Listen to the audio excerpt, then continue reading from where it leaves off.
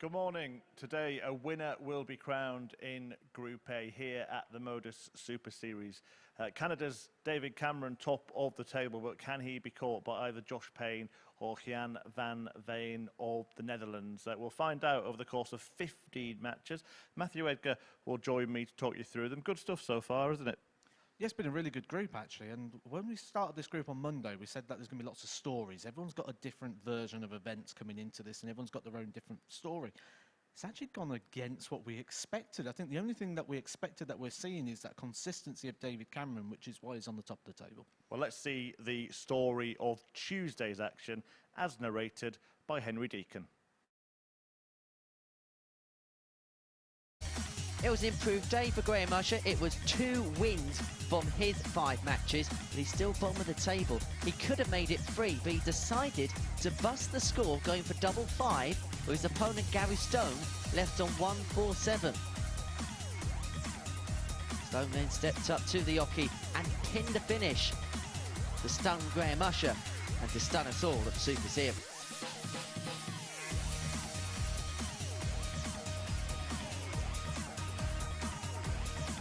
Arjan Konterman is 5th in the group. He's on 6 points, 3 wins from his 10 matches so far.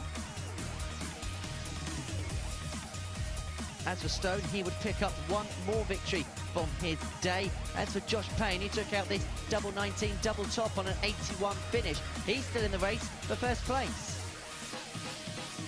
As is Gian van Veen, following a perfect first day. It was only 2 from 5 yesterday. He's 2 points behind the table topper. Who is David Cameron? He's on a conquest to try and top Group A and to make it through to finals night on debut. Yeah, good stuff from David Cameron, but a defeat at the end of the day has just left things a little bit more open. We'll talk you through the Group A table now. Cameron still catchable, Matt? Yeah, of course. He's only got a 2-point buffer on Gian van Veen, so that game could become interesting when them two play each other. But Josh Payne's not completely out of this either. He's only a couple of points behind, and obviously everyone's got to play each other again today, so he's got to play the 2 players above him. He could take over Gian van Veen with that win against him, and then he was looking for a favour somewhere in regards to David Cameron. He's out of his own hands in terms of qualification, but this group is expect the unexpected from here, because Gary Stone and Graham Usher in the bottom end of that table, them two could really become spoilers. Yeah, dangerous players, but are the bottom 3 now just fulfilling their fixtures, ready for a tilt at Group C later in the week? I think it all depends on those early fixtures. Gary Stone was someone I said yesterday at the end of the day that he really caught my eye in terms of the level of his performance and how he was going about his business. But actually, when I looked at the stats this morning, he averaged 92 for yesterday, which if he can be anything like that again today, despite not being very good on the outer ring. You know, he's been really struggling on that for this week. If you can tighten that up a little bit, Gary Stone could be in contention for Group B. We've actually got some stats to show you about struggles on doubles. Here are the checkout percentages from all of the 6 players in the group, Monday, Tuesday and combined. What stands out there for you? Well, there's a couple of things. First of all, if you're wondering why Graham Usher's bottom of the table, if you've seen the Super Series before and you think, how on earth is Graham Usher bottom, there is the reason. 24% on the outer ring. Josh Payne, though, is the real big surprising one for me there. 22% on the outer ring. But despite that 22%, Josh Payne still nearly averaged 90 for the day yesterday, which just goes to show how much scoring power he has and why he's not out of it when you look at that league table.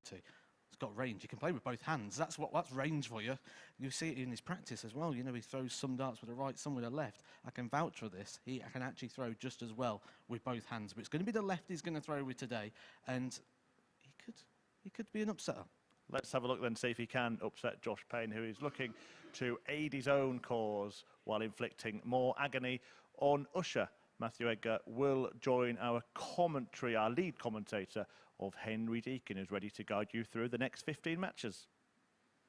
Thank you very much, Chris. Good morning, everyone. Welcome to Wednesday here at the Super Series, which means we are going to put our first name in the hat for Saturday night's final, and it could well be this man, Josh Payne, the 28-year-old from Usher, 2-time former PDC Pro Tour event winner. He's 3rd in the table on 12 points. You sense he's going to have a perfect card if he's to go on and claim success. He's up against Graham Usher, who is bottom of the table, having picked up just 2 wins from from his first 10 games, but he has the almighty potential to be the almightiest of spoilers today.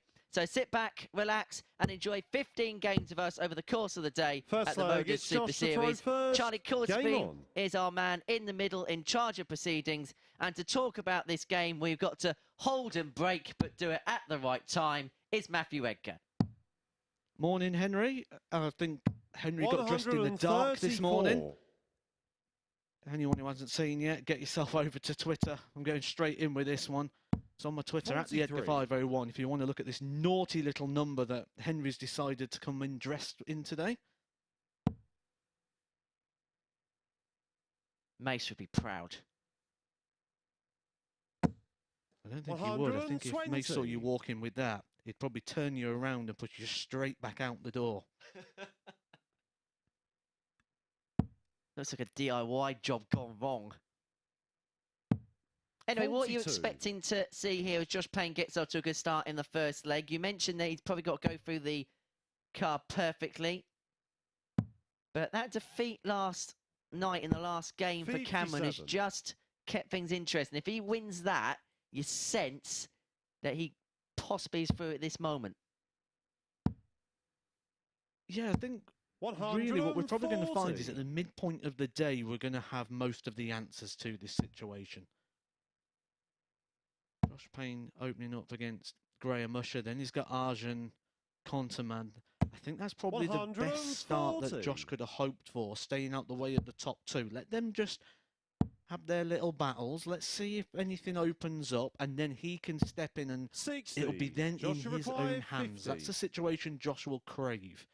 To be playing those players in a situation where if he wins, he goes through, and he can take it away from them. 30. However, the story of yesterday was the scoring phase was absolutely superb. But when it came to the finishing, Josh required 20. There was one or two issues. He's got the luxury of time. Graham Usher struggling to get out the traps. And Payne takes the opening leg, leading by 1-0. Yeah, we saw on that graphic at the start. Second leg, it's 22% for Josh Payne. That is very close to 1 in 5. We say 1 in 3 is sort of the line you want to be on. He's nearly doubled that. Nearly 1 in 5. But yet still was around about the 90 average mark. That is a sign of the power scoring that he has in his arsenal. 60. Speaking of power scoring, Gary Stone yesterday, 92. 140. The average for the day. I said he caught the eye, but I didn't realise he was that good, especially considering the frailties he's shown on the double-in on the first day. And Gary Stone's first game, he will have the throw against David Cameron. He could really shake things up with a victory against David Cameron. Cameron is top of the table on 16 points. For you, what does he have to get to become unassailable? I think if he gets to 22, which is 3 wins, that would mean that Gian would have to win 4 out of 5, and he'd still be behind on legs. 60. So I think 3 wins is probably what David needs, but I don't think it's worked out well for him.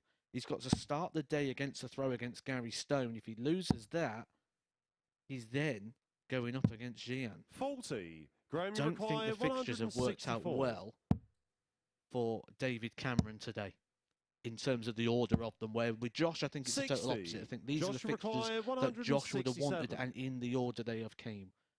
It's not just about getting the wins, it's when and how and who against. And that fixture list could come into play. 104. Game 6 could be oh so massive in this group. This 104 would be massive for Graham Usher, but it doesn't go. And so Payne returns for 68 for a break of throw and an early 2-0 lead. Double 4.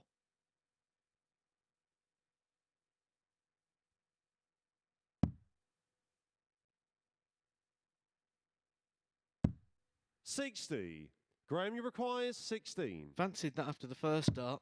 Game just sat on the wire nicely. Graham Usher comes wide, comes outside, and Graham Usher steps in and picks his pocket, levels up the game.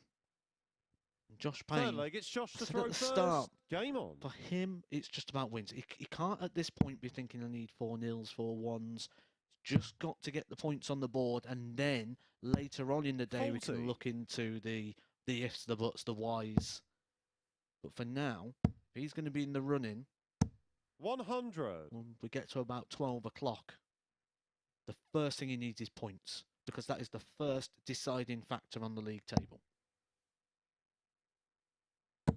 And we have seen before in Group A's that sometimes 97. the player statistically who's the best doesn't go on to win the group. It's the player that's able to win that scrappy one here 41. and there, 4-3 or something along them lines, that goes on and takes the first glory of the week. Obviously, the time of day in which the game is 100. played does make a difference, especially when you're trying to play darts at 9:30 in the morning. This slot has worked well for Josh Payne over the last couple of days. On day one, he actually played Graham Usher, 140. beat him 4-0. On day two, he averaged 95 in a 4-3 victory over Gary Stone, 3 180s, 4 out of 7 60. on the doubles. Graham Usher, the total opposite. Obviously, he lost the opening day because he lost that to Josh Payne 4-0, like we've just said. 100. And then yesterday, he lost 4-1 to Gian van Veen and was only 1 from 10 on the outer ring. So on this 9:30 slot, this opening game of the day, Graham Usher 100. has lost 8 legs and returned just Graham, you 1. require 120. Now it's an excellent max for Josh Payne, but they might be rendered irrelevant if Usher could have 100. pinned that top to a Josh, you require Shanghai 24. finish, but that dipped low. And so Payne on the back of the max was double 12 and now along for double 6 Game shot on the to third lead leg. 2-1. Josh Payne. You could just see the little clench of the fist there.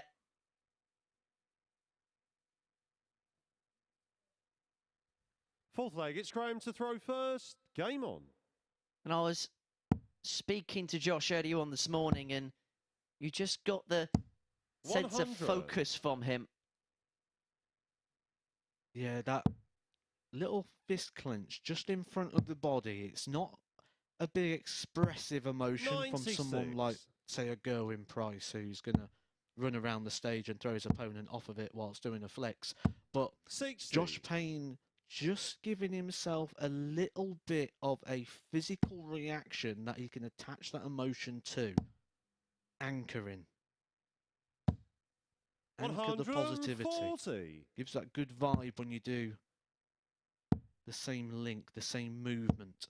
81.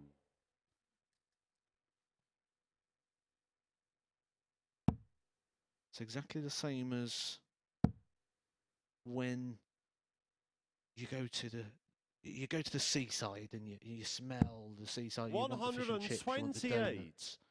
It's exactly the same reason that anchor. The same reason as where you might hear a song come on the radio and all of a sudden you remember going back to 1996 at the school disco because that song's got that link. And that's what he's doing there. He's just building up those links between that positive emotion, that feeling, and how he is on stage at the moment.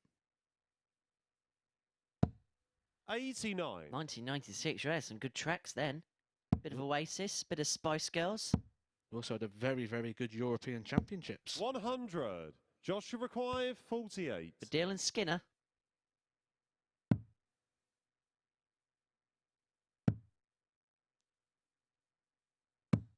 $16. And as far as Josh Graham, you Payne's require concerned, 82.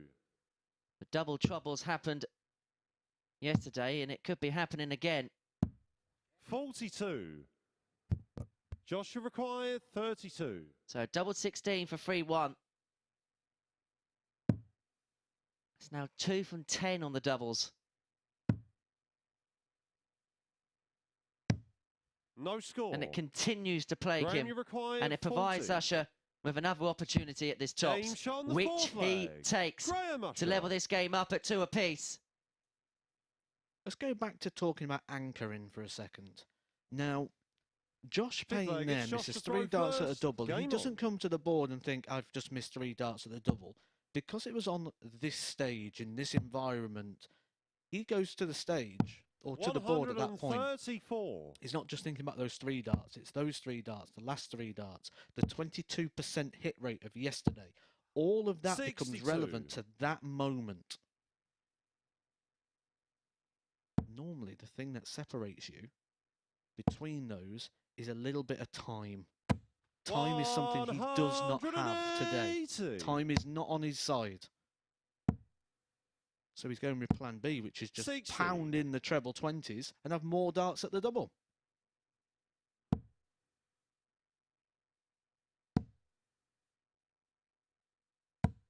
$140.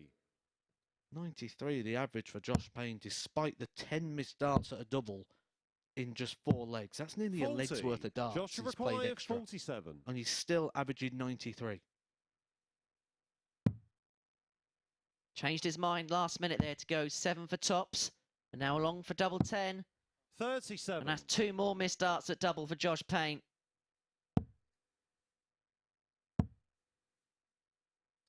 Is that a case there that he is now starting to second guess the route he is going, because he was looking at the 15 to leave the double 16, Josh Payne, but then changed to go 7 to tops because the last visit he missed those 3 darts at double 16. Is this now a case that he is chasing the outcome? It's Graham to throw first. Game on.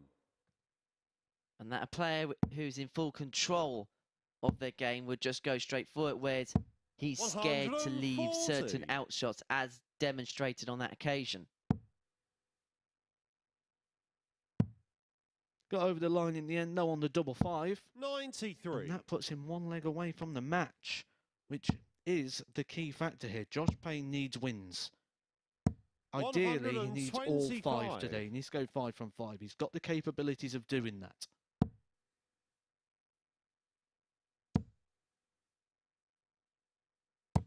$140.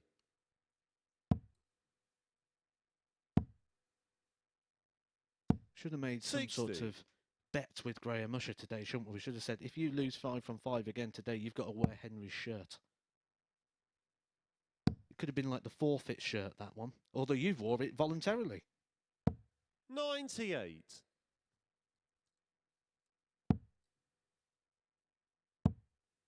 Luckily, these days, they don't put the camera on the commentary box at the end of every leg. 170. Well, the big fish to win the game in some style, and perhaps ironic when you consider he's 3 from 15 on the doubles. 134. Graham, you Set up beautifully. 110. So this 110 has to go to save the match, you feel. Goes bullseye, which would have left him a dart at 46. tops. Joshua required 36. Game, shots, and Josh match. Payne gets Josh what he needs. Payne. He required the points. He's got the points. It's a 2-leg advantage as well for Josh Payne. Takes the victory 4-2 and continues the misery of Graham Usher, who has now lost 3 from 3 in the morning slot. Josh Payne, the total opposite, 3 from 3 in the morning slot. And despite the missed doubles, still ends with quite a tidy average, and that is going to put him in good stead today when he is trying to chase down those top 2. He can now go back to the practice room and enjoy the next game as Gary Stone takes on the table topper, David Cameron.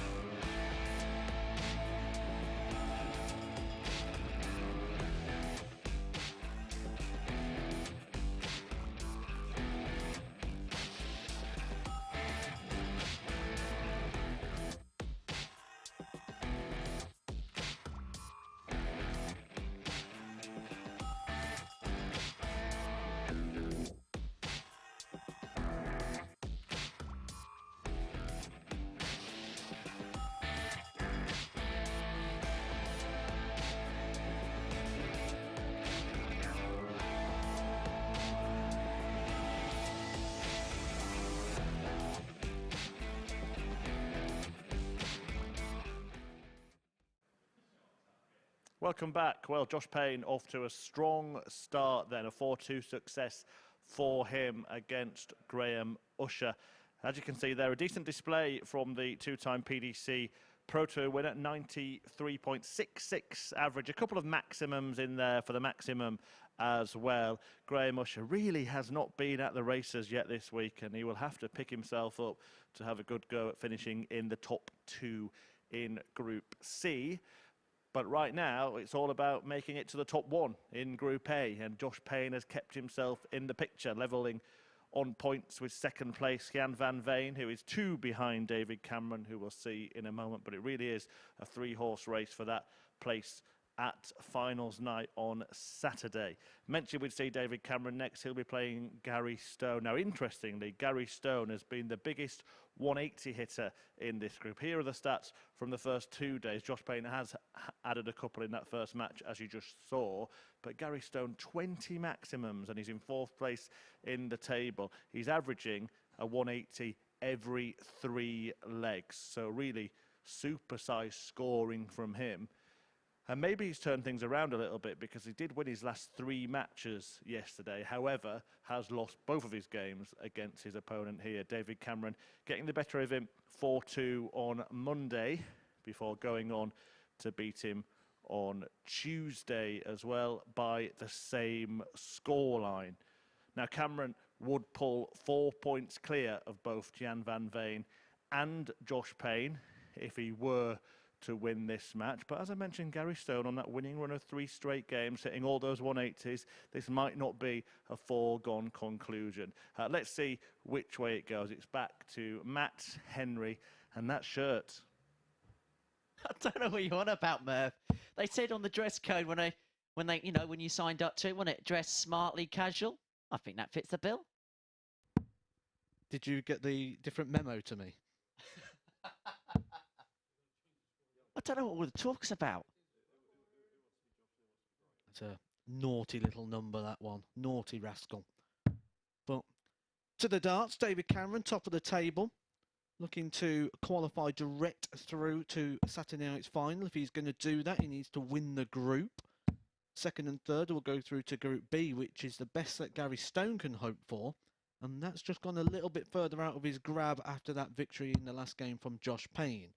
However, Gary Stone has been putting in a decent level of performance yesterday. 92 the average. Increased on the doubling stats as well. On the opening day, his doubling stats was very, very low, down in the 20s. Yesterday, got it all the way up into the 40s.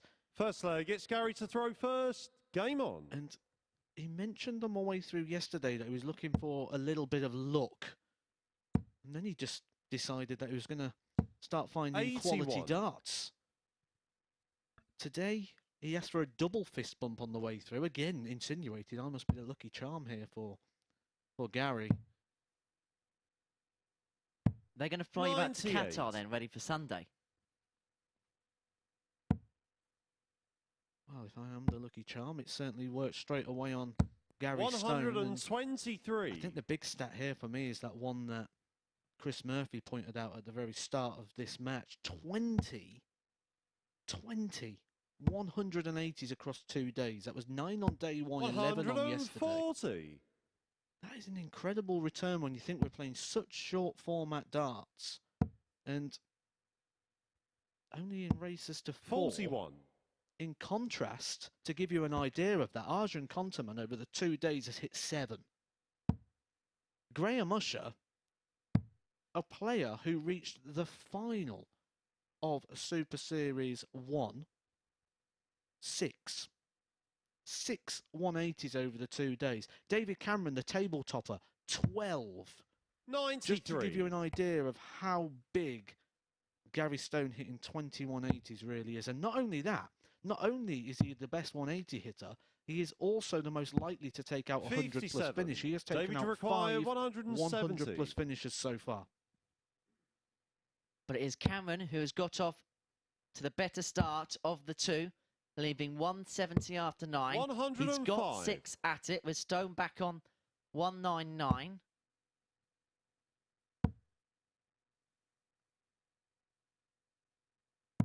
137. So 65 David for Cameron 65. to break the throw in the opening leg. The man they are all trying to beat today.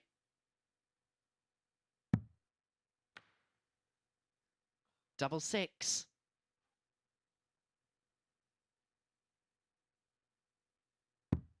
Game shot To the take first the opener leg. against David the darts. Cameron. And David Cameron is on the board.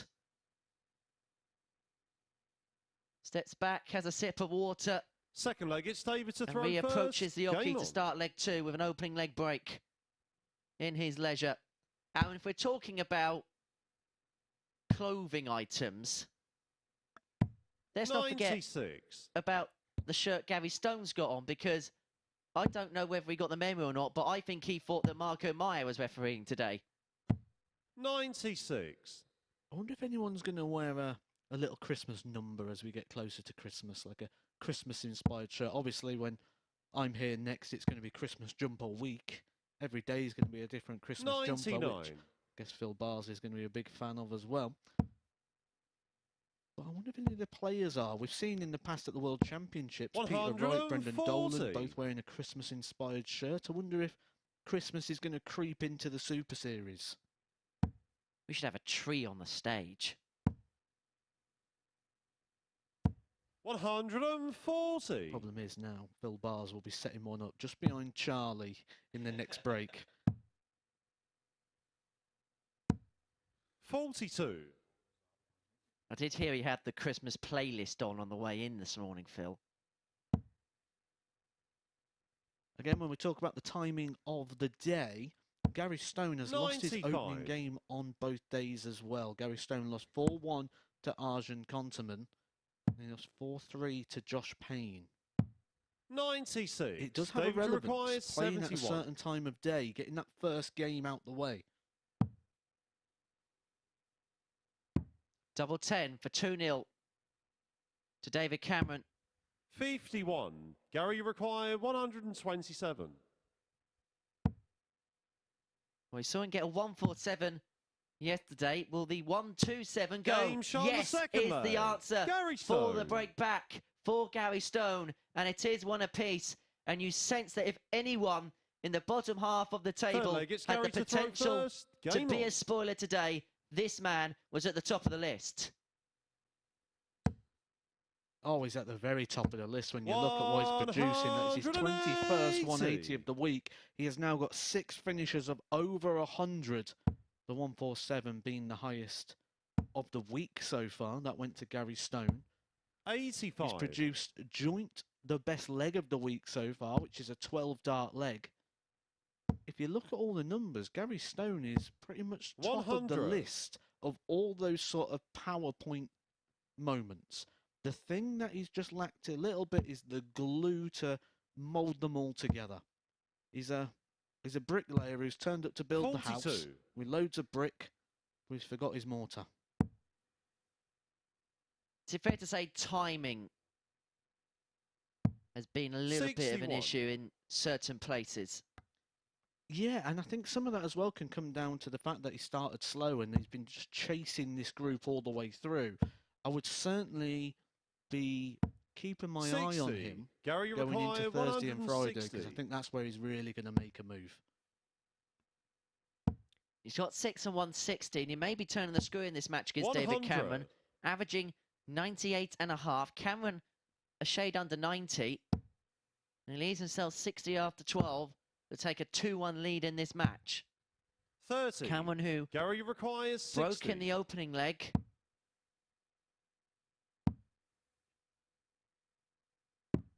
has Game now shot on the lost a third subsequent leg. 2, Gary and Gary Stone finds himself in front for the first time in this match. 2-1. Fourth leg, it's David to throw first. Game on.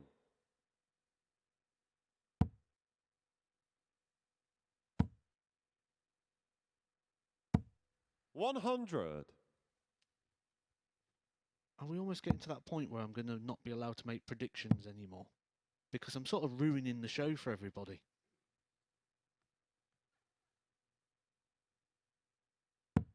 $93. Chris Murphy's probably upstairs thinking, there's Edgar giving himself some self-praise again.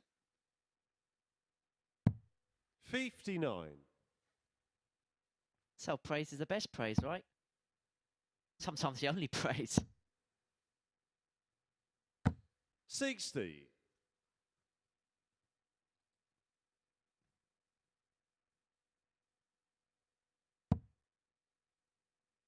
Now this is where that switch for David Cameron using the 19s becomes 60. a little bit of a problem. The 3-4-2 means he's still 9 darts away from being able to close out. If to switch to the 17s, a 180 would have left him a finish. 140.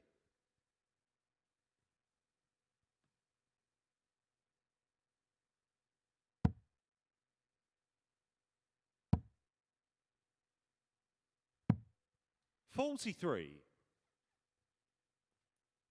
I think what we should do one day is have one of the referees talk through the numbers side of the game and certain routes and certain things like that, 58. just to give an extra analytical side to the numbers involved.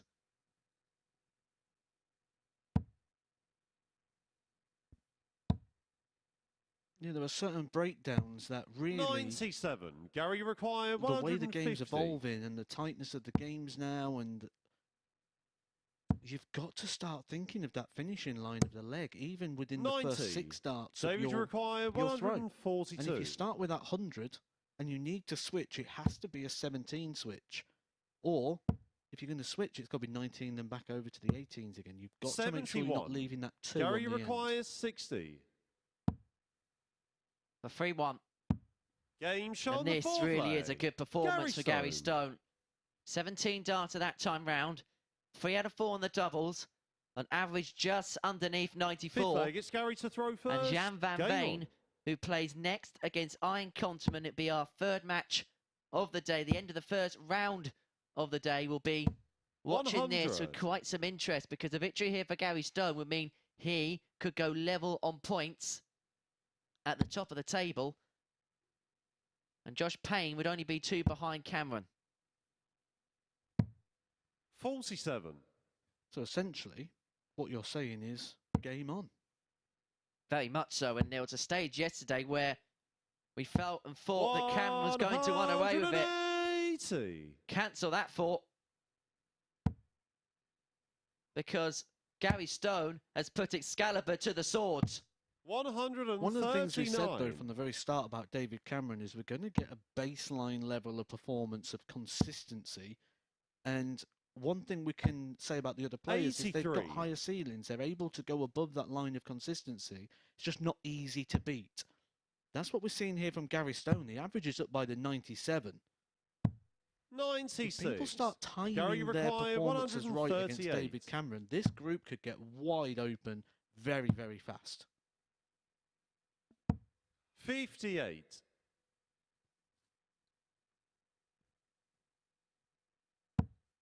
To close out a statement first performance of the day, Gary Stone wants 80 after 12. 121. Cameron will apply Gary pressure on required 98. 80.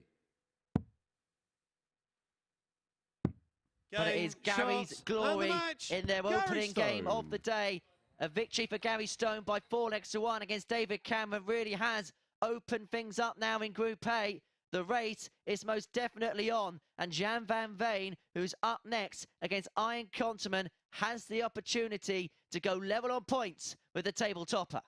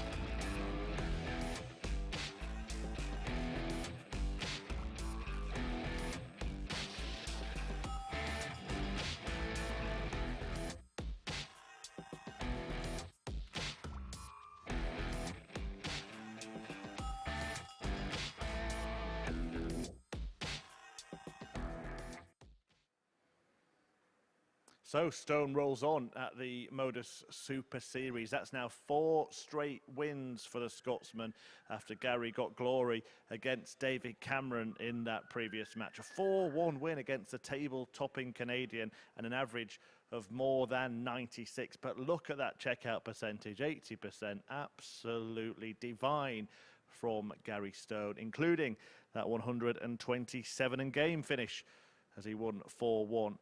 Against the league leader, who is now under a little bit of pressure in that group table because Gian van Veen can catch him if he wins his game in hand coming next. It could be 16 points apiece, and then Josh Payne is going to play before Cameron plays again, so he could also be on 16, and we really could have a real grandstand finish to this group. So Van Veen needs to win the next match to go level with Cameron at the top of the table. He takes on his fellow Dutchman Arjan Konterman, who he beat 4-3 on Monday, but Conteman got his revenge yesterday with a 4-2 win over Van Veen. Now their head-to-head here at the Super Series is 6-2 in Van Veen's favour, though Conteman has won 2 of their last 3 meetings and has won 2 more meetings away from the Super Series. So, you know, pretty much a competitive duel this could be, although much more important now for Van Veen, considering that first result as David Cameron has opened the door for him. So who will win this duel of the Dutchmen? Let's find out with Matthew Edgar and Henry Deacon. Thank you very much, Chris. And friendships will have to be cast aside for the next quarter of an hour or so, because Gian van Veen has seen the door of opportunity open up for him following that 4-1 victory for Gary Stone in our previous match against David Cameron, the 20-year-old from the Netherlands. He takes on the 32-year-old Arjan Konterman, a Challenge Tour runner-up in the past. Jan, who has won weeks here at the Super Series in the past, has won Group A's in the past, is looking to do so again here after a flawless opening day in which he won First leg, it's all Gian to 5 throw matches. first. Game on. It was a 2 from 5 card on Tuesday, which means he is the player chasing Cameron at the top of the table, although victory here, as we mentioned, would see him draw level. And darts like that will most certainly help the cause.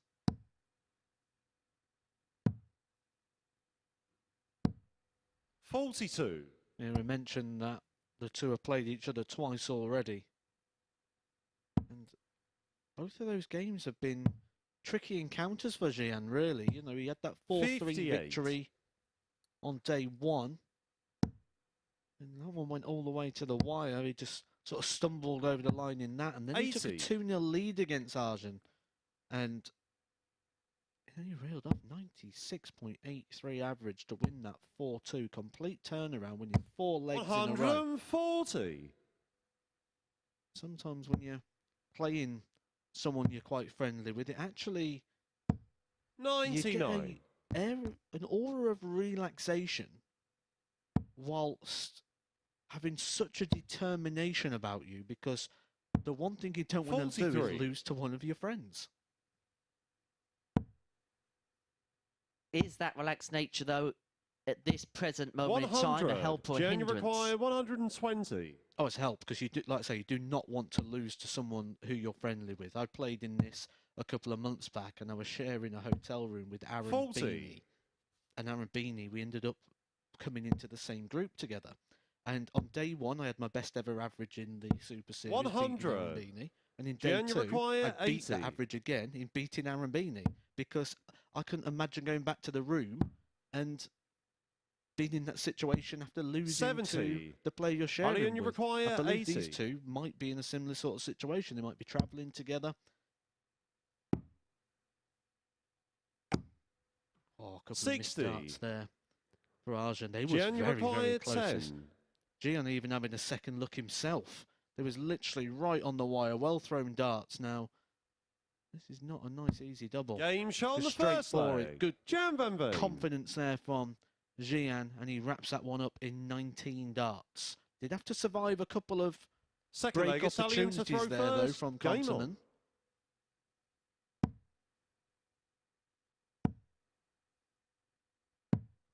82. Although one thing we have learned about Gian van Veen is 135. our money's worth. Even in that 5 from 5 one on Monday, a lot of them games went 4-3, went 4-2. They went deep. 58.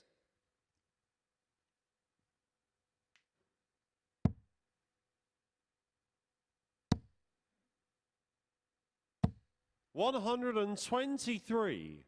Let's have a little look then at the action of Arjan Konterman, Matt.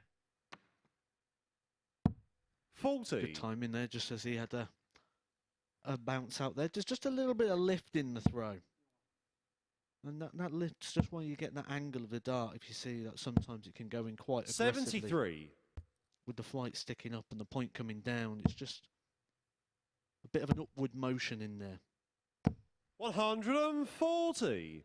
Gian, you Well done, require quite good. 170. He does counteract that with the firmness of the follow through.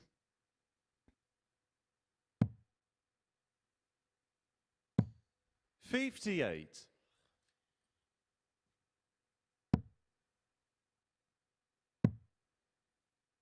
And you see there when that arm 64. doesn't come through with that Gian, extension you and that require firmness, we get that 112. sort of explosion of the hand. You see there as the fingers sort of flicked off to the side.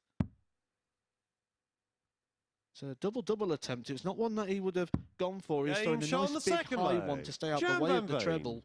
Didn't want to bust his throw. Got the tops, goes over to the sixes and breaks the throw. Third leg, Doubles it's his Gian lead. to throw And he's first. halfway to Game on. victory. A much better leg there from Gian. A 15 dart leg and his 5th ton plus out of the week. His best so far was 116. 100. Sending out a statement to the field, or hoping to send out a statement to the field. 30. And of course, we mentioned, didn't we, the legs difference scenario. David Cameron, in losing that 4-1, is 3 down in that particular bracket. If Van Veen can 85. win and win big, he is going to eat into that advantage that the Canadian had overnight. And then, if that didn't get this group interested in enough for you, 44. we have 2 games, and then we have David Cameron versus Gian van Veen. 60. Things could be very shaky by that point, and that could be a very, very big game of darts. Because the last thing you want to do is be in that battle 96. to get direct qualification, just miss out, and then have to come back and play for another 2 days. 180. I suppose especially with the groups that we've got lined up coming your way in Group B and in Group C, we've got stellar lineup. 180. Gian, you Full of require 180s 76. there. Well-timed one from Gian, and Arjan just keeping himself in touching distance. Game shot on the third leg. Gian Gian van Veen. means business. A second 15 darter, and he is now 1 away from the match. But moving Fourth back leg, it's Ali to in to those throw groups, first. if you just Game miss on. out on winning Group A, and you finishing out that second or that third space, that means you're going to go through to Group B. That will be taking 57. place tomorrow and Friday evening. Paul Hogan, James Richardson, and Andy Jenkins await. That is a tasty looking 58. lineup for Group B. Group C, which is when the players finish 4, 5, and 6, will be going to Adam Lipscomb, Danny Laube, and Diego Portela. 180. Some tasty looking lineups for the back end of this week. Very, very good Group C. 121. Are you expecting Iron to be in there? Probably too much now for him to catch Josh. 140. His hopes and his race in terms of where he's going, his destination is decided for me. He's going into Group C. I think Gary 60. Stone's the only man Ali, really you that could require upset the 124. mix of the top 3. Didn't need to go 92. 14 and bull with Gian back on 262, so was trying to go the aggressive route, trying to leave himself the double, and he has got the double of choice, the double 16, which he will return for with at 128. least Ali, you 3 require darts. 32.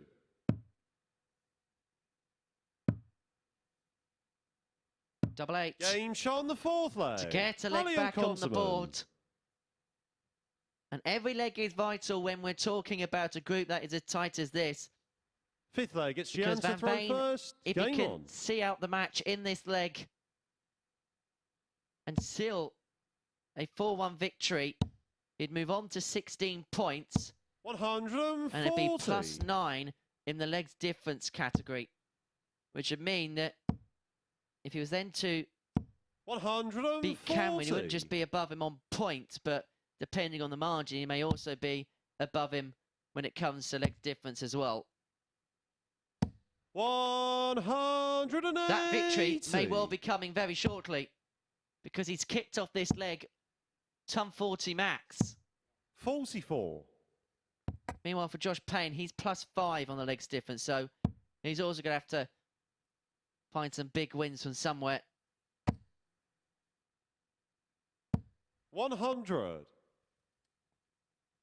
Gian's best leg of the week so far has been a 13 darter. He's done it 3 times in just 9 darts here. He has left himself Gian 81. require 81. An opportunity to register the best leg of the week.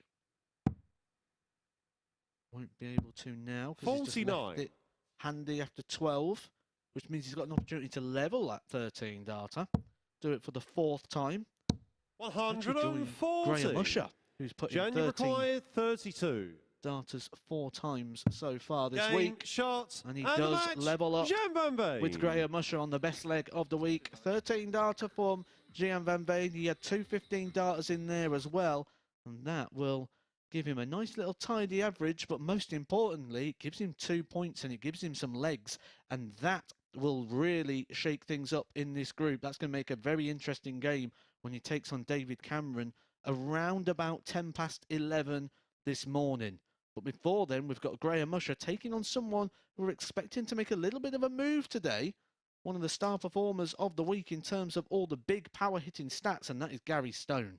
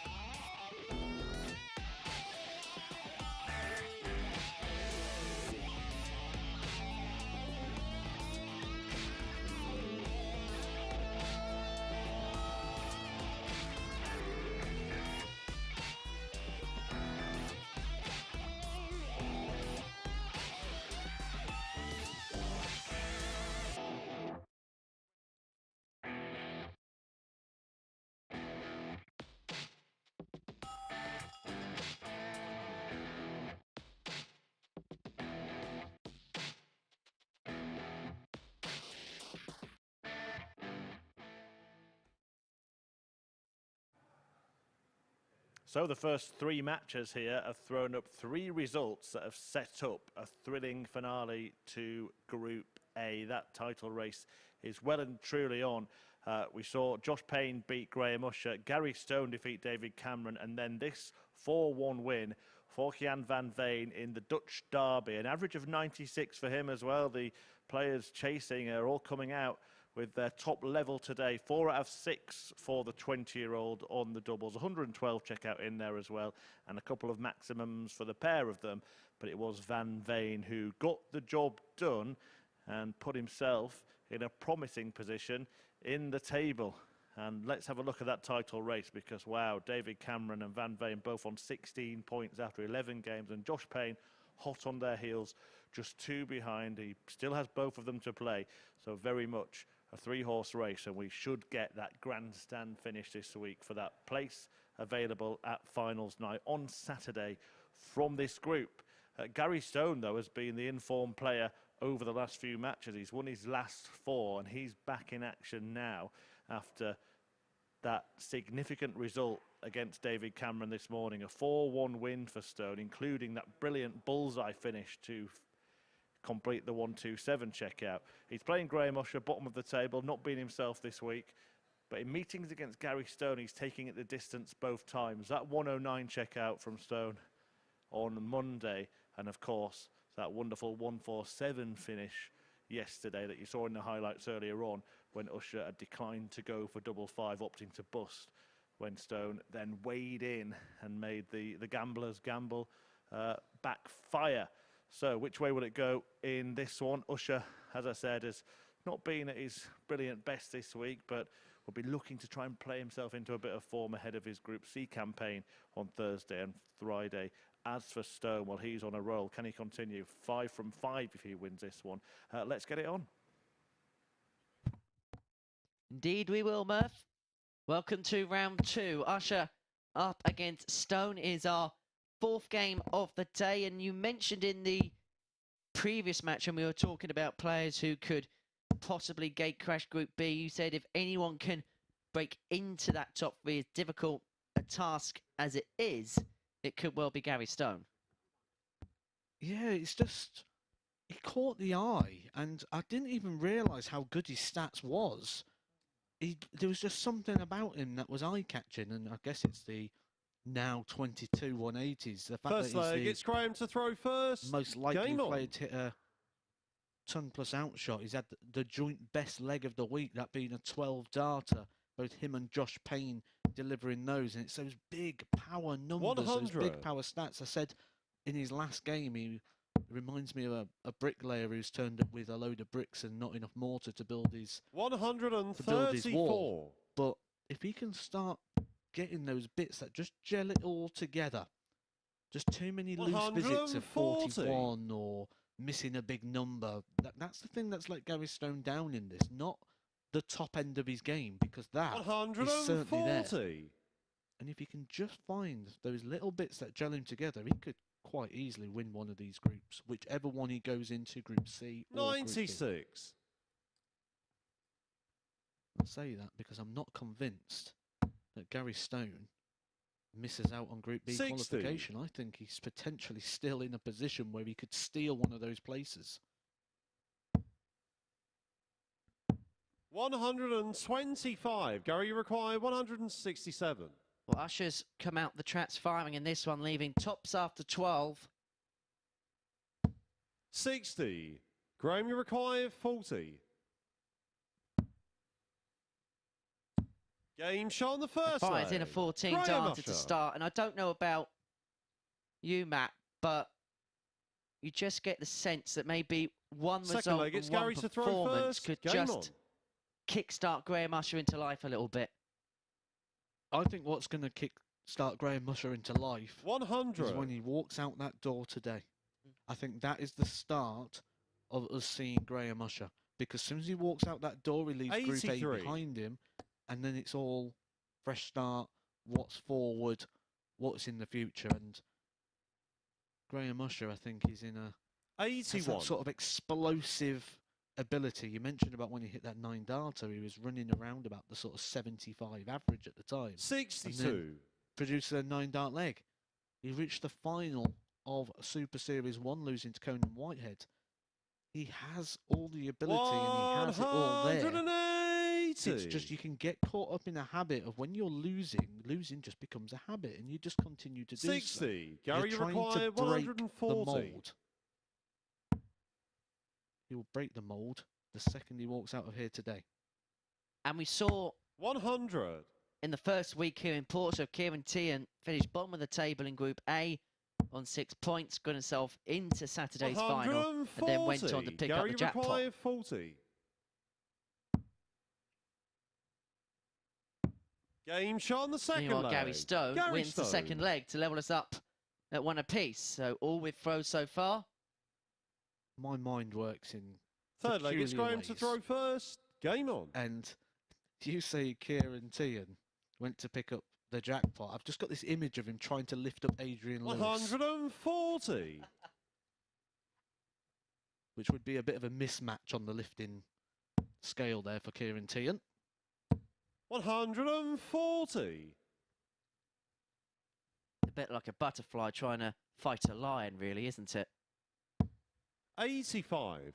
Not that that's a fight I don't think you'll ever see.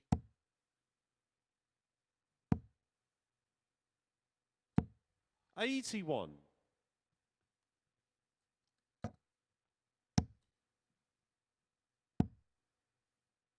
you ever seen a butterfly have a fight? 140. No. What do you watch at night? Now, we've all been there 100. where Graham, you we've require gone down a rabbit hole of 136. YouTube where we start with something normal and that we like, and we end up watching something completely bizarre. 95. I dread to think what you've ended on. Is this a point where we quickly move on and say very much it's left 60. 41 after 12? Graham, you require I think it is. 41. Yeah, this is where when you watch this back, this leg's just silently edited. Game shot on the third Graham Usher leg. hopes it won't, Graham because it was Usher. one that's in his leisure, and he leads 2-1 courtesy of a 15 darter. Another hold. Good quality Fourth leg, contest, it's Gary to 98 and throw a half first. Game on. compared to the ton of stone.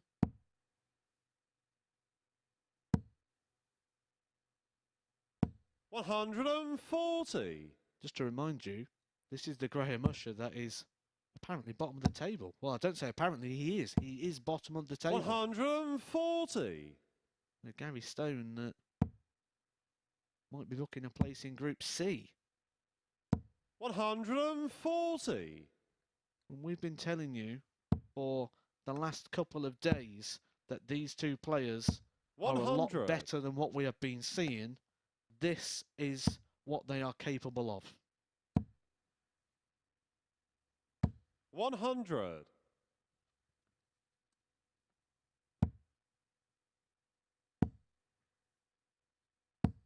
83. Gary, you require 121. Graham Usher aggrieved there. He knows that slip into the treble one, and he couldn't leave a finish, and so it gave Stone 41. 6 from here. 80 left after 12, averaging 101.82. But it's going to be 138. under the Gary, severest you of require pressure. 80. One dart at tops, and it has to go, you sense. Game shot on Does the go, fourth leg. and it's 2-2. Gary Stone. Graham Usher was threatening the break of throw, leaving tops. But Gary Stone, last Fifth start in leg, it's hand on the Graham to 80, throw levels this first. game up. Game And on. it's yet another 15 darter. And let's not just skim over what we just saw there, because that was pretty 100. incredible. Now, Gary Stone went for what I call the overly aggressive route. When you've got 3 darts in your hand, you go for the double-double. I think it's overly aggressive. It's unnecessarily 58. aggressive. But he did pitch towards the bottom end of that. Now, he's gone quite high towards the tops. The dart's kicked up. Then he's come to the left. The 180. dart's kicked up. He literally had not much of the dart, but he had a passageway. He could hardly see the 100. double. He had to move right over to the right-hand side of the hockey and just throw down that corridor and hope it went in. And he was able to get it in. You 100. could see from the angle of the dart which it went in. That was a very, very good tops from Gary Stone. Very good. 59. Graham, you require A very 121. good tops and a very good match. We'll head downstairs 61 remaining for Usher.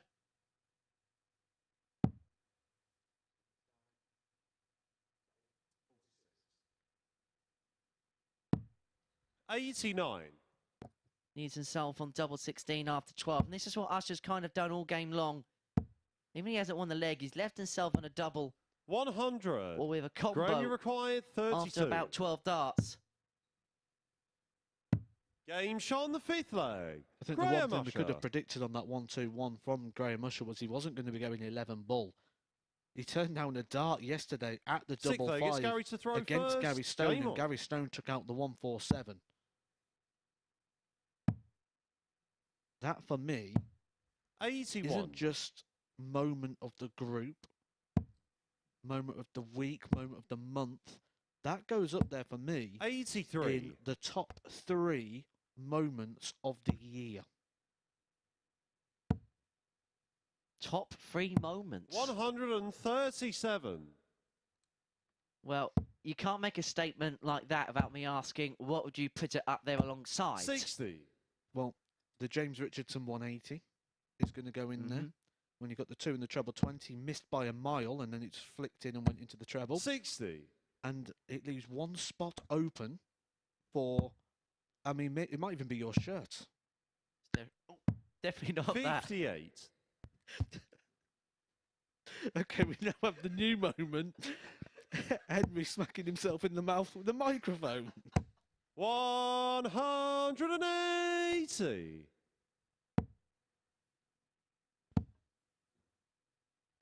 60. Gary, you require 43.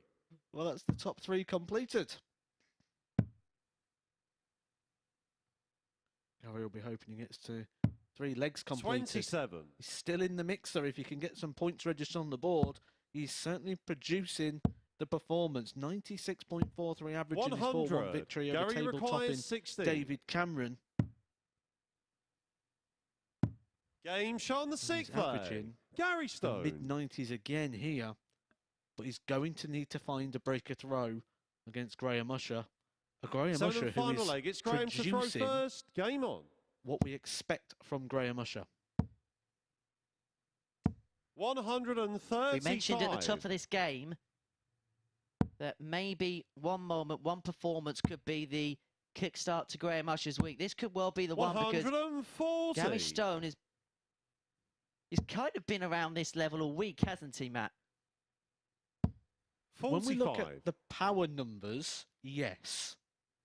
It's the bits in between that haven't been working for Gary Stone. He is now starting to find them. 140. He's starting to find his mortar. Might not be a wall he's building, it might be 100. a staircase to Saturday's final.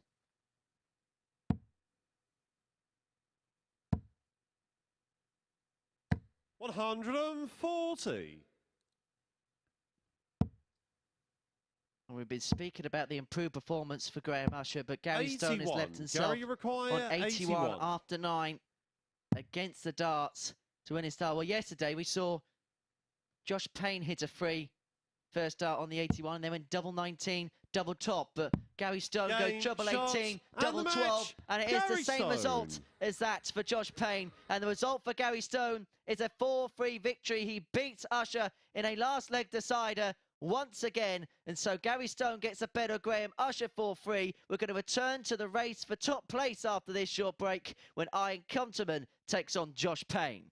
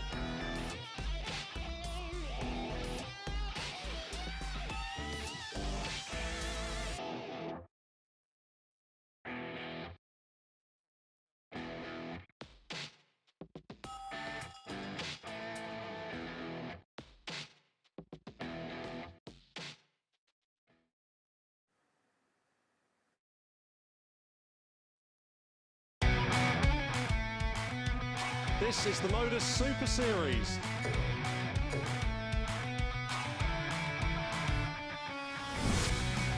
$180.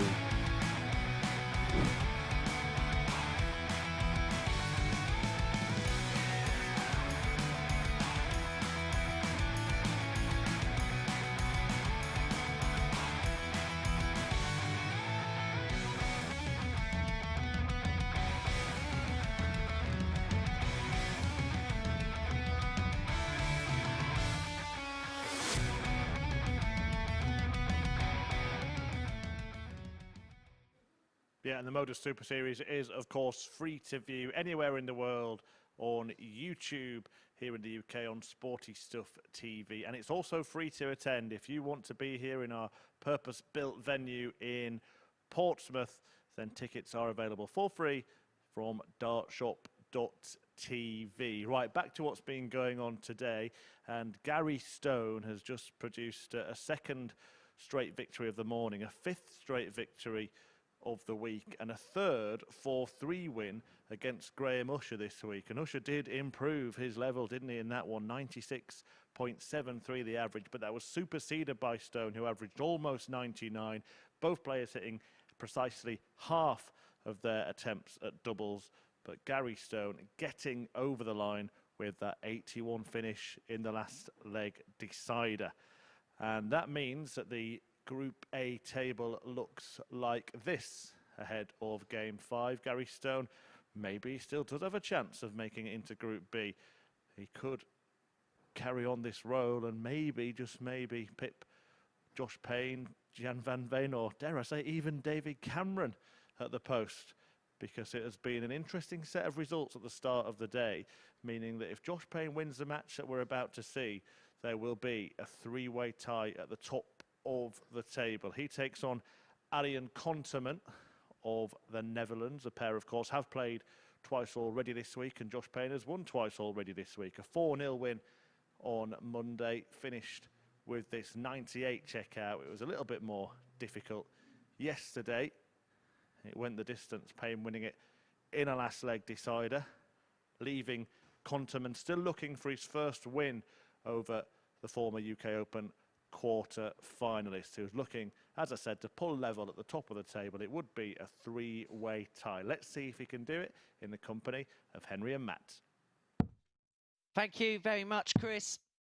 The big games keep coming for Josh Payne. Victory in this particular matchup, as explained, would mean three players would be at the top of the table on 16 points ahead of that crucial clash in match 6 between Cameron and Van Veen. And Payne knew at the start of the day, the first thing he had to do was apply pressure on those directly above him. If he wins this, he's dead level with them. And it's a game that he seems to enjoy. We've heard from Chris Murphy mentioning that Josh Payne's got the better of Arjan Konterman the last couple of days, but it's the way he's done it. A 93, near enough a 94 average and a 91.5. Now, when you play certain players, some paces suit you more than others. And First leg, these it's two Arjan are to very throw first. identical Game on. in the pace of the game. And that seems to suit Josh Payne in bringing out some of his best. 140.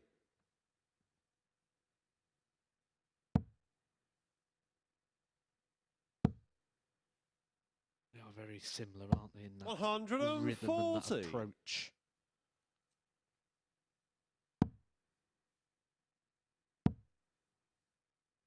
Deliberate's not the right way of putting 60. it, but every single milloscopic thing that they do happens for a reason with their throw, if you get where I'm coming from. Everything's repetitive, everything 140. flows, and it has to feel right.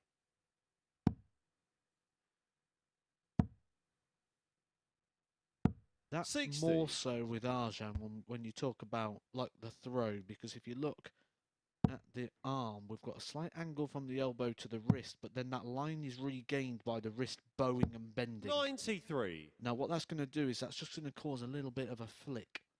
See there, the wrist and the elbow are on the same line, but because the arm is slightly angled, 135. Josh it just require means that we need more 128. flick with the wrist, which means it all has to be in sync. We've got another moving part. And it's a moving part on a joint. 44. Ali, Ideally, you require you want to be 106. throwing as much as you can, dropping onto the muscle rather than the joint. 66. Josh require 84. 14 for the ball for Josh Payne. The treble leads double 11 to Game break shot on the Conteman in the first opening leg. Josh Who Payne. had a dart at tops to go one up himself. But it is Payne Second leg, it's who Josh takes to throw his first. opportunity, Game leads on. 1-0, and it's a crucial breaker throw. He had to get one at some point in this match. Why don't you do it for starters? 140. He's a big fan of starters as well, Josh Payne. Been out for many meals with Josh.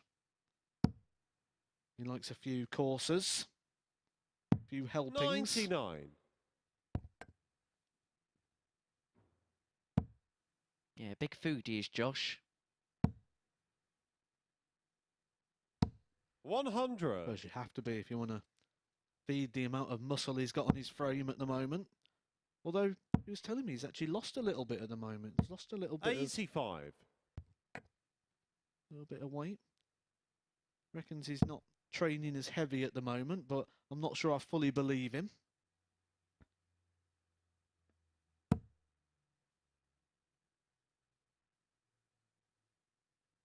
I know he gives off the 91. gym lad vibe, but apparently he hasn't been to the gym for a couple of years now. He does all of his workouts, whatever he does.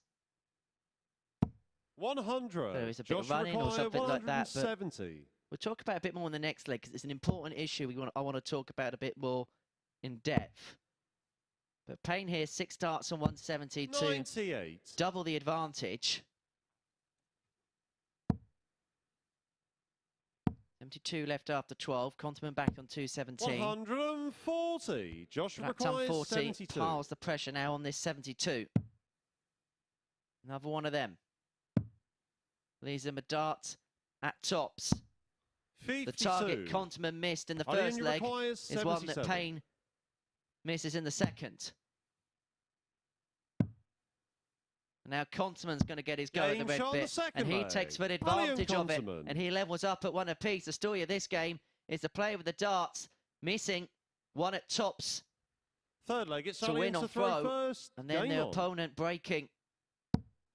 And I just want to get into that topic of darts and fitness, because 123. when you play in this competition, in this format, the players who look after themselves and they do the right things, they go out, even if it's things like walks or a little bit of running, a bit of swimming, something like that, 100. it does tell at the end of weeks sometimes. I have played in this format on these Group A's, done the full week. 140. By the end of the week, you feel it. It is hard. Chris Mason mentioned, didn't he, before about when he played the full week, how his elbow was just so alight by the end of 100. it because of the amount of reps you're putting in. It's not just the 5 games that you see. It's the throwing in between. It's the hour and a half, 2 hours 96. preparation before you even see a player throw a dart at the start of the day. The players will be here from around about 7:30 till 8 o'clock in the morning. And then you are throwing 100. darts till around Ali, and you about 2 require o'clock in the afternoon. 142. That is a lot of darts in such a short window of time. 122.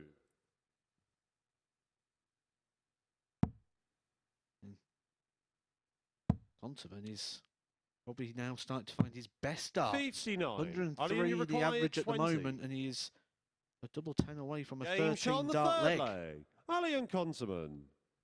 13 dart leg, his best of the week. He's done it twice already, so that's his third.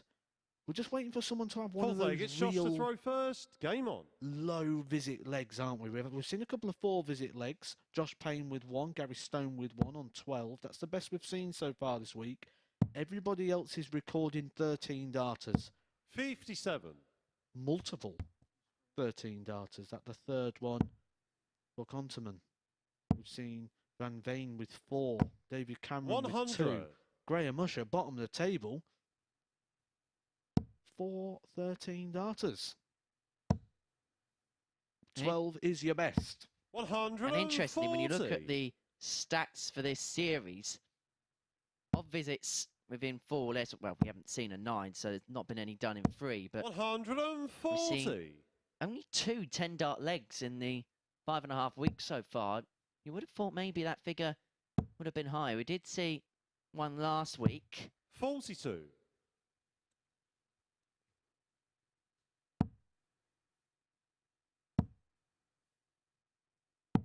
91. When you're speaking about high figures, Conteman is not only on course to do his friend Van Veen a bit of a favour by taking Josh Payne out of the equation here, but he's on for a career high best in terms of his stats here at the 81. Super Series. Ali, So you far, his require best average is in 170. 99.52, and as you can see, he is above that at the moment. So he is on for a career high 98. in this format.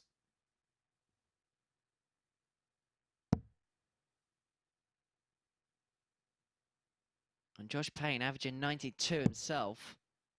Must be wondering what on earth he's run into here. 139. What he has Ali done only is requires 72. apply heaps of pressure on this 72. 14 for the bullseye, but he chased the treble and missed the big number. 32. You can hear Joshua Rod Harrington required in your ears, 42. can't you? He's inside your head. Don't miss the big number. Double 16 for Payne to punish. Game shot on the Punish he will. Josh Payne. And could that be a big moment? Not just in this game, but potentially in the complexion of the group.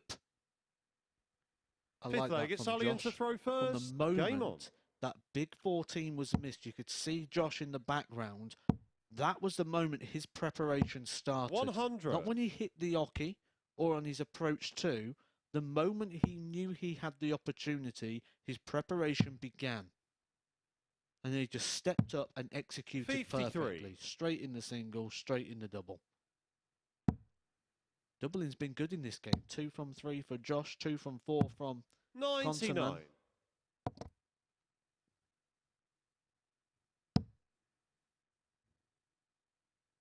No 180s though, and you sort of feel if Josh is going to get that breaker throw, he's going to need to find something in that power column. 134.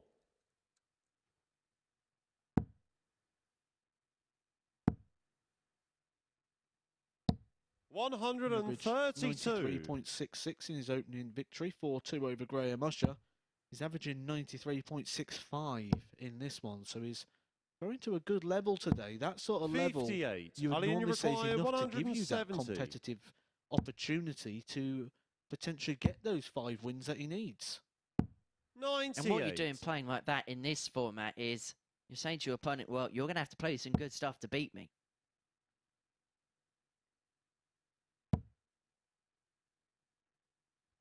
Unfortunately for Josh, Ali, that you is require exactly 72. what Arjan Konterman is doing here, and he stares down this 72 to re-establish his lead.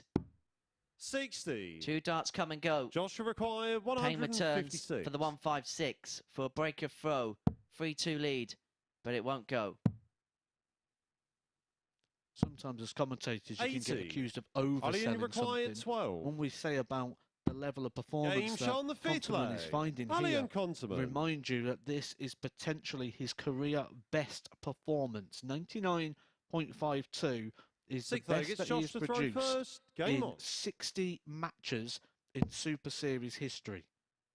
This being match 61 could be the one where he breaks that 100 average for the first time. 180. And I did say that Josh is going to need to find some power scoring. He's got a max to open his account here in leg 6. 125. I sort of feel he's going to need something like that against the throw. He's only got one more opportunity to break. But if he's going to get that opportunity, first needs to 57. earn the right by winning this leg. If he loses this leg, it will be game over. And Conteman takes the points. 85. Remember, he did have a dart at Tots for 2-0 after he broke in the opening leg of the match.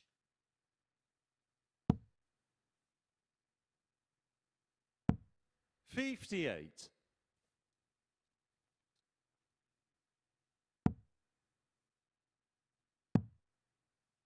He missed that dart double, and 93. then Conteman took out that 77. He may find himself 198 points away from victory here.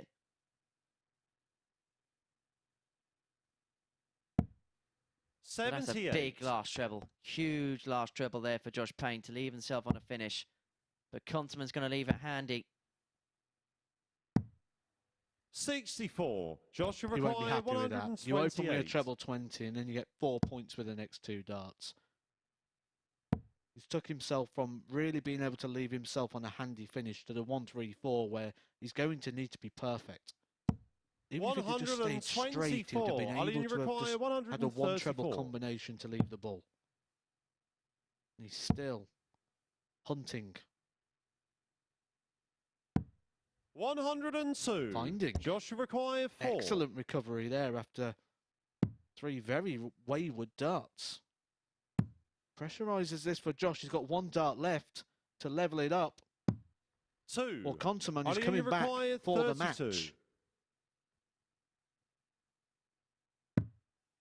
To add another twist to his compelling race to win Group A, and Josh Payne will be grounded on 14 points ahead of the top of the table tussle between Cameron and Van Veen. He is defeated by Arjan Konterman by 4 legs to 2. Payne had a dart to open up a 2-0 lead. That came and went, and Conteman took full advantage of the opportunities that came his way. So Conteman, a 4-2 victor against Josh Payne. We're going to take a short break. Matthew Edgar's going to make his way up to the balcony to have a chat with Chris Murphy. And then after that, it is the big battle at the top of the table. It's 1 versus 2, both locked on 16 points. David Cameron up against Gian van Veen. 1 will become the outright leader.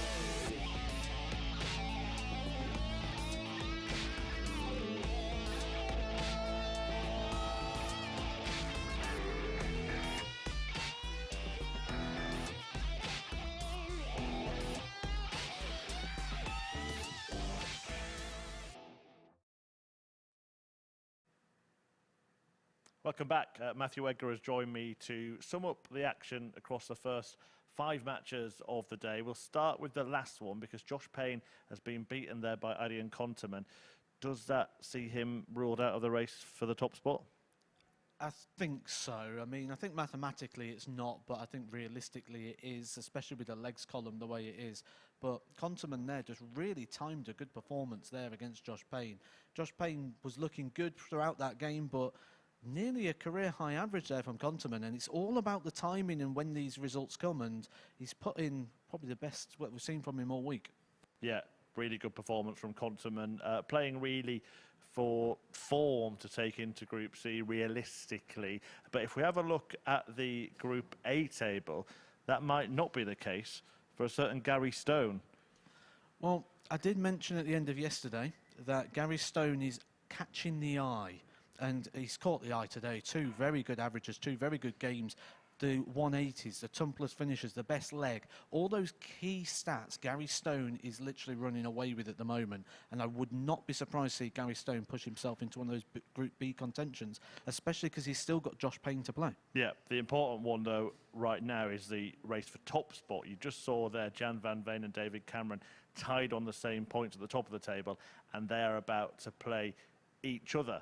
1 win apiece this week. Cameron took out this 120 against Gian van Veen on Monday. Went on to lose that match. Van Veen won all 5 games. But Cameron was top on Tuesday.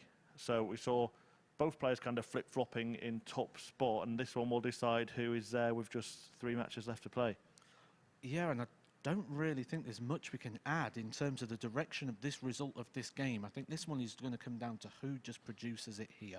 They've both got question marks. They've both had really good performances. There's so many ticks and crosses that it just completely levels it out. And Mr. Predictions here is going to sit firmly on the fence. Well, I think it's wise for this one. And I think the best thing to do is just to let them duke it out and see who does take top spot and takes that advantage. It is a tussle for the top of the table, a showdown at the summit and a fight for first place. Which way will it go? We will see over the next 10 to 15 minutes. Chris, thank you very much indeed. And the destiny of Group A could well be decided by the fixture we're about to watch.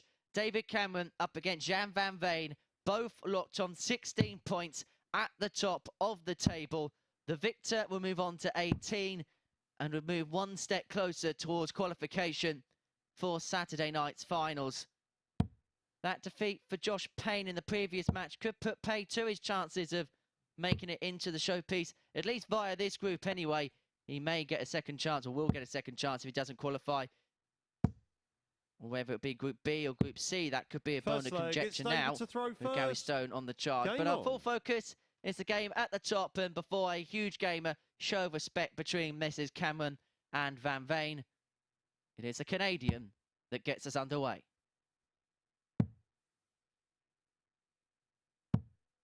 I am going to ask you about that, Matt. You all for that sort of stuff before a big game like that? Sometimes. 60. Depends who. But in general, no. In general, no. I like to get on with it.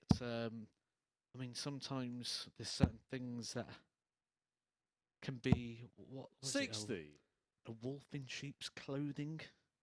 I think sometimes you can get that within a game. Tell you one, actually. So I was talking a little bit of psychology 121. with Scott Williams. And we was mentioning about the words that people say before a handshake. Or they say as it. Now, a lot of the times people will shake hands, they'll say all the best. Love that. 96. Because straight away, the mindset goes to, well, you don't want my best. So that is a wolf in sheep's clothing comment. Because you don't want me to play my best. You want me to play the worst that I could possibly play. Because you want a nice, easy win. I said, what you need to do is you need to shake their hand.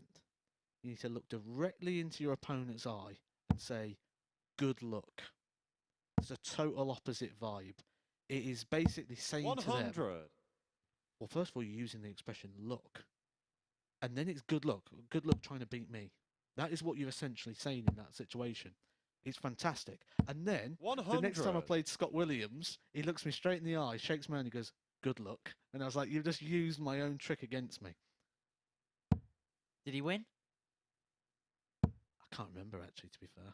He definitely won then. 81. Gian, you require 160. I'm going to credit him the win because I think he's probably got more wins than defeats. So I'll give him the win on that one, I think. 96. Well, in this opening leg David, here, you require Van 134. Veen's left himself on 64 after 15. Cameron approaching the hockey, 1-3-4 after the same number of darts. And so Van Veen has got the opportunity 94. to break the throw Gian, you in require the opening 64. leg.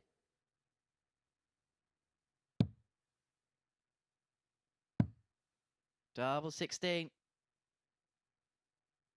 Game shot on the first leg. For a Gian nice van little Veen. kill on the 64. And he breaks the throw in the first leg, and he lets David Cameron know by walking directly straight down Second the leg, it's hockey Gian to throw first. back Game to on. his spot to throw first in leg 2. A couple more handshake mind games, actually. Ones I've been told before. 140. I've had I can't remember who it was. They shook my hand and they said, have a good one. That's an interesting one. Have a good one. That gets you thinking. But it was Michael Van Gerwen when I played him on the stage at 60. Minehead. And he shook my hand and he goes, let's have a good game.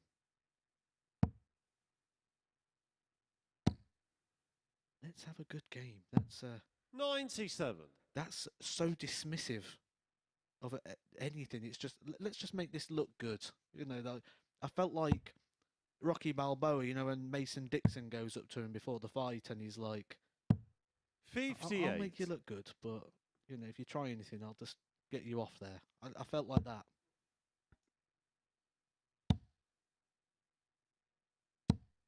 $60.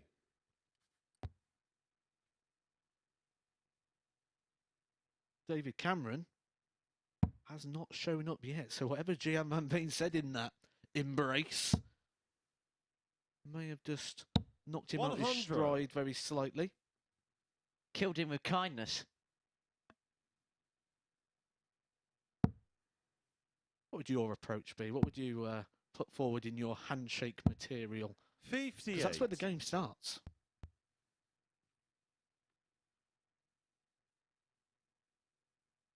First off, before the game gets underway, it'd be a fist bump. It would definitely be a 60. fist bump. Gian, you require 146. We'll talk about this in the next leg because Van Veen's got 6 here, 1-4-6 to try and double his lead in this crucial match. 75. He's 71 after 15. As you say, David Cameron perhaps may have 59. left his Gian, you require leakiest 71. performance of the week so far for his biggest game of the week so far. Well, that slips into the treble 6. The intended route was treble 13, double 16, but tops it is for Van 31. Veen. David, you require 164. Well, this would be some way to announce your arrival in this match. But the 164 won't go, and so Van Veen back for tops for a 2-0 lead. 100. Gian, you require 40.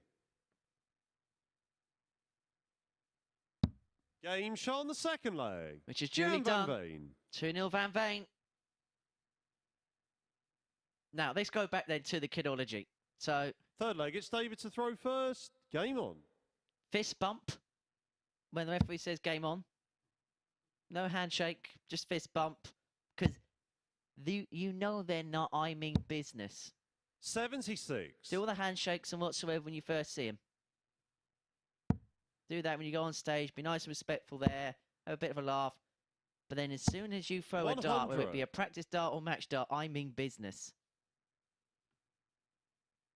Yeah. The symbol of that for you is the old bump. Little bump. Little wink. 81. Good luck. I'm a fan of the good luck.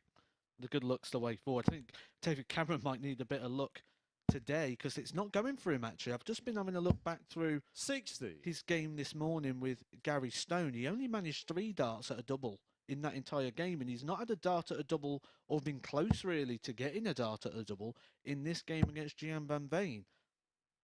We could 41. start the argument that maybe David Cameron is struggling with a little bit of fatigue.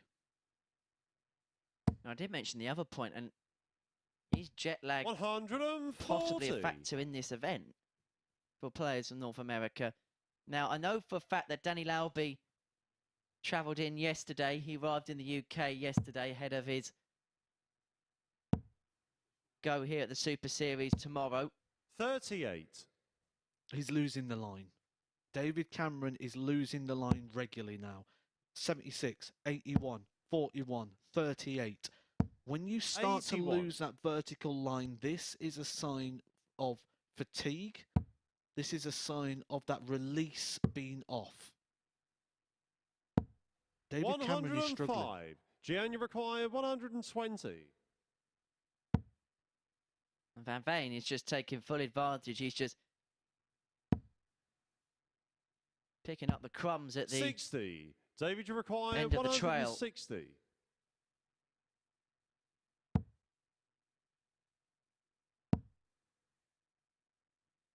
That would have gave him his first dart 140. at the double. He sets it up Gian, you after require 18. 60.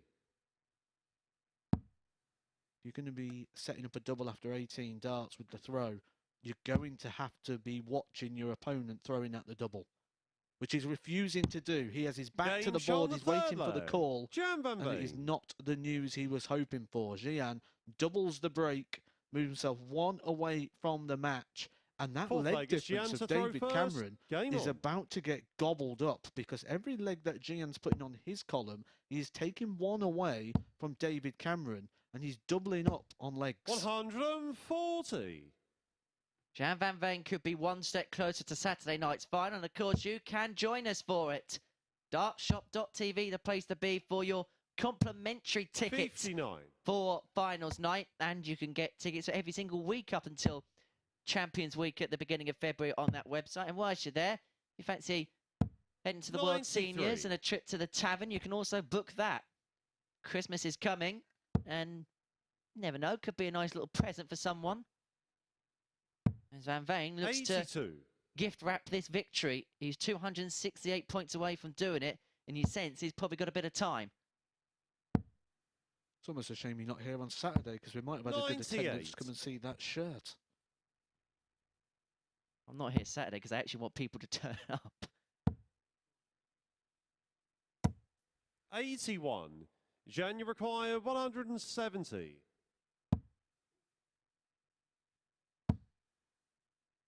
Chris Mason will be 94. in this chair alongside Matt on Saturday night. Gian van Veen may well be there and may put himself on the cusp of being there if he 47. can take out this Gian, you require 76 76. to complete a 4-0 whitewash victory in next to no time at all 44. against the man who currently occupies the position he wants. You sort of just feel that this isn't if Gian wins, it's when Gian wins. David Cameron 100. not even mustered a dart Gian, at a double yet. 32. Gian could get this wrapped.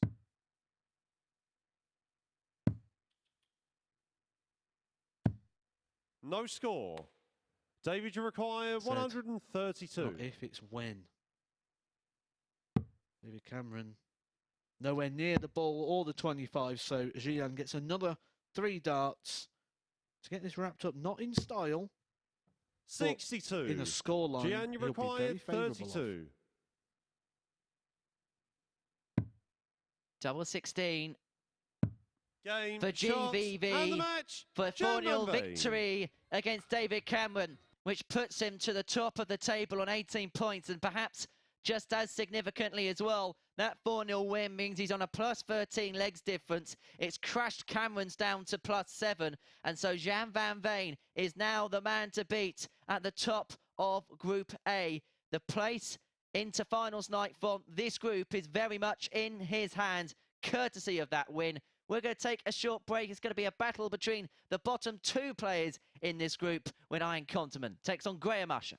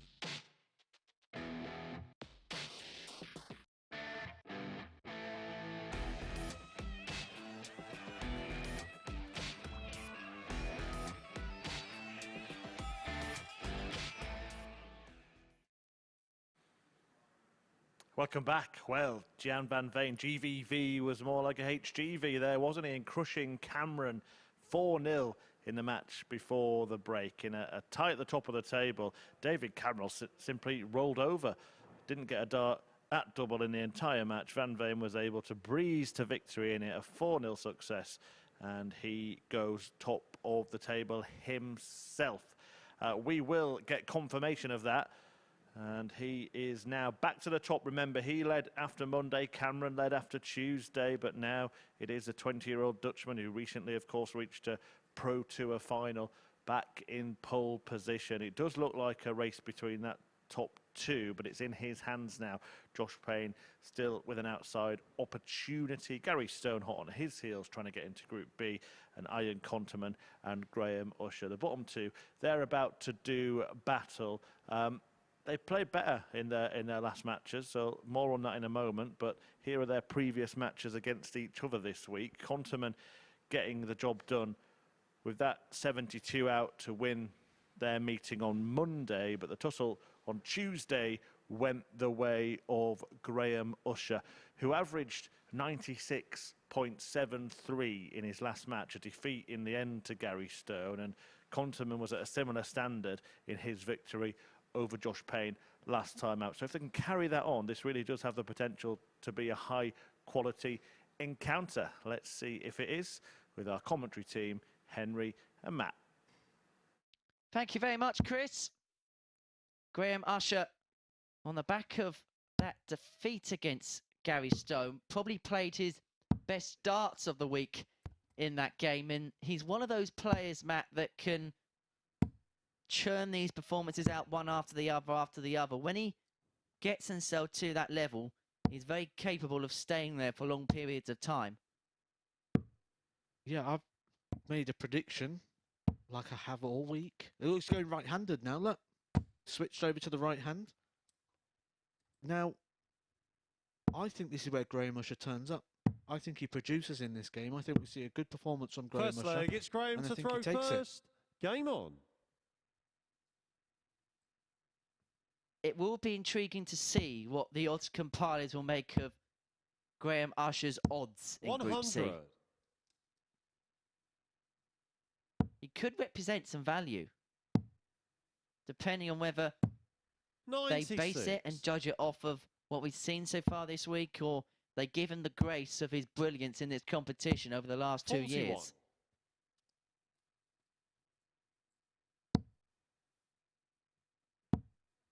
Yeah, Group C is going to be some interesting games. We mentioned the other day that Graham Usher has some of the fastest games ever seen in Super Series history.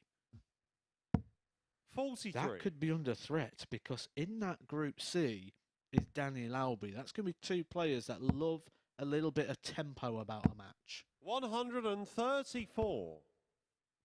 Put it this way, they could play a best of 31 and be done in half hour and play all 31 legs. 99. They go at quite a pace. It's going to be a good watch tomorrow. I think it's one of the best looking Group Cs 97. we may have had here at the Super Series. I really do. 74 then for Conteman to break the throw in the opening leg. Arjan requires 74.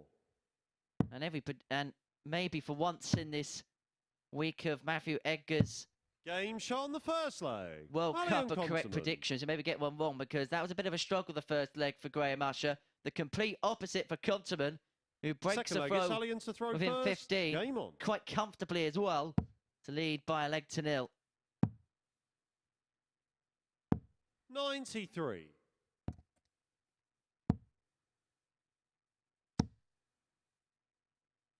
125.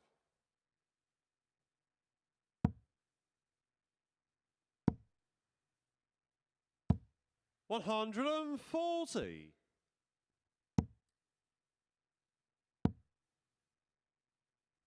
100.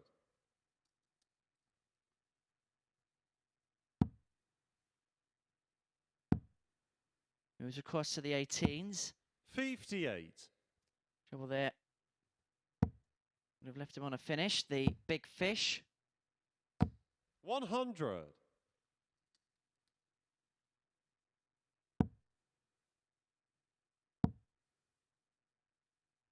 140.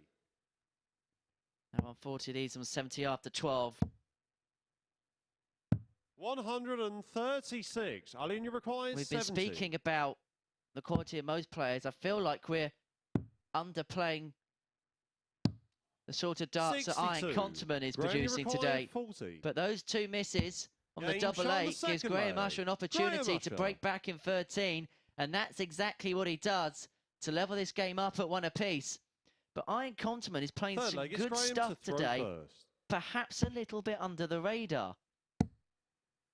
Yeah, he played that good game against Josh Payne. 100. He's playing well here, but I think what Graham Usher's just done there is say, how dare you question an Edgar prediction by coming straight back and bashing in a 96. 13-dart leg. But Conteman, though, has not just today played well. I think he's played better than what we 83. expected the whole week so far. When I do my sort of number crunching and predictor, I had him down between anywhere between an 83 and an 85 46. average. He's running well over the top of that for this week so far. 83. 88 average, so 3 points over what I put him down really for the higher end.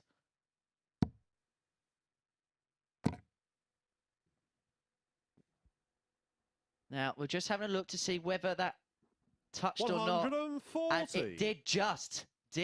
Charlie had to have a good old look there.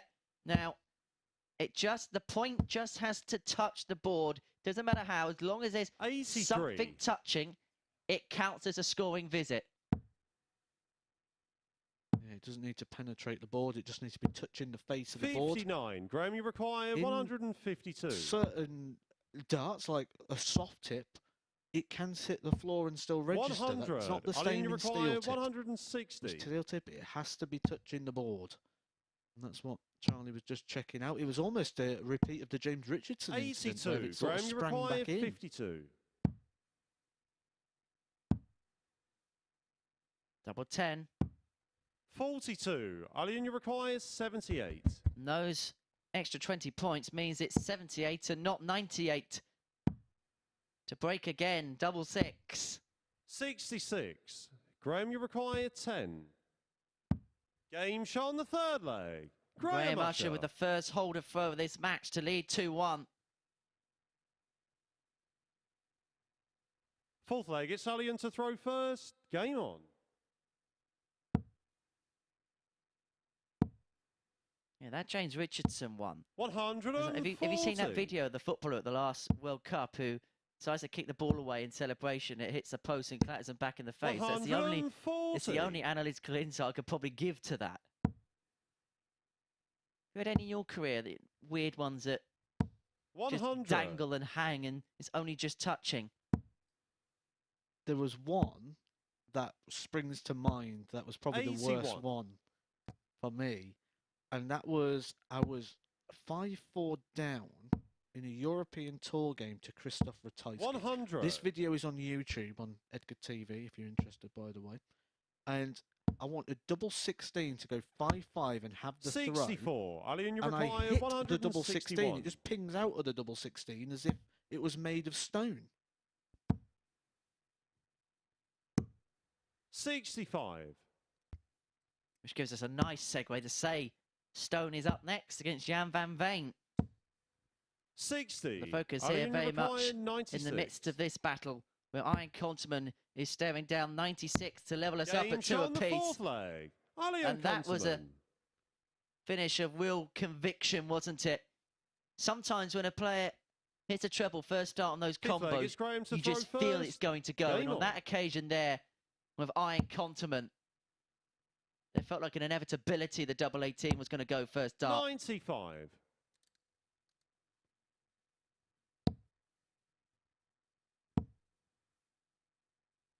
140.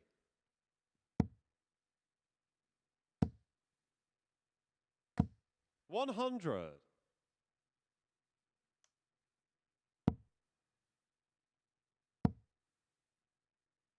He's finding 140. treble 20 with ease at the moment. Average rising, nearly on the 100 mark. 41. He threatened giving us a career best average in the last game. 140. Could be doing it again.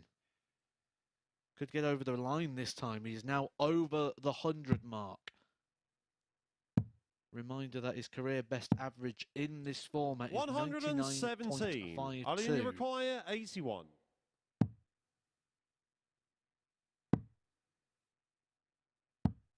$41. Graham, you require 148.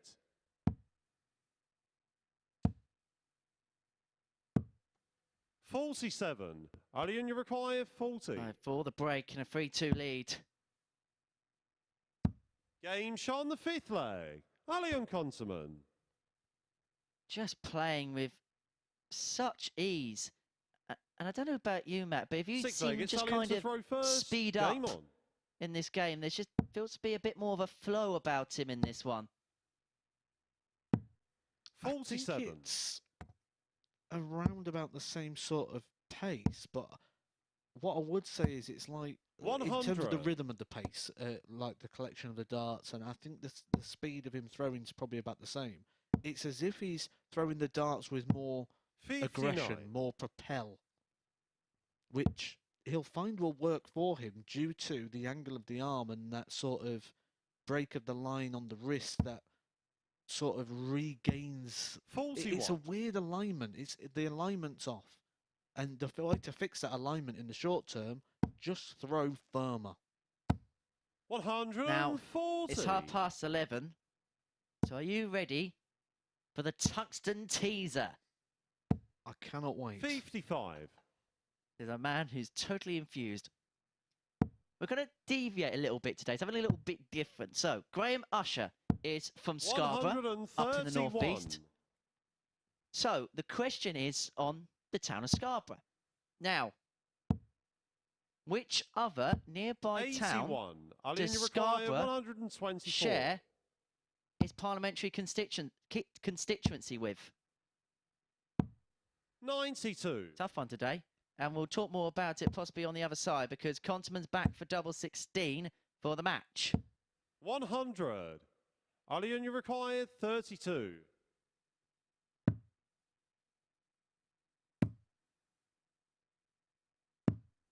Game, And shots, Conteman does and see out the match Arjan and claim a Konterman. 4-2 victory against Graham Usher in the battle between the two players at the bottom of Group A. Conteman is playing some good stuff on Wednesday. He's trying to play himself into form for the rest of the week. If he carries on playing like this, he's going to be a live contender in Group C. He gets the better of Graham Usher by 4 legs to 2. We're going to take a short break. When we return, it's the man at the top of the table, Gian van Veen, in action up against Gary Stone.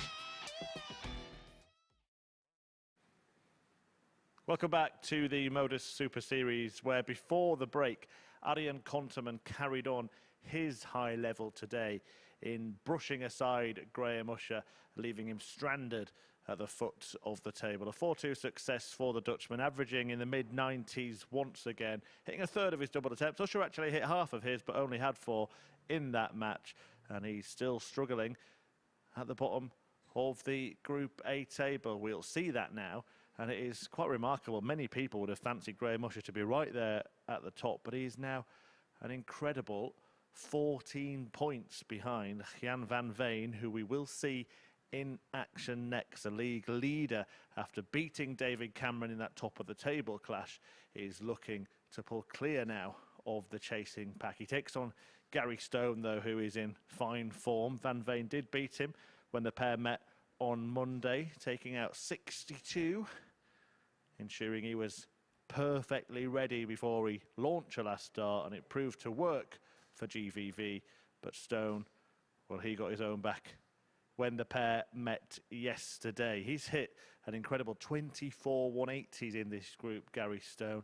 The record, by the way, if you're interested, is 34 in Group A. Robert Thornton holds that record at the moment. Stone 10 behind, and he's on a winning run of 5 straight matches as well. So really will be a threat to the table topper here. So can Van Veen pull clear of that chasing pack, or will Solid Stone seal a 6th straight success? Phew, got through it. Back to Henry and Matt. Thank you very much, Chris. So after that victory against David Cameron last time out, Gian van Veen can put himself onto 20 points, which is usually a magic marker in Group A. It'd mean that David Cameron would have to win the lot, you would feel, from that point onwards. But this is a precarious opponent that he's up against now in Gary Stone, who, as Chris mentioned, won his last, or on the verge of winning his 6th straight game, won 5 in a row. First leg, it's Gary to throw first. Today has been Game on. the most likely to cause the top 3 troubles today, hasn't he? I think we saw that as well yesterday. He was 60. coming into a good bit of form yesterday. It was only really day 1 that let Gary Stone down, or we'd be talking about him in the running really for the top position. I still think he's 100. got a chance of squeezing this Group B. Obviously, he's got a couple of points to find, but 121. he does have this game here with tabletop in Gian, which could reel it in a little bit. He's still got Josh Payne to play as well. 100. I think Gary Stone's the danger man to the top half of the table party. 100. And I tell you now, Danny Lauby, Diogo Portero and Adam Litskin are hoping Gary Stone gets into Group B. I don't think, mind you, that evidently the scenario for Group C involving Josh Payne, Arjan Konterman and Graham Usher on top of them 3. Yikes. 60. Jan, you require Van Veen will be hoping 161. that he's not placed in any group on Thursday or Friday. He can sit back, relax and watch them all duke it out. 137. And he leaves himself handily placed on 24 after 12. He's going to get a go as Stone can't take out the 160. 54. Gian, you require 24. Game shot on the first leg. Gian van Veen. Talking about the form of Gary Stone coming into this game, he hasn't brought that form into this opening leg. Gian van Second Veen, leg, it's though, Gian to throw 13 first. data Game on. to break the throw. He's just looking to extend at the top of the table. He wants this done. He's had enough stress 100. for 1 week's work so far and wants a couple of days off. He wants to go take in the sights of Portsmouth. 60. He'd be able to do that twice in 2 days. And still get a good few hours in bed. Oh.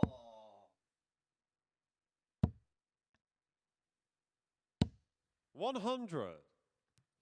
You done much sightseeing since you've been down here? Yeah, I've seen the chip shop. Seen the hovercraft. Kebab house? 100. Had a little play on the arcade games. Had an ice cream. And then the next day I Went to the chip shop, grabbed an ice cream. 93. So you've not seen the Spinnaker Tower yet? I've seen it. I've not gone up to it yet, though, but I've seen it. 100.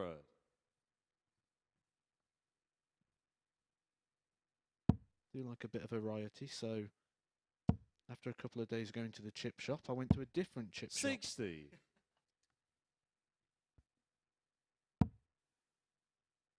Deep fried Mars bar? Oh no, no, that's 60. that's wrong. Gian, you require But then again, you 148. turned up in that shirt today, so nothing will surprise me. And Van Veen here is averaging 102.5 and 100. he's in full command of this match. Stone likewise averaging a shade under 80. 57. And so Gian, Van you Veen is require 48 to open up a 2-0 lead.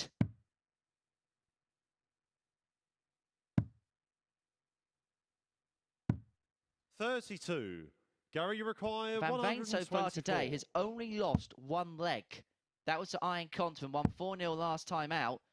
And because Gary Stone hasn't hit that treble 18, 56. he comes back Gian, you require to make it 16. a streak of 10 legs with a Game shot on the concession of second 1. leg. Gian van Veen. 2-0. Van Veen leads. Third leg, it's Gary to throw first. Game on. And this has been quite a dominant day so far for the Dutchman. And he's dominating the man who 100. looks as if he's come dressed as a Dutch team. He's even got the stone on the back. Surprised Wood Hullet isn't on there. I'm sure 26. the viewers and the listeners at home are sat literally on the edge of their seat, waiting for the answer of your tungsten teaser. So we should just get that one out of the way so it's done. 95. Oh no, we're gonna make him wait. So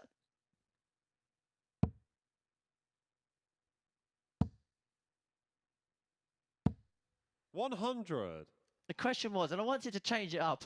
I've heard it's not very popular, but the question was, Graham Usher's from Scarborough. 59. What adjoining town is Scarborough joined alongside for its parliamentary constituency? The answer was Whitby. 60. And that's just put the listeners out of their misery from today's tungsten teaser.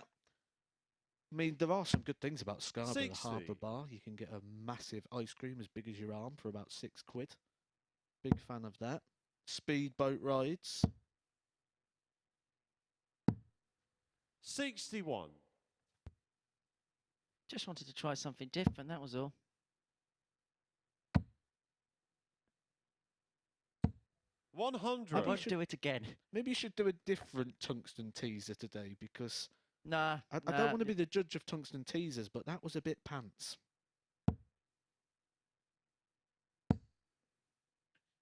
Shall we go back to the darts? 41. Gary, you require Because Gary Stone 87. here has left 87 after 15, and this would be for the concession of only a second leg of the day for Gian van Veen, who's back on 213. So Stone leads himself on tops.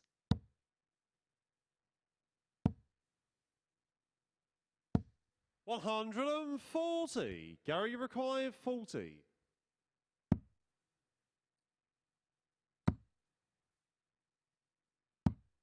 No score. But it doesn't Gian, you go. requires 73. Now is his first 3 darts at a double in this game. Is he going to get more at that tops target? Because Van Veen wants double 18 for the double break. Game shot on the Inevitable. third leg. Gian van Veen. Gary Stone had his opportunity at tops. He couldn't take it. And Van Veen comes charging in Fourth with a leg, it's Gian 73 to throw finish. First. Game on. And this is why he's on the cusp and the brink of qualification. Win here, 20 points to his name. And if he can win this 4-0, a legs 96. difference of plus 17, that's a whole 10 points better than David Cameron. 100.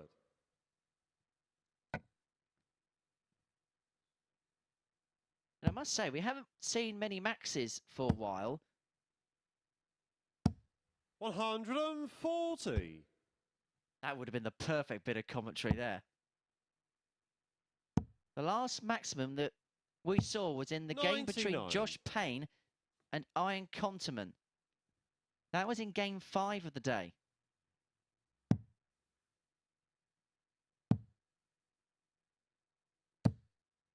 $83.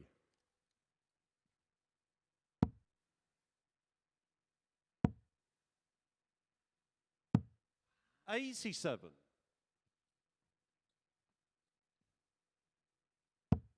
Yeah, Gary Stone's just nowhere near the level in which we've seen from him today and the back end of 94. yesterday.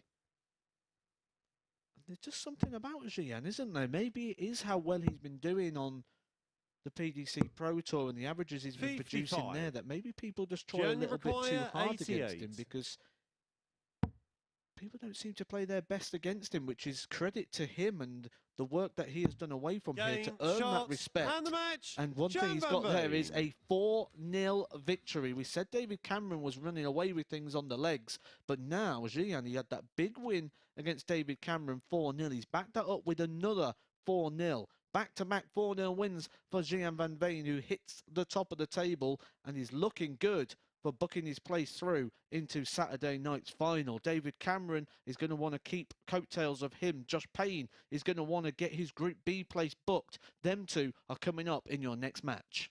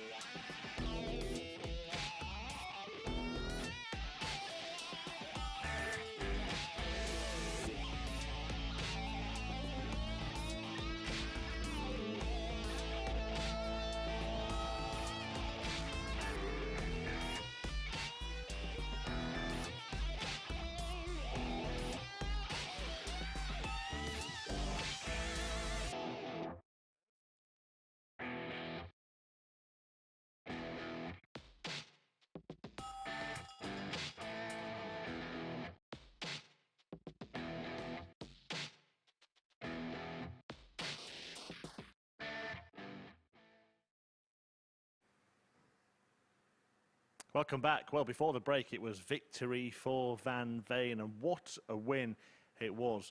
Really impressive stuff from the young Dutchman, 4-0 against Gary Stone. But where did that performance come from for the Scotsman? He'd won his previous 5 matches, but then that run came to a crashing end against the league leader Van Veen, who has now won his last 4 and dropped just a couple of legs in the process. Brilliant spell for him as he looks to get back to the position he was on Monday as the aggressor in the group. You can see he's now pulled 4 points clear of Cameron in 2nd place, and he's about to take on 3rd place Josh Payne, who can join him on 16. Victory for Josh would be a big favour for Van Veen. Still mathematical for either of the second and third players to make it to the top, but it would rely on a capitulation from the Dutchman at this stage. But as Matthew Edgar said in commentary, Payne could as good as secure his spot in Group B after that defeat for Gary Stone. And it was defeat against David Cameron for Payne when the pair met on Monday. That 106 checkout en route to victory for the Canadian. And he doubled up with defeats of Josh Payne when he beat him here on Tuesday. So it is a battle towards the top of the table. We thought we were going to get this 3-horse race right down to the death, but it looks like Gian van Veen is the man who's got all the answers. Can Cameron reply and keep himself in contention, or will Payne get some revenge on those 2 defeats against David this week? Let's find out with Matthew Edgar and Henry Deacon. Well, it is roughly 12 o'clock on a Wednesday, so it's not a surprise to see questions being labelled at David Cameron as he takes on Josh Payne here. Now, we thought at the start of the day this could be a battle between 2 players who might be prizing top spot. Payne, who feels out of the race. Cameron could also potentially be out the race if he loses this one, do you think, Matt? I think Josh Payne can still play quite a part in this, really, because we've seen him here against David Cameron, and we are going to see him in his next game against Gian van Veen. So Josh Payne could still play a bit of a part in this. Can Josh Payne be the man that benefits from the results going his way? Probably not, due to the legs column, but certainly in terms of the points. First leg, it's Josh to throw first. Josh Payne could really shake up this group, and that's something you know that Josh is going to want to do. And is David getting to a point now where, look, of course he has to win every game, but also 59. the margin of victory is significant? I think significant at the moment for David Cameron. He has not turned up today. He has looked like a man who's been a little bit fatigued. He's been doing this a lot, wandering 81. off that vertical line. The vertical line's the first thing you learn. That should be in there. That should be embedded in that mastery learning. So the 5s and the 1s should be quite limited for a professional dart player. David Cameron is starting to slip left and right, which is the concern.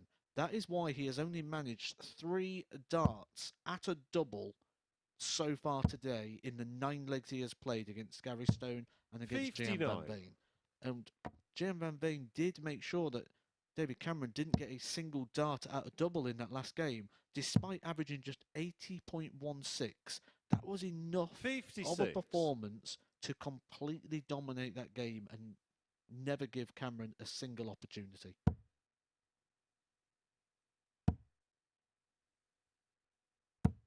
$100. Now, we mentioned it early on this week when we spoke about Danny Lauby.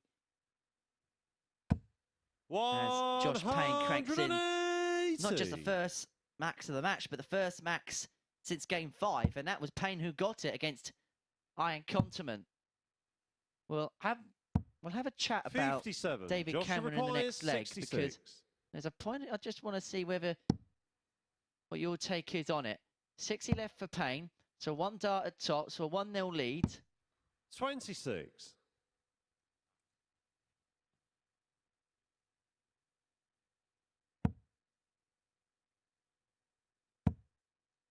Well, this should pile the pressure on the tops. 180. Josh will require 40. Game shot on the first But Charlie's leg. call did Josh not deter Payne. Josh Payne. He leads David Cameron by a leg to 0. And I just wonder if it ends up being Second leg, Group it's B David to for throw David first. Cameron. Will the time slot suit him? In a similar way we said maybe for Danny Lauby it would potentially suit him, because 10 o'clock at 99. night is probably more mid-afternoon kind of slot back home in the USA. So time-wise, with possibly if the jet lag's still there, it could actually be a benefit to him. 59. I would say no on the basis that he's just played 3 days in this time slot. Now, personally, I prefer the evening time slot. Every player I spoke to does also prefer the evening time slot. 137. But in David Cameron's case, if he has had to make adjustments, he's already made those. If you've then got to make another adjustment, it could be a problem. 100.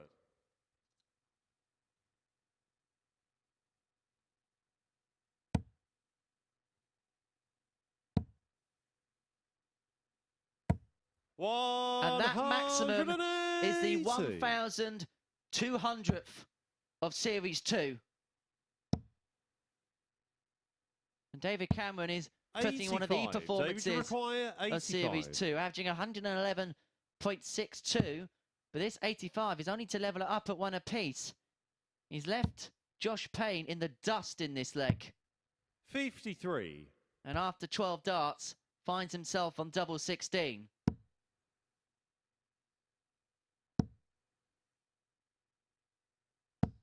$140. David, you require 32.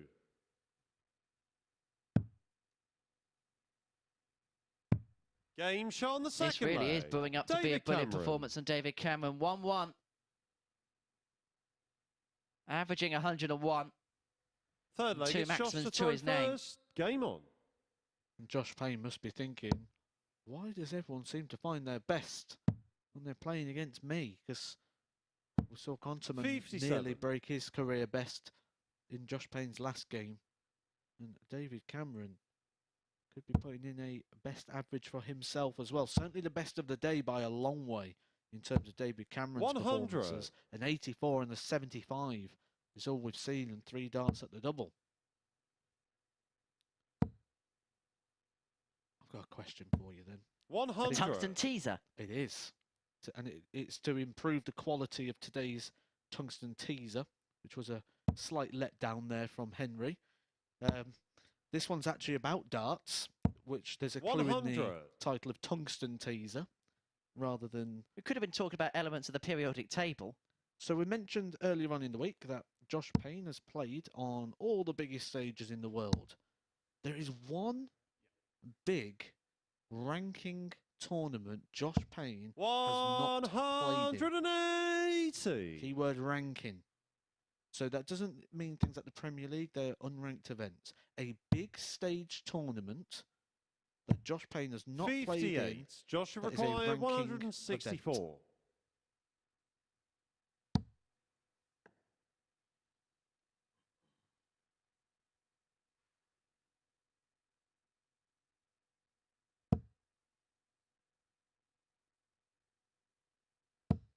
$60.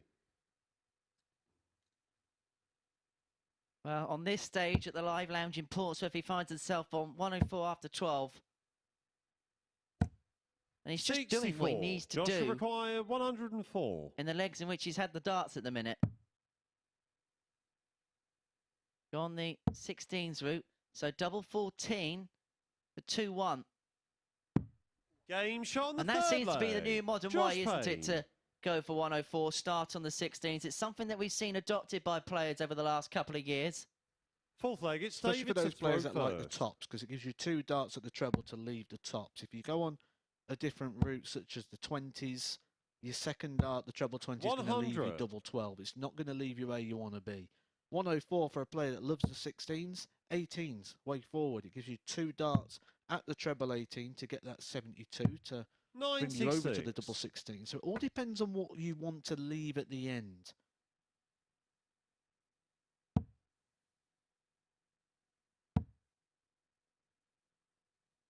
And of course, 59. If you misfire with your first dart, either segment, either way, then you still leave yourself on an outshot and leave yourself still on a 2-darter. 137.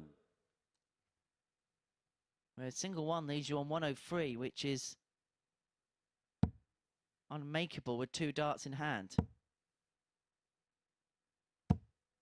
43. But let's put some credit on the name of Josh Payne, because we spoke about the brilliance of Cameron coming out the traps. Well, he's averaging 97.14 here. 2 maximums, 2 from 4 on the doubles, a ton plus checkout. Not much not to like. Well, there'd be plenty to not like if you're a David Cameron fan. 137. Because a defeat here to Josh Payne would literally tee this up on a silver platter to Mr. Van Veen. 140.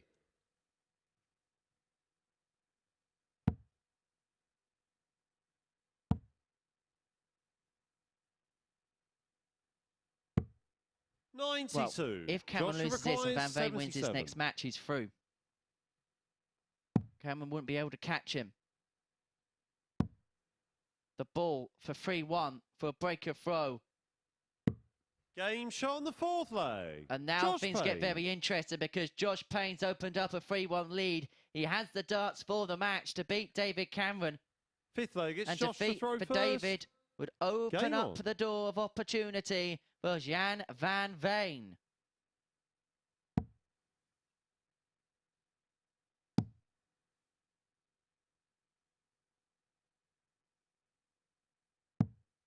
$58.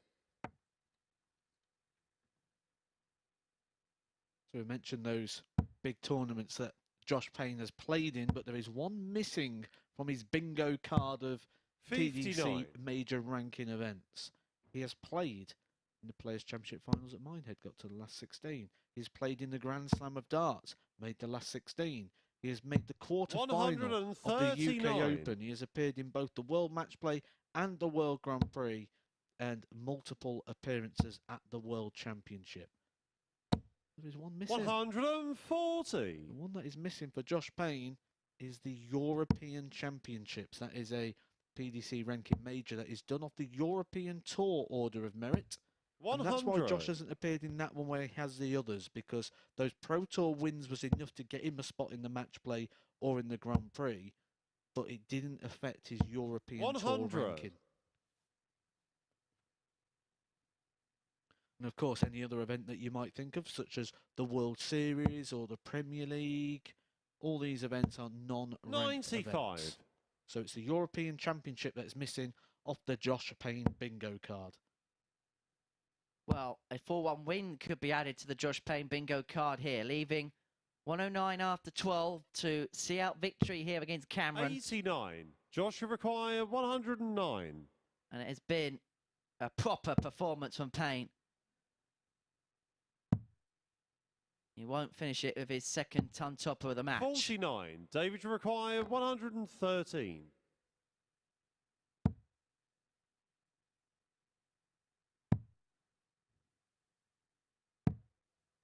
$81. Joshua requires 60. Significant moments coming up for both David Cameron and Gian van Veen. Tops. Game, And shots, Payne and may the have match. put pay Josh to Payne. Cameron's chances of progressing through Group A. That 4-1 victory has opened it right up for Gian van Veen now. Payne goes above Cameron in the table on legs difference. He's now third in Group A. Who would have thought that at the start of the day? David Cameron then defeated 4-1 by Josh Payne. We're going to take a short break after that. We're going to see Arjan Konterman in action up against Gary Stone.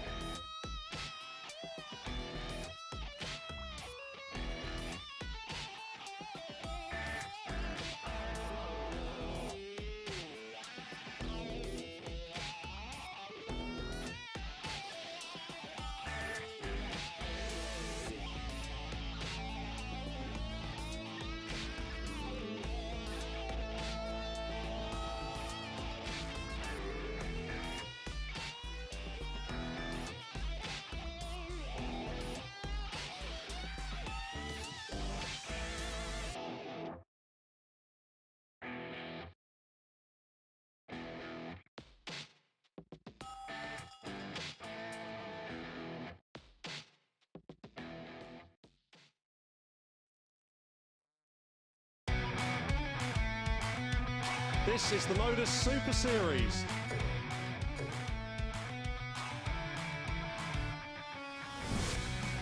$180.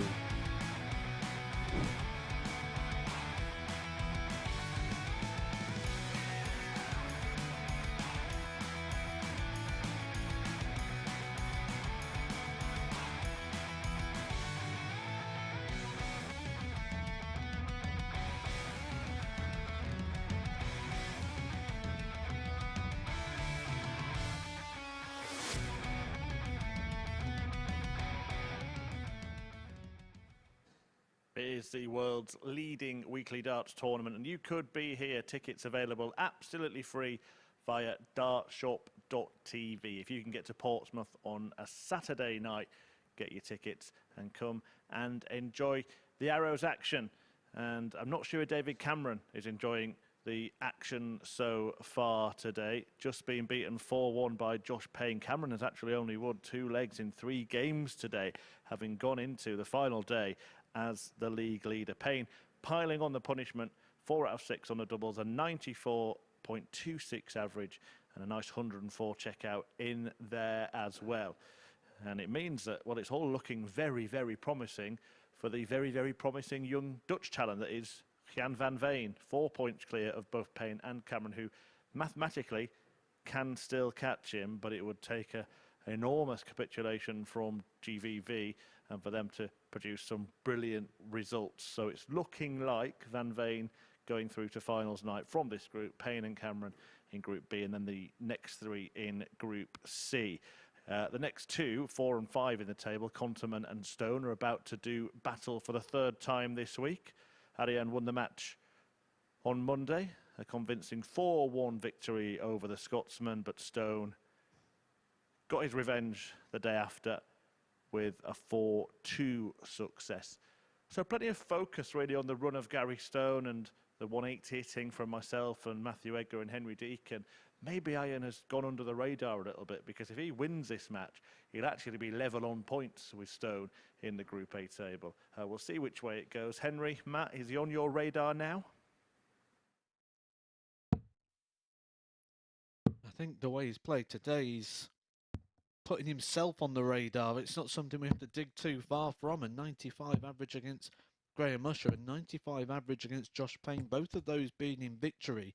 And remind you that his career best in this format is a 99.5, so he's playing well up to that top end of his game at the moment. And we mentioned that he's just played with a little bit more purpose and pace within the throw, so it'd be interesting to see if that stays within there. Gary Stone has obviously been an eye catcher for me for the last sort of 24 hours. Arjan to throw first. But it's easy to get drawn to when you're doing what Gary Stone was doing, the big checkouts, the 180s. It's very easy to get drawn into that. And Conteman has just sort of quietly gone about his business and 100. Drawn our attention with consistent brilliance. Which makes him a preeminent threat tomorrow in Group C. 100. Who isn't? We've said everyone's a threat really for Group C. We've said everyone's a threat for Group B. Kind of like we said the same with this Group A, and I think that just goes to show when you've got someone like Graham Usher sat at the bottom of the table, just how tight these groups are in relation to every single one of these games could pretty much go either way. So what we're saying is everyone's a threat. 60. What we're saying is you're going to be in for a bumpy ride if you're playing along at home for the next couple of days. I actually just had a little look at the pre-day odds in terms of winning the week. Graham Usher's gone out to 14-1. Now, 58. if he has a good start on Thursday, gets himself into Saturday night, you know he's always a danger. That 14-1 could possibly, if he can up the levels, be good value for money. 139. Well, it is good value for money. Absolutely. That's like walking into a shop now and seeing a really 97. good TV in there for 50 quid. Arjan, you require 76. You go, well, I can't guarantee it's going to work. I don't know how long it's been there for. Game shot on the first leg. Arjan Konterman continues. It's a 15 dart opening leg.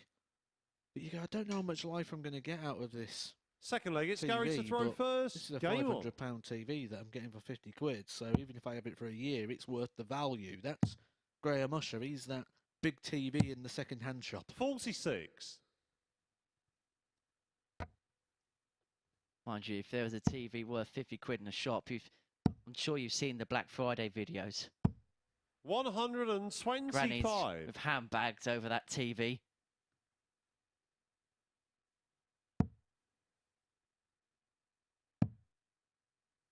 And it will be handbagged at dawn in 96. Group C tomorrow from 9:30 on the MODUS Super Series YouTube channel and Sporty Stuff TV. Reminder, if you are tuning in to us via the MODUS Super Series YouTube channel, to give us a subscribe, because on top of the live coverage that we bring you 6 days a week, every single week, we'll have bonus behind-the-scenes content, plus the game of the day, plus highlights. So do get subscribing to that for plenty of top tungsten content.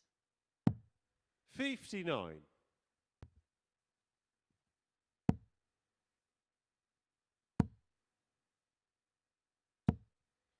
$85. And leaving himself on 134 after 12. Conteman back on 217. 51. Gary, you require 134.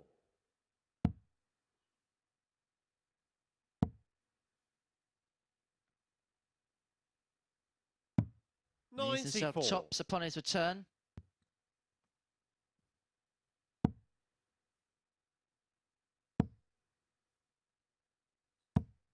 $95. Gary, you require 40. Game For shot 16 data, which is about Gary par Stone. for the course in this format.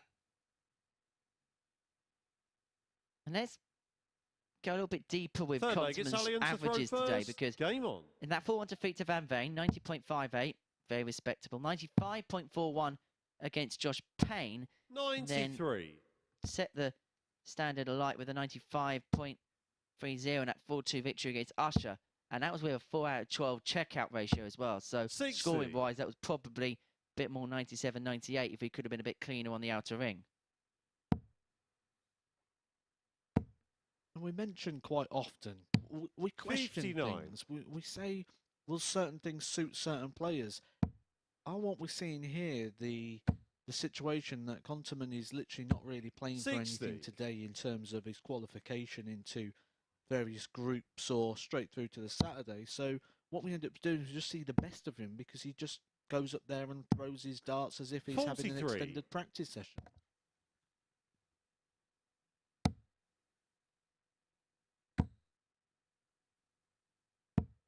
$100.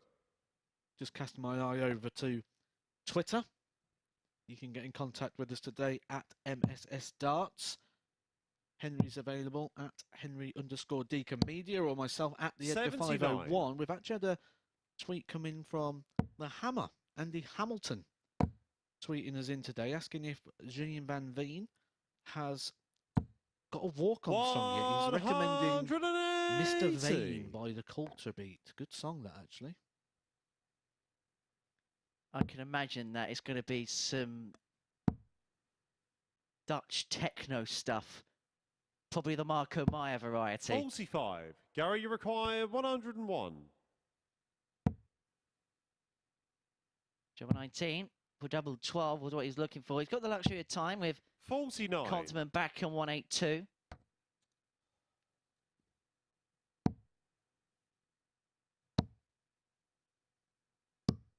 $105. Gary, you require 52. Tops.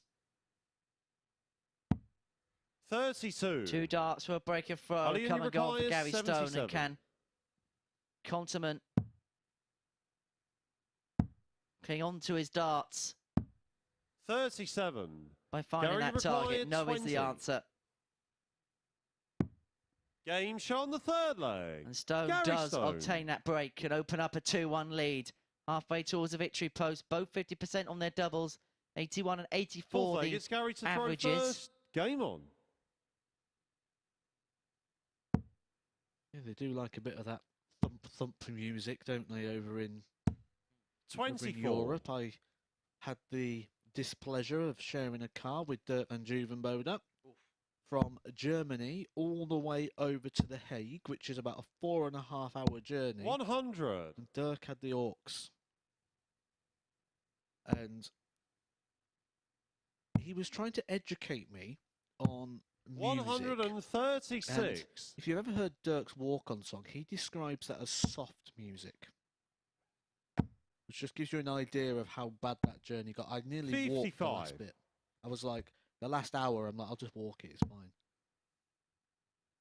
Mind you, if you're driving back at 2 o'clock in the morning, it's definitely going to keep you awake, isn't it? 119. Have you seen Jules Van Doggen's walk on? They're all into it. Jermaine Wattermainer as well, because I put a tweet out about that, how it was the closest thing I've ever had to torture. 71. And then Jermaine Wattermainer came over and he wanted to talk about his choice of music, which was exactly very, very similar. 100 tortures. 180. And you said your idea was torture was being sat in the commentary box with me for 5 days. Apparently they're going to employ that at Guantanamo. 125. 42 Gary for Stone for 3-1. 42. 2 16s.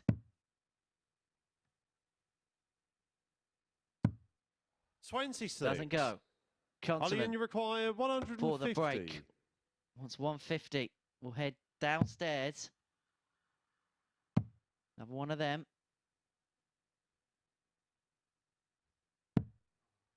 87. Gary requires 16.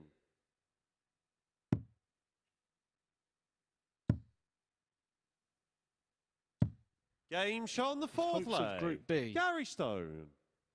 are pretty much all gone, but he's going to want to keep that form going. He did slip Fifth in the leg, last it's game Allian to 4-0 throw to Gian first. van Veen. Game on. Looks like he's going straight back on the horse. 135.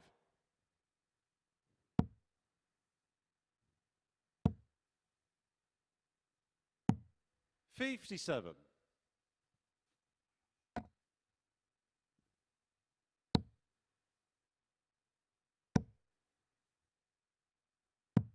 59. Marco, 59. have you had the displeasure of listening to his playlist yet? No, and I've actually shared a house with him for a couple of days 100. as well, but luckily I didn't have to listen to that. By the sounds of it, it doesn't. You're not selling it too well. 100. Only slightly better than Owen Binks is. 180. That's excellent. That's perfect for Stone. That's his third of the match. He may be on the cusp of closing out victory. Did think 137. Gary, you require 164. A bit of Venga Boys, I think it was.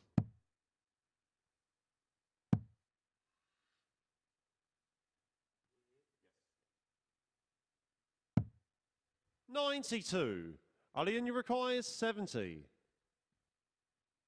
To reduce the arrears to half the deficit. Tops Conteman wants. 30. Gary, you require 72. Game, And once shot, again, and it is Granite from Gary, Stone. who seals a 4-1 victory against Arjan Konterman in the battle between the two players in the bottom half of Group A. So, success for Stone coming up after this short break. It is a big one for David Cameron. He takes on Graham Usher, needing to win to keep his hopes of progressing alive.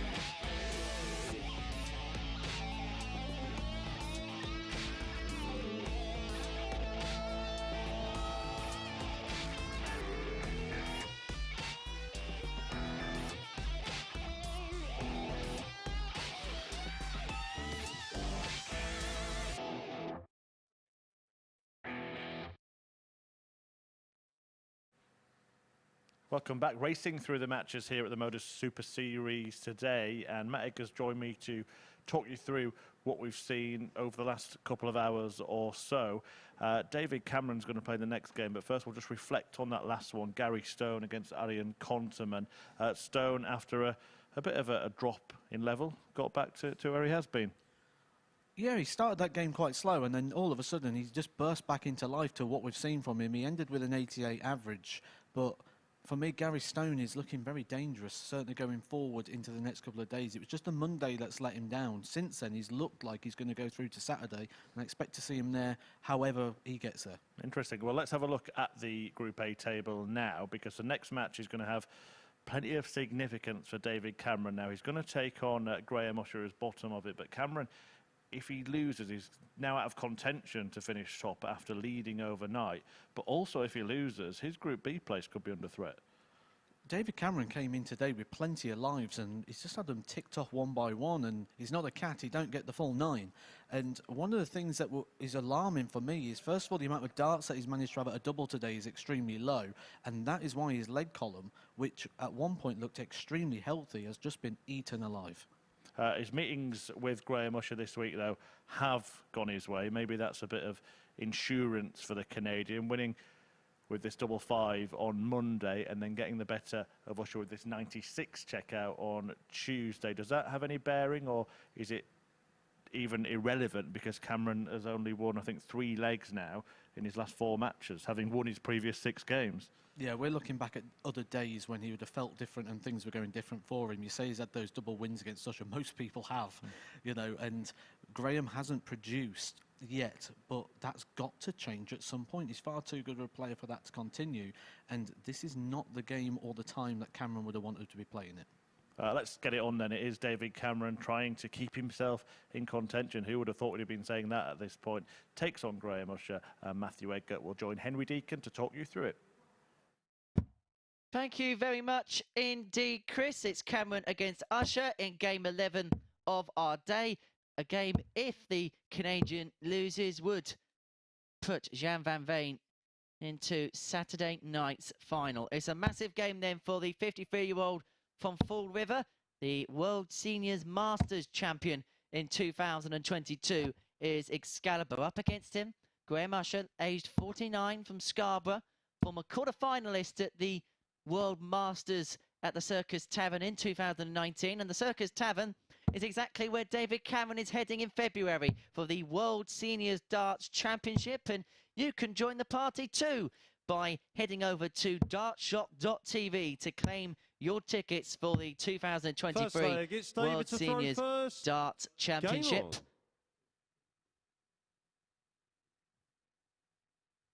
Making the race from the balcony down to the commentary box and back in time for the opening 58. Toes and Froes is Matthew Edgar. Yeah, I think 100. interesting game, this one, really, because it's got more questions regarding it, and they're all around David Cameron. We mentioned on the balcony he's not had many darts at a double today. He's had 5. 5 darts at a double 93. in the entire day. This is his 4th match. He had 5 legs against Josh Payne, 5 with Gary Stone, 4 with 140. Van Veen. So that's 14 legs of darts, and he's managed just 5 darts at the double.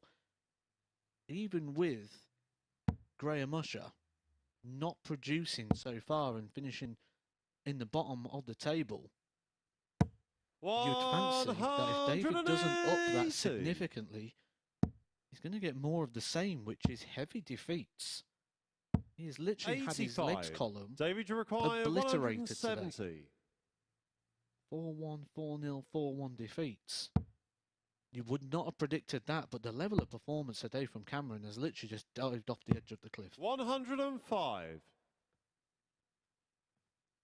Which is uncharacteristic for a player who we spent the last 3 days 121. talking about David, his you require consistency. 65.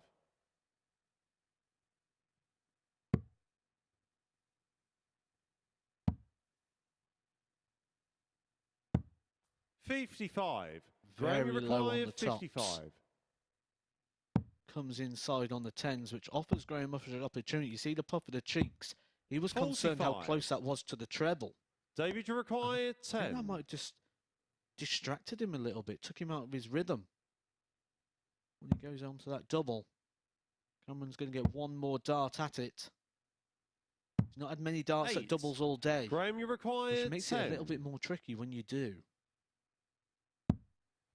No That's score. why he turned down the double 5 yesterday, I presume. David, you require 2. Maybe he actually did go for the double 5 and he just missed it. No score. Well, Graham, he's you going to get require another 10. go because that is a bust shot as well from David Cameron. Does anyone want 6. this leg? Now, there could have been an argument David, there, you require potentially. 2. We see Jared Cole when he's here. Split double 5 with 3 in hand, go 2 double 4. No score. Graham, you require When you consider 4. that Usher turned down the double 5 yesterday, it was interesting to see whether that would have been a ploy he may have gone with, as both players find the lighter side of proceedings. And now they're both at the madhouse. 2. And stay at the madhouse. David, you require 2. Game Well, shot that on was the a first situation that leg. became very David easy for our Cameron. cameraman because he could just point it at the double 1 and have a break. Because both players sat on the double 1, it was the only place Second that leg, anything it's could have Graham to throw landed. first. Game on. It's in or it's not when you get to that segment. 49. Makes life easy for our spotter, doesn't it?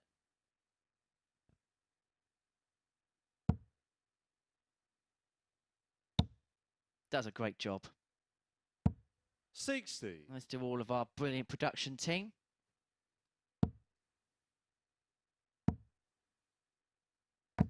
$100.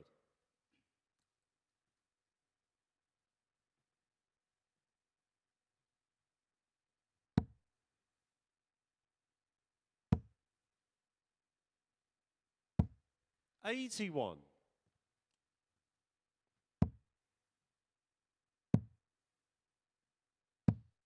$58. Fair to say that that comment's got a lot of love in the production truck.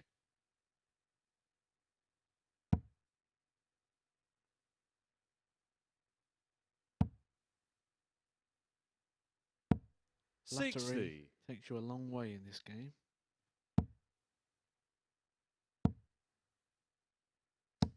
$140.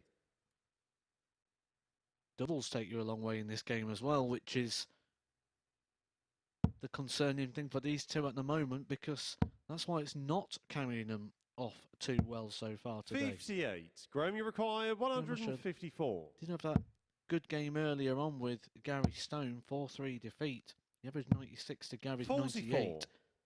Both of them 50% on the doubles. You'd argue that that, at the moment, is the title winner for game of the day. 100. Graham, you require 110. 110 for Usher.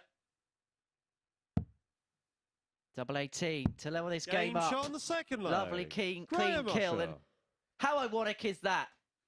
They spend the whole of the last leg chasing doubles up to the madhouse, and Graham Usher, Third leg, it's David to 110, throw bish first. bash bosh, level we are 1 apiece. Doesn't surprise me in one bit. It happens all the time, especially with players that have a lot of rhythm about their throw, like Graham 100. Usher does. You tend to find those combination shots are a lot easier than having 3 in hand. 100.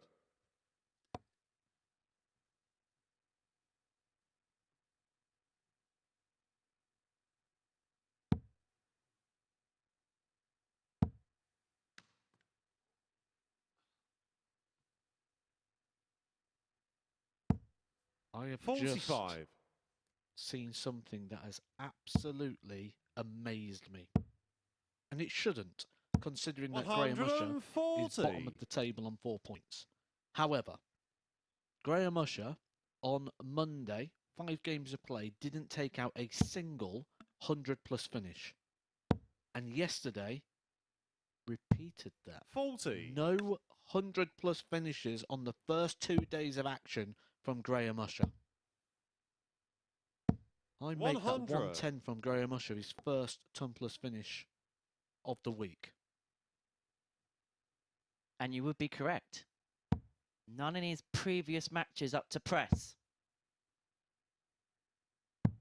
That is 59. bonkers. Graham, That you Graham require Usher has took 161. 14 matches to take out one tumpless checkout. 81.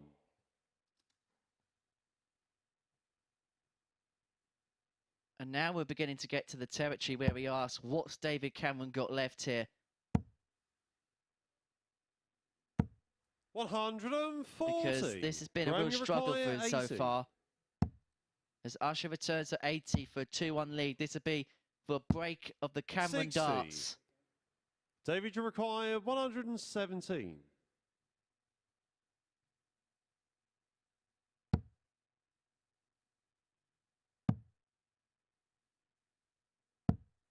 57. Graham, you require 20.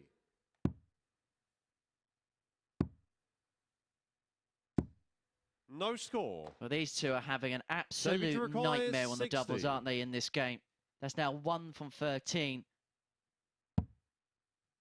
Tops. Double 10. It's 50. infectious. I Graham, think you part of require this is the 20. alienness to throwing on the outer ring for David Cameron. Just 5 darts in 3 games. Game shot on the third leg. Graham Now Usher. he's getting loads of darts at it. It makes it harder. It becomes harder. And I mentioned there about Fourth the leg, it's tumpless Graham to throw outs first. of Game on. Graham Usher. Was there a little bit of a clue here for David Cameron, actually? Because yesterday, he also didn't 59. record a single 100-plus checkout. Was there maybe a little bit of a clue there that if there's going to be a bit of fragility for David Cameron, it's going to be on 97. those combination shots, and that might be where people jump in and take advantage. And it was 56. interesting in that little bit of an interval we had between legs there. David Cameron was just staring up at the top of the room, staring at the roof, staring at the heavens. 81. And there must be days, Matt, where you feel good, you feel right, you've had a good couple of days, 140. and then you get on the stage and it just doesn't happen. David Cameron strikes me as a guy who came into this 140. had a couple of good days where he just was, let's see how it goes. And then today he's coming here as the 100. favourite. He's coming here top of the table. He's coming here with lives and opportunity. And he's said to himself, now it's time to go. He's asked himself the question, can I go and produce? He's come here today looking 60. for the level Graham, of you require performance. 146. He hasn't found it in any of his games as of yet. 45. David, you require 123.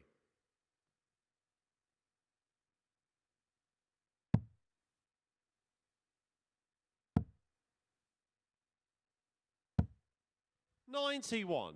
Graham, you require 101.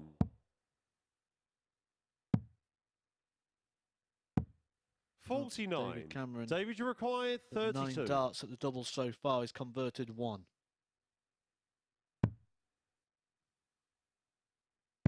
Game shot on the fourth That leg. ends that misery David for Cameron. now.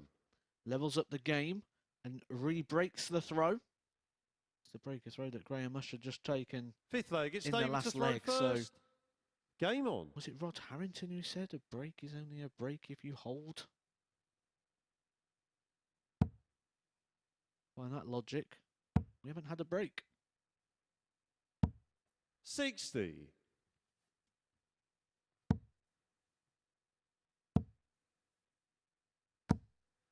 100. So the situation would be a Graham Usher victory would stop Cameron from progressing through. The next match between Gian van Veen and Josh Payne would mean a victory for Van Veen would send him into Saturday night. 100. If Josh Payne was to win that, then we go into the final round of fixtures with Van Veen on 20, Payne on 83. 18. Payne would play first against Gary Stone. in game 14, and Van Veen will finish off the group against Graham Usher. So Usher could still have a big part to play in who gets the first invite to Saturday night. For Josh Payne, though, it's not just a case of having to beat Van Veen, it's having to beat him well. A 4-3 victory to Josh Payne wouldn't be as damaging to Van Veen because he's got that massive leg difference. 84.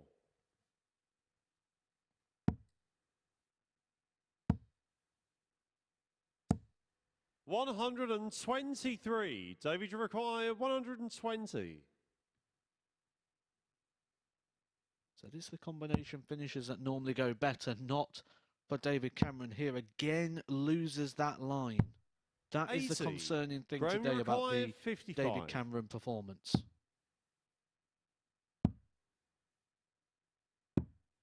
$35. Said on the balcony, he's running out David, of lives. you require 40. Said he don't get 9, he's not a cat, he might get 9. Game shot on the 5th leg. David Cameron. And Cameron leads this game 3-2. Graham Usher on the 6th outer leg, it's ring Graham just to throw hasn't first. produced. Game on. 18 darts he has managed to carve out for himself, and he's only hit the 2. 100. That means he's missed 16 darts at a double. It would be reasonable to suggest that that is a leg of darts when we look at the ability that Graham Usher's got. 100.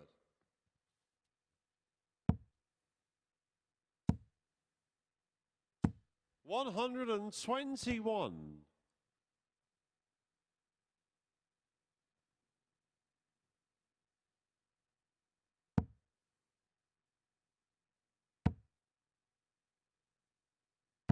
$140. What have we said before, though? It doesn't matter how you get there as 85. long as you get there. David Cameron, if you can get over the line in this one, he won't care about the averages. He won't care about the stats. He cares about numbers. The numbers he cares about are 2 points. 2 points on the board here for him 100. will just keep this group going a little bit longer, and it will make that Van Veen Josh Payne game extremely interesting. 140. David, you require 161.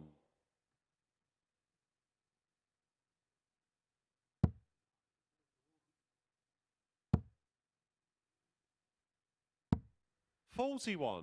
Graham, you require 55. To send it a distance, Usher wants tops. Game Usher shot on the gets 6th tops. leg. Graham Usher. That's a 15-dart leg for the gambler, and we go all the way to leg 7. Cameron with the darts is a huge leg to throw first. Game in the on. complexion of his week. He needs to win it to stay with a chance of qualifying through Group A. If he 100. loses, it makes the next game between Gian van Veen and Josh Payne 140. almost a mini shootout. And I don't think at any point in this leg am I going to feel that one player's moving on to the win, even if they go 6 darts ahead in the leg in the scoring phase. 33 darts at a double between the pair of them 43. in order to convert the 6 legs that have been converted so far. Graham Usher decides that this is the point that he's going to arrive in Portsmouth. 140 and a 180 in the deciding leg. He's given himself a big buffer. Might need it though. 17 missed starts at a double so far in this match alone. 60.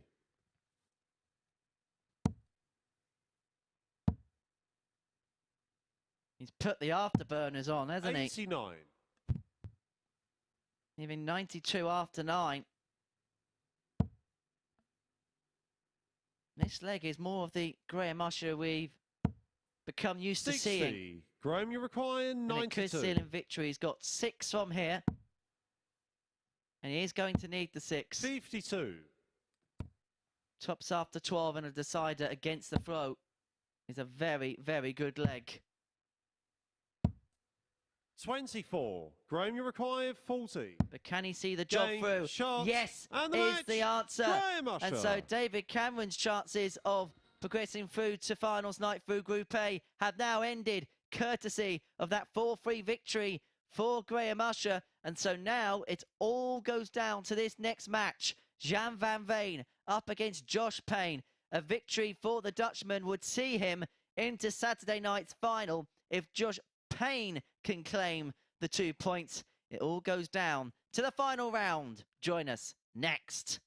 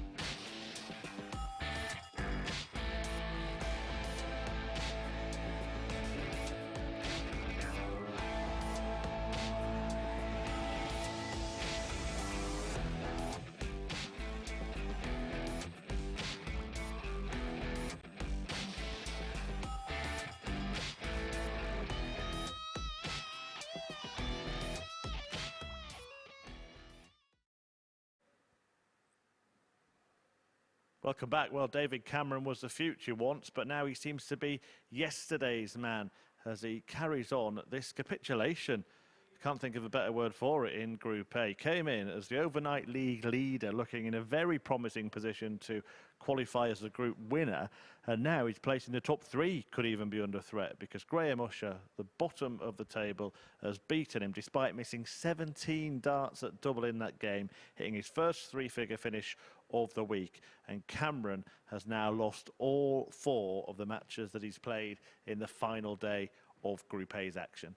And that means that he can no longer get to the top of the table, which we'll have a look at now. He's in 3rd place, just 2 points ahead of Gary Stone. He does play before Stone does again, so he can seal his Group B fate at least if he can get a win there. But if he loses, a healthy win, a handsome win for Stone, could see him sneak in. But it's Josh Payne against Gian van Veen next, the top 2 in the table. The pair, of course, have played a couple of times this week. Van Veen took out this lovely 100 finish in their meeting on Monday, which the Dutchman went on to win. Payne's still in the picture just about, because earlier today he beat David Cameron, keeping his faint hopes alive with the aid of that 104 checkout. So Van Veen, then, if he wins this, then he does qualify. He takes that top spot and makes it through to finals night. In fact, if he gets 3 legs, he can't be caught either. Josh Payne, though, looking to win it and just keep things a little bit interesting as it goes down to the death. And he plays before Gian in their final set of matches, so it could be a really exciting climax. But you would expect Van Veen to get through. Can it be a bit of a great escape, a big upset from here, or will Van Veen carry on rolling through to finals night? Let's find out with Henry and Matt. Thank you very much, Chris. 3 is the magic number for Gian van Veen to make it into Saturday night's final, up against Josh Payne, who has had a good Wednesday. If he wins this, he's still in the picture. Will he make a run to the line right at the death, or has he left himself too much to do too late? Let's find out in the company of Matthew Edgar as we see the 20-year-old Gian van Veen from the Netherlands, nicknamed the Giant, former Challenge and Development Tour winner, up against the 28-year-old from Ashford, nicknamed the Maximum, 2-time PDC Pro Tour event winner. And Matt, you've been so good with predictions all week. You don't really want to ruin the outcome of the game for everyone watching at home, but who do you think's going to win? In this situation, with the players that are available, if there was someone you was going to say to step up to inflict a big defeat on Gian van Veen, you would insert Josh Payne. If you could pick a player in this situation, Josh Payne would be your go-to man. And for that reason, I think Josh Payne wins 4-2. 96. I was tempted to go 4-1. Either way, I think Josh Payne wins. 58.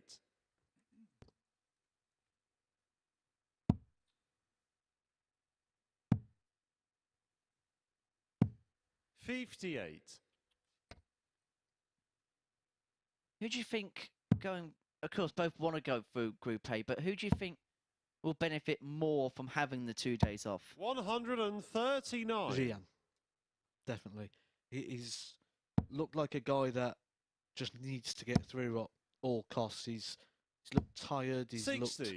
The Joshua action's just been breaking down. 164. Yeah, I've not really been... It's not been an easy watch with Gian. 60. And of course, he's played a lot of darts this weekend. He's in Minehead Friday, then travelled to the West Europe qualifier Saturday. Chilled on Sunday, been here all week. Joshua required 104. Payne here 104. Goes the 16s route for this finish. 48. Gian, you require 170. There's a treble 16. Means you can get it down at top, so you get 2 goes at it. There's only one way you can go for the fish, and this would be a moment of inspiration for Gian van Veen. Because in a leg, he's looked completely out of. He's nailed the fish to take the lead.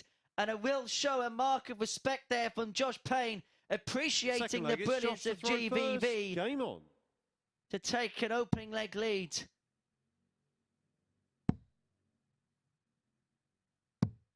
29. And it could be moments like that. Let's see him through. Only needs 2 more legs now. 140. And he's not really teased us with a big finish, has he, until now? The best we've seen from him so far this week, 116. He's had 4 shots over the 100 mark. And 116 being the best. It's all those sort of low-ton sort of shots. And the 15 darts leaving the 170. He mops it up. 125.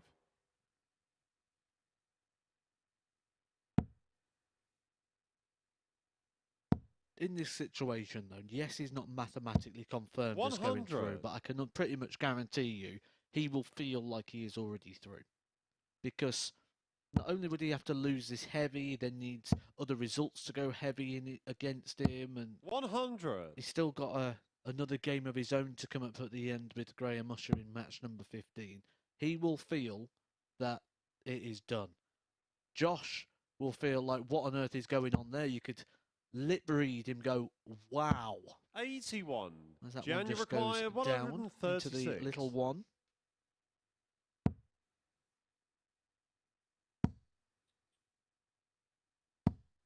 55. Joshua required 151.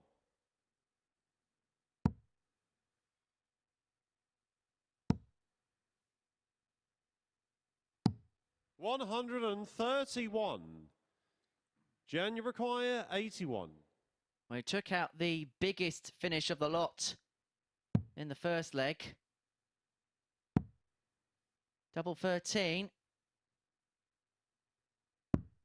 55. Would have been for an 81. Joshua required 20. And so Payne returns for double 10 for one apiece.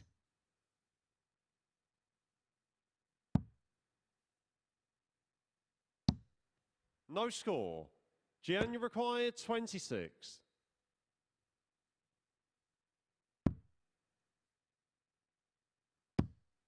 Game shot on the second leg. Good dart, that Gian one. van You just Veen. start to think when you've got 2 darts in your hand and the breakdown's not very good and the dart was just Third kicked a leg is little Gian bit to to the throw left. first. Game Just takes on. a tiny little bit of a deflection and you're going inside and you can no longer take it out. 13 in 1, and there's a breaker throw there from Gian, 180. who has had a 170 finish in this game. He's now got a maximum. Josh Payne is boxed into the corner. 100. His back is firmly against the wall here.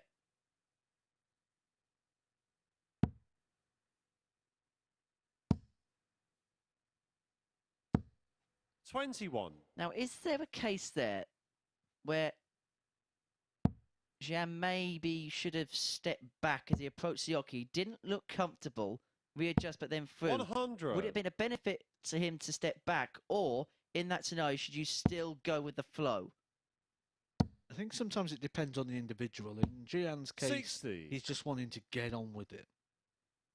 But with that, you saw the release sort of all over the place. And in that case, you would advise to reset 75. properly. Think of someone like Nathan Aspinall, what we've seen from him in recent months. When he's not right, he steps back, he resets, he comes forward and delivers. 56.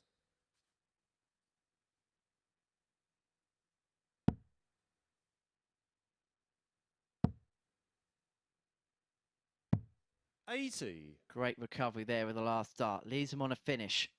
But Van Veen here, on 184, can set up to win the leg he needs to send him through to Saturday night. 59. Joshua I wonder whether the required players know about that 146. particular scenario. I think if they are aware of it, it'll be down to obviously the new venue that we've got here, 56. and obviously Chris Murphy is Gian not too far away required from the stage when he's 125. doing his introduction. That will be the only time I'd say that the players would become aware of it. They do run to the screen and have a look at the league placings, but 55. that's all it is. Joshua Look at the required placements, look at the 90. points. You don't break it down to work out exactly how many legs you need in situations. The ball to keep his hopes 65. alive potentially. Gian so Van required Veen 70. Returns for 70, which if he gets, will send him through. Double 16 Game for shot on Gian the van third Veen, leg. and Gian van he Veen. has qualified for Saturday night's finals. Fourth leg, it's Josh to He throw only first. needed 3 legs to get through. Game on. He's got those 3 legs. And for Josh Payne, it'll be a campaign in Group B. Judging by the reactions of both players, I would say Josh 97. Payne was aware of the situation. I don't think Gian knew. I think for Gian, the 100. only thing he cares about right now is winning this game.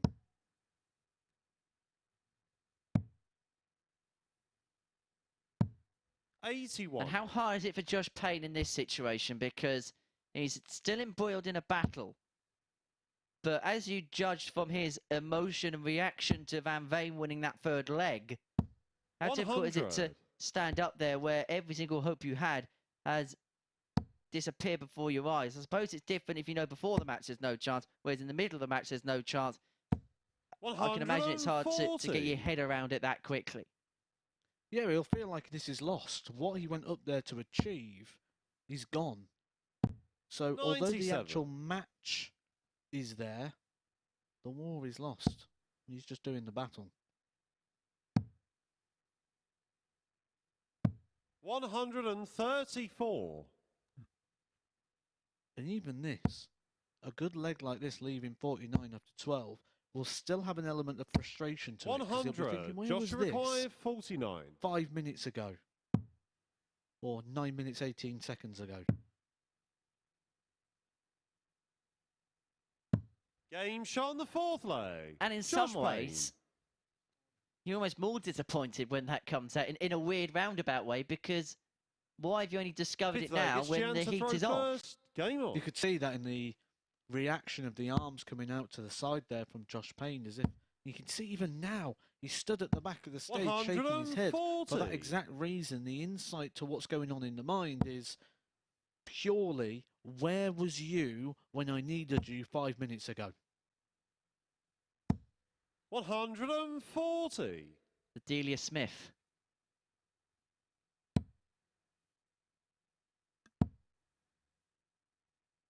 Where are you? 100. Let's be having you. Let's be having you as well on Saturday night here at the finals of the Super Series, where we know we're going to see Gian van Veen there. Dartshop.tv, the place to be to get your tickets for the finale, to see the sixth 59. name inscribed into the Champions Week roll.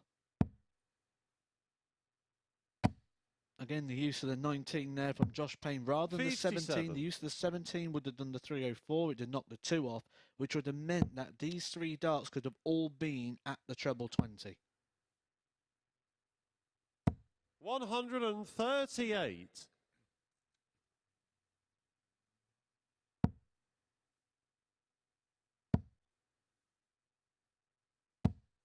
83. Joshua required 164.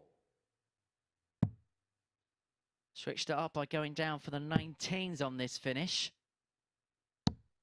96. So Van Veen Gian required 121. to finish it off in style. Once 1-2-1. Down we go. Treble 17. Would have left him a dart at the bullseye. And so Payne returns to 83. 68 to put it Joshua back to required 3-2. 68.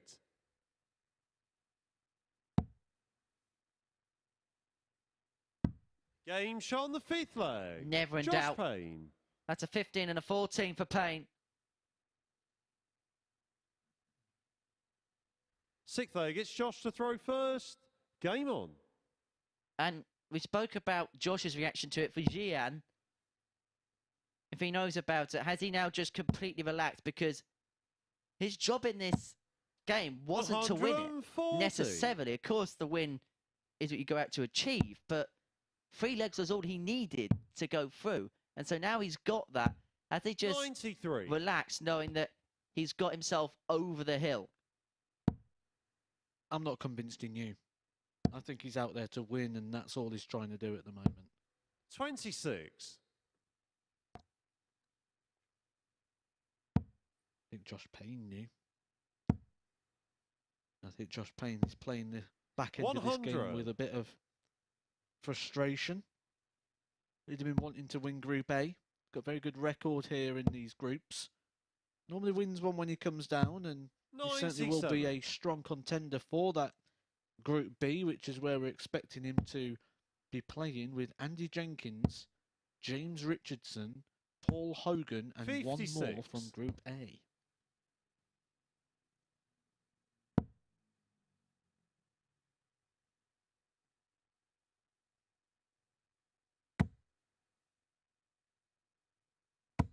$180. First maximum of the game for Josh Payne, the second in total, 1 apiece. that 2-1 $180. Gian Joshua van Veen. required 58. 2 180s and a 170 finish from him in this one. Game The shot on the match sixth itself leg. is going all Josh the Payne. way to a last leg shootout. Gian van Veen was 3-0 up in this one. Payne levels it up. Seventh and Gian final will leg. be It's Gian throwing to throw first, but first. Game on. Despite those big numbers that I've mentioned, the 170 finish, the 2 maximums, he's still only averaging just 88 in this game. Make that 3 180. maximums for Gian.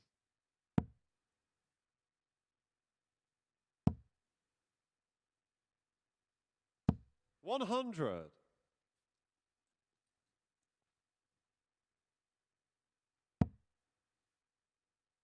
Well, that would have been some way, wouldn't it, to have 58. finished it off.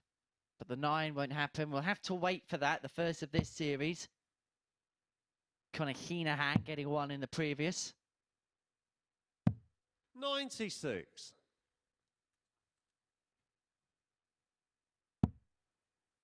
Graham Usher, who's playing this week in Group A, has also got a 59. 9 data record. I believe that was against Dan Reed earlier this year.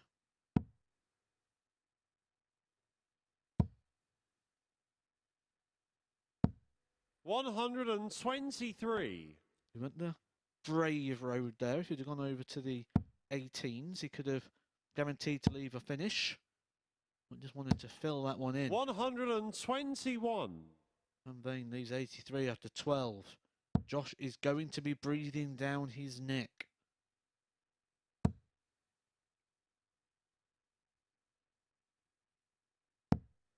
$58. Gian, you require 83.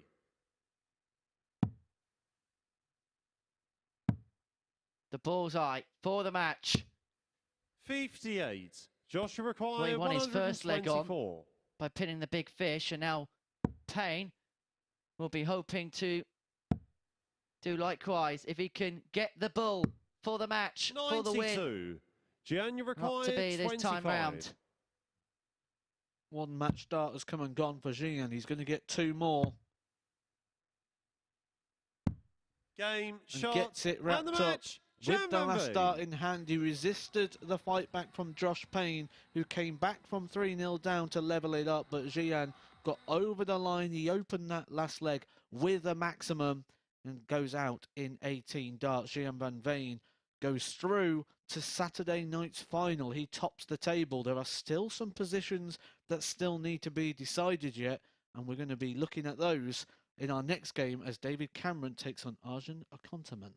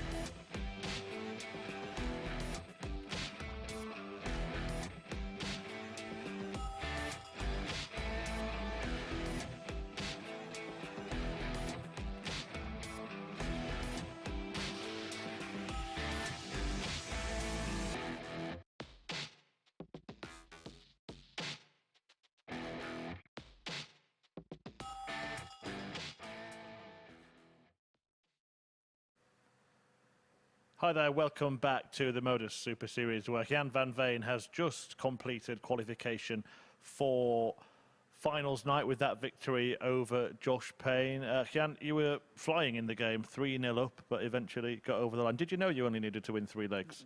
Not really. I know it was 4 points I had and a couple of legs, so I thought just get a couple of legs, and of course you want to win, but of course maybe a couple of legs, or 2 or 3, and then I finished at 170 in the first leg, and then I knew, okay, it was possible as well, and yeah, of course I'm happy to get the win. Well, let's get confirmation of that group table. Still has another game to play, of course, but is already through 6 points clear now of Josh Payne and David Cameron. Cameron, who hasn't won a match yet today. You were top of the table after the first day. He was top of the table yesterday. Could not have gone much better today, could it? No, of course not. You know, I felt great today. I didn't play particularly well all day.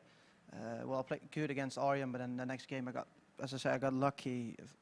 My opponent's missing some doubles, but I was there to take my chances, and happily I did, and I qualified. Yeah, and going into that last game, yeah, you said you knew you might need 2 or 3 legs, but a win was the most important thing, and no better way to start it than this brilliant 170 checkout. Taking it out here, a fabulous finish, and Josh was waiting on 56. Was that already a bit of a turning point in the match? Yeah, I think so.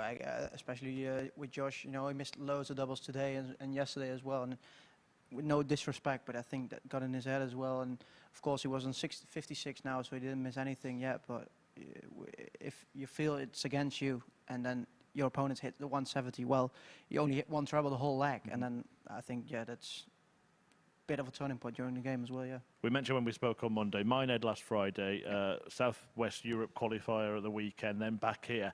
For you in particular, is it a great week to get 2 days off now? Yes, for sure. You know, I said that I felt that after Monday, it felt a bit tiredness creeping in, and then, of course, I was on top, and then yesterday I finished second, and then today I thought just get that first place, so you're going to get the 2 days off, which I don't need, but I really want to, of course, and happily I got that 2 days off, yeah, and I will be fresh and ready for Saturday. We look forward to it. Well done. Cheers, thank you. Gian van Veen through to finals now on Saturday. David Cameron against Arjan Konterman coming up next. Cameron without a win so far today. If he does win, he completes qualification for Group B. Konterman's already definitely going to be in Group C tomorrow, but a defeat here for David Cameron just makes it a little bit interesting with Gary Stone and Josh Payne playing next. So let's see which way this one goes. Can Cameron somewhat salvage a so far disappointing day? Let's find out. Thank you, Chris, and that's the interesting thing about this format, because earlier on today, David Cameron was a man at the top of the table. At one point yesterday, we thought maybe a couple of wins and he'd see himself into the finals, and then suddenly not even Group B is assured for him yet. It's been a disastrous day, really, for David Cameron. Just keep banging on about it, but it's so relevant. 3 games and he only had 5 darts at a double, and then he had plenty of darts at a double against Graham Usher, and it just became really hard work for him. I suppose when you've not done something for so long, like throwing doubles in a match to win legs, it becomes even harder. And when we look at his results for the day, he's only won 5 legs, which he was threatening being the guy that pulled away at the top of the table and really made a bit of a gap in terms of that one. We might end up seeing him, it's David to throw well, first. you mentioned on Game on. Thursday and Friday morning in Group C.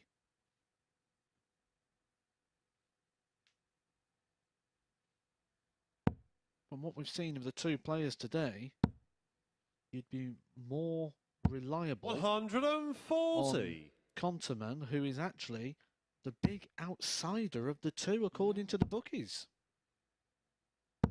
100.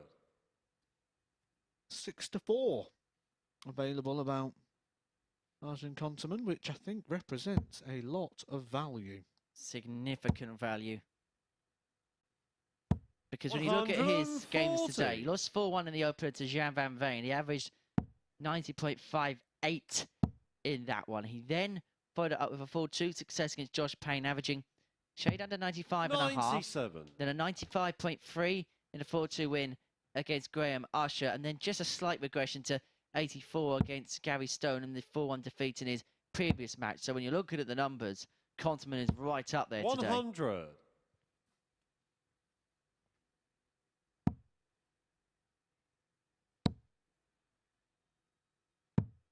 44. David, you require 121.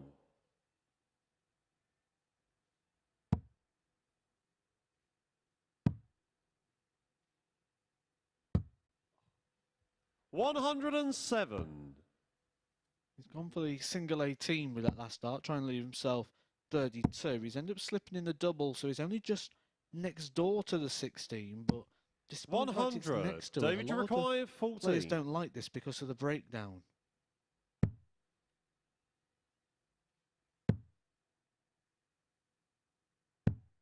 No score. They wasn't Ali, and you darts thrown require with caution. They was 160. well thrown darts. They've just not gone into the target.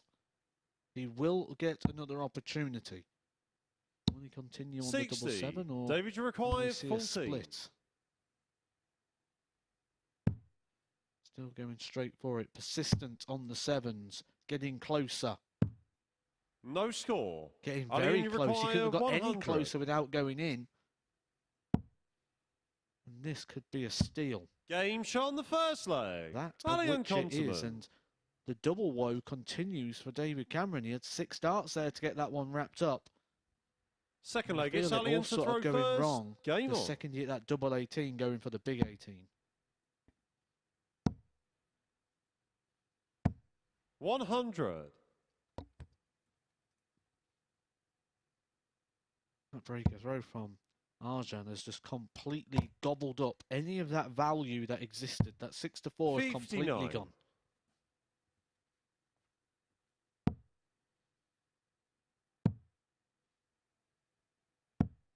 $93.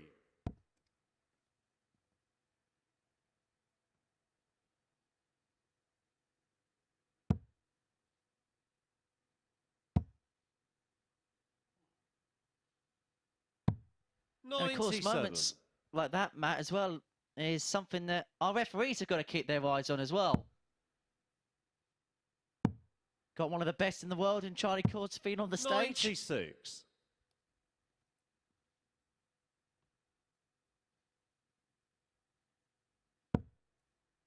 You also have Owen Binks, does a great job. 60. And we had the iconic strains of Paul Hinks with us last week. Still waiting for another 127 in game 125. moment. We had the one at Blackpool. We had one here in the old venue, didn't we, at Southampton? Oh, was it you and I was on comms, wasn't it? There was a 127 here when he was reffing. Quite possibly, yes. 46. Ali, and you require 87. And a 124 against Andy Jenkins, which was a and game moment. This could be an and game moment. 47.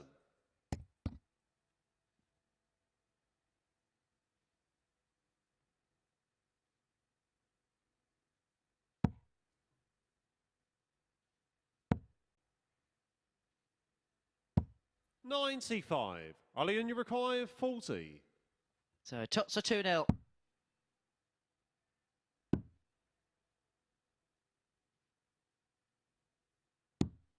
Game shot on the second leg. 2 Ali for and 5 on the Conteman. doubles, 85 average, 2-0 lead, and Conteman has just played at this steady flatline level Third throughout leg, the it's whole of the David to day. throw first.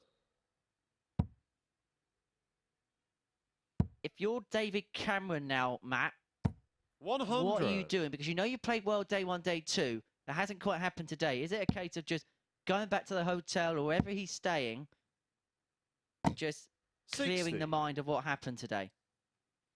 And that's what you've got to do at the end of every day, really. You've just got to go and wash it all away. Whether it's positive or negative. You obviously want to draw certain things from different days, but every day is 125. different, especially in this environment.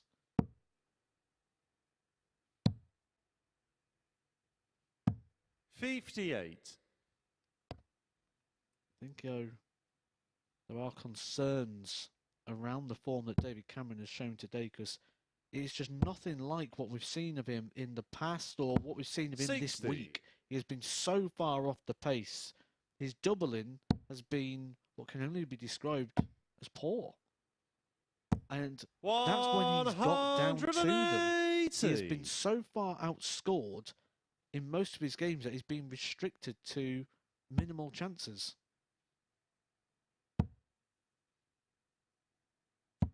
$100.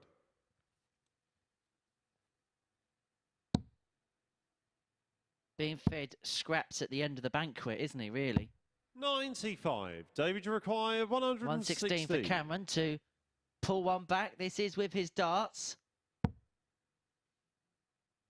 he's going to get a dart at tops. 76. Arjan, you require That's 108. now 0 from 7 on the doubles. And you may not get another because Conteman's going to get one at double 16 and he takes it. Arjan And it just Konterman. looked so likely.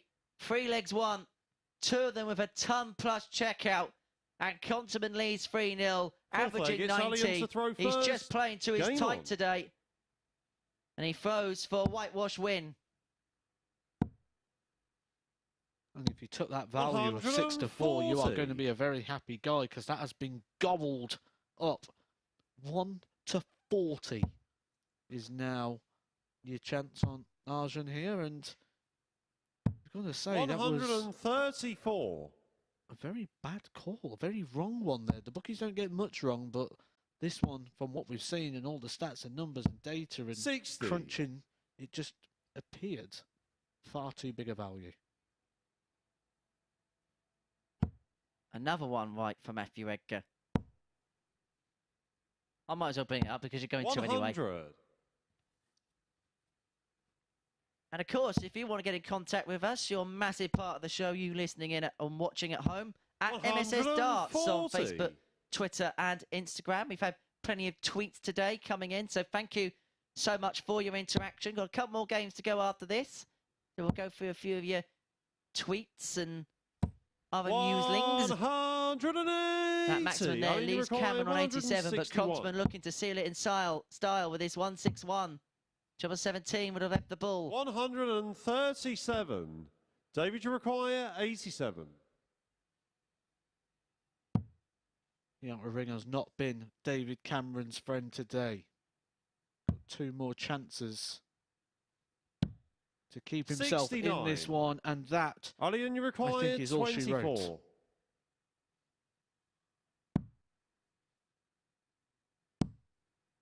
Double 6. 12. That's David, the you first real require blot on the 18. doubles for Conteman in this match.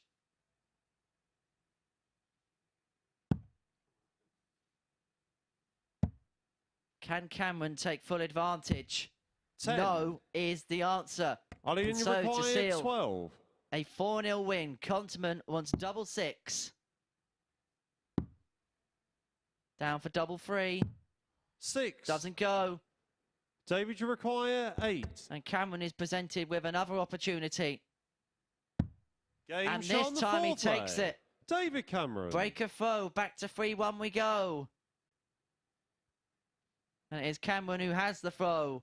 5th leg. It's in David leg to throw 5. first. Game on. 6 match darts there. He managed to survive the 137 from Conteman to leave him on that double 12. You just thought it was the most likely. And then 60. just couldn't get over the line, couldn't see it over.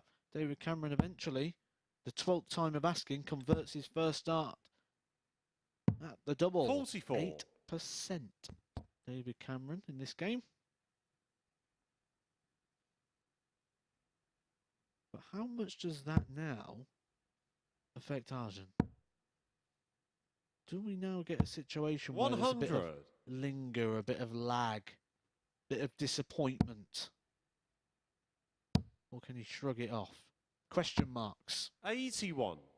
Well, we saw it in the last game when Gian van Veen raced into a 3-0 lead in a similar type game.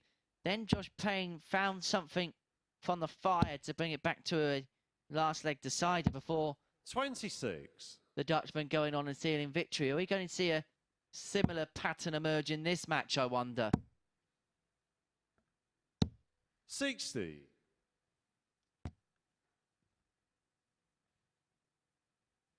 One thing's for sure, it's got us asking questions. Questions are good. 140. Now over to the players to give us the answers. 140.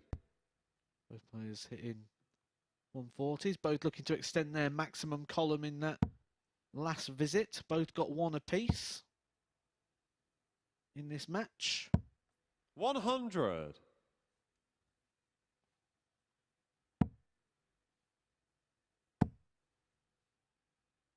Set up perfectly 136. David, you full require tops 75. for the match, but is he going to get a go at it? Because Cameron here, 75 for 3-2. He's going to get a dart at tops, 35. which is Ali, and you pitched require above 40. the wire. And so Conteman wants that exact target for a 4-1 victory. 2 10s. Game, shot, To seal the and game the match. for Arjan Konterman. And David Cameron finishes off his disastrous Wednesday here at the Super Series. He will look to go again tomorrow.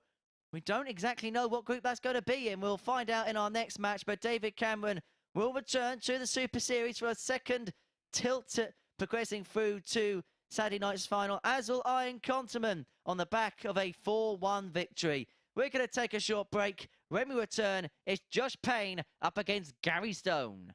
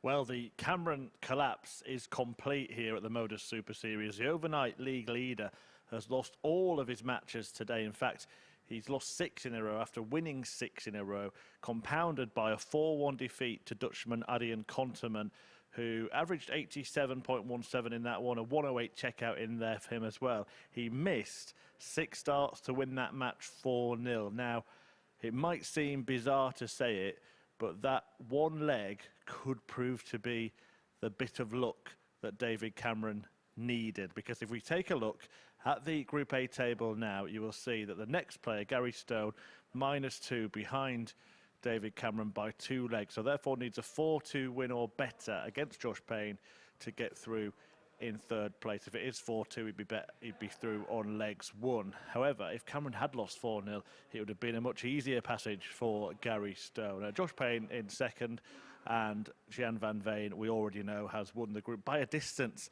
in the end. He'll play the last match of the day against bottom place Graham Usher. But it is Payne against Stone, and if Stone is to sneak through, he's going to have to do something he hasn't done this week, which is get the better of Josh Payne, because he beat him with this double 5 finish to win 4-2 on Monday, and he also mastered Stone when the pair met yesterday, this time in a last leg decider. So quick reminder, Gary Stone must win 4-2 or better, and he will make it through to Group B alongside Josh Payne. Can the Stone prove mightier than the sword and go through to Group B at the expense of Excalibur David Cameron, who was leading the league overnight? Josh Payne stands in his way. Chris, thank you very much indeed. And following the conclusion of this game, everything will be set in stone. We'll know the winner, and Gian van Veen will know the 2 players that will participate in Group B from this group, and then the 3 combatants that will be back tomorrow and Friday morning for Group C. So Gary Stone needs to win, and he needs to win big.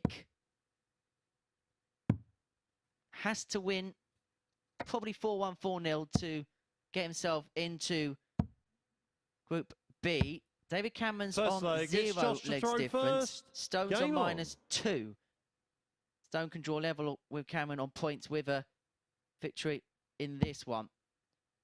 We will communicate with you the scenario. Both are on 0 in due course, but 4-1 would do it for Gary 99. Stone. That is for definite.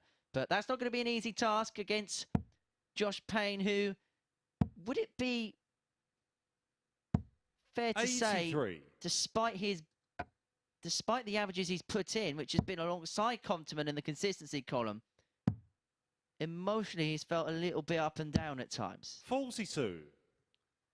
I think that's the frustration coming in for Josh, really, because he knows he should be winning these groups, and he'll be expecting that he should be winning these groups. He's certainly put in a 60. decent level of performance today. He's not dropped below the 90 average in any of his games, but people just seem to be timing things right with him at the moment. 180. Just seem to be picking his pocket a little bit. And with that comes frustration. 100. 4-2 and Stone is through.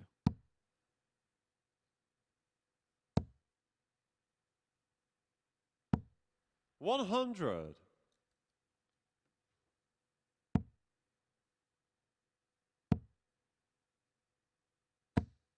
100. Josh require 80. Victory or better against Josh Payne, who's casting the. Ooh, No score. he's bust. I was going to Gary say he's require casting 158. the aura of a guy who's frustrated, who's trying to get his just rewards. And he's bust that, which means he goes back to the 80 again. 58. Josh require 80. So 1 dart at tops. He should be coming back for 3 clear at double. Game He shot only on the gets the 1 first and only leg. needs the 1 Josh to open up a Payne. 1-0 lead against Gary Stone.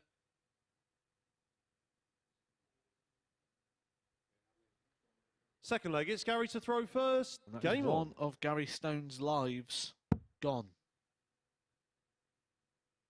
Josh Payne gets to 3.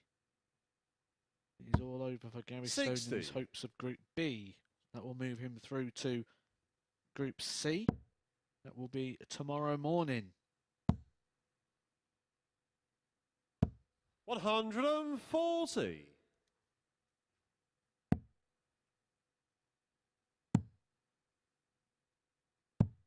58.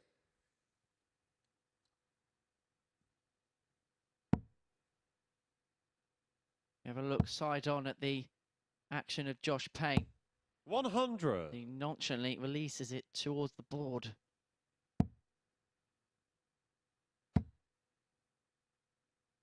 Whereas 140. Stone's a bit more of a lobber of the dart.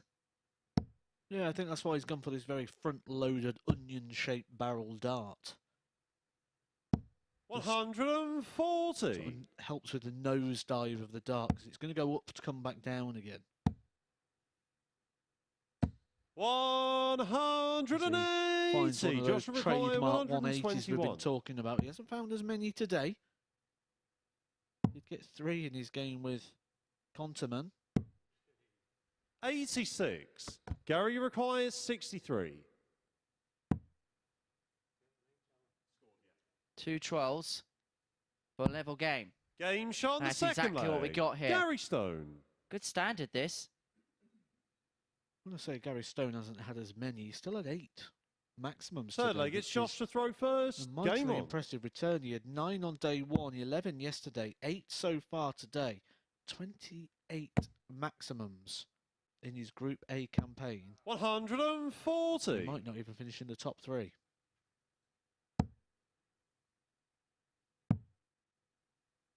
Coming up after this will be our final 96. game of the session. Graham Usher up against Gian van Veen.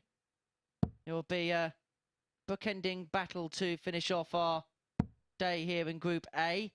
Van Veen will be his final 100. game before 2 days off, which you can enjoy before heading to finals night on Saturday. You can be a part of finals night as well. Tickets available 93. via dartshop.tv, where tickets are available for every single session and every single Saturday night until the beginning of February. So please do join us for that.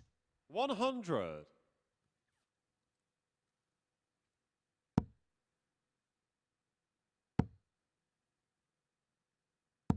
140. Joshua required 161.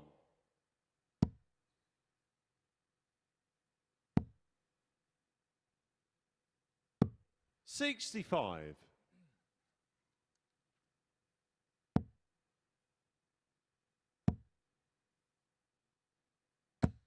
140. Joshua required Gary 96. Stone is showing. Josh Payne has come out with a good level of performance. He took the 1-0 lead. Game shot on the third leg. Gary Stone leads a Josh double after Payne. 12, but Josh Payne wraps up the 96 for a 14-dart holder throw. And Gary Stone must be thinking, whatever Fourth I leg, do, it's it's Gary just to not going to be throw good enough. first. He's averaging Game on. 100. He's 2-1 down, and he has ran out of lives. This is now the last one. He needs to win the 100. next 3 legs, or David Cameron goes through to Group B, and Gary Stone will be back at 9:30 tomorrow morning to start his campaign in Group C. 45.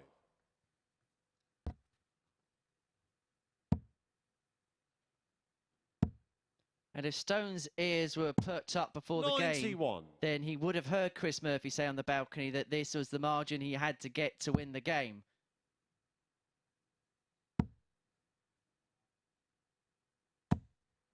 $100. And so now, as Matt rightly mentions, everything else is insignificant. He has to win the 135. lot. Basically knock out darts to a certain extent.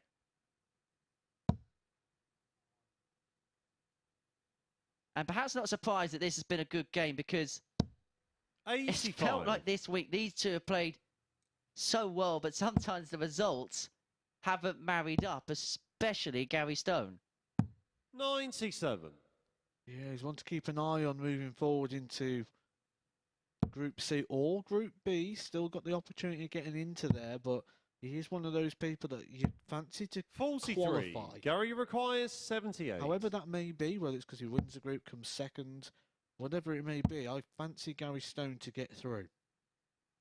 We expect to see him on Saturday. Game shot on the especially if he fourth can play leg. anything like Gary the level he's been Stone. doing so far. 100 average still on the board at the moment for Gary Stone as he levels up Fifth the leg, game with it's Josh Josh to Payne. throw He's going to need first. to find Game on. a breaker throw, and he's going to need to do it here because he cannot afford to lose any more legs. 140. And just to paint the picture as to the quality we're seeing in this game, only one leg has been won in more than 15 darts. That was the opener 100. in 18. Since then, we saw a 14 for Gary Stone. That was followed up by a requisite one for Josh Payne, and that previous one for Stone, one within the par for the course 15. 100.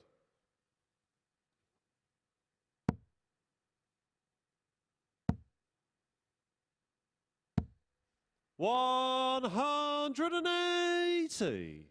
As he joins his 180 tally of Monday. That is 9 180s for the day for Gary Stone.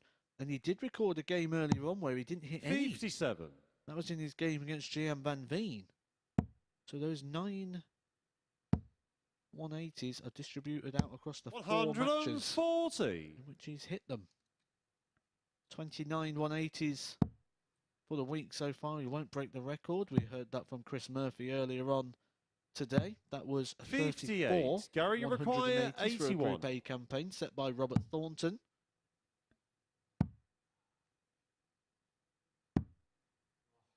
Ooh, 79. That has just left that a Joshua little bit require trickier than it should have been. 146. Gary Stone has gone out in 12 darts this week. He's one of the players that have recorded one of them. He had an opportunity to go out in 11 there.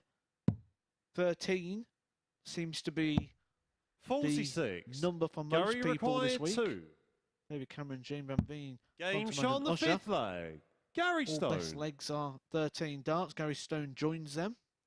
But it is Gary Stone and Josh Payne who have managed to go under that 6th 13 leg. It's dart Gary to throw boundary first. and hit a Game 12. on. He would love one of them right now because that would book him his place in Group B because he's done the hard bit 96. now. He's got the breaker throw. Well, this is it. This is the leg. It's now or never as far as Gary Stone's chances of Group B are concerned. Wins it. He's 100. there. Loses it. Then his chances are over. It will be a morning shift 140. on Thursday and Friday for the Scot.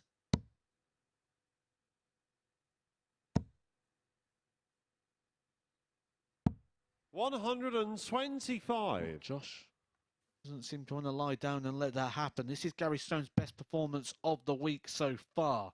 98.07 was his highest average so far 47. until this game, where he has been over the 100 mark throughout. Said Josh Payne just seems to run into the timed performance of his opponent. It 60. could be about to happen again here.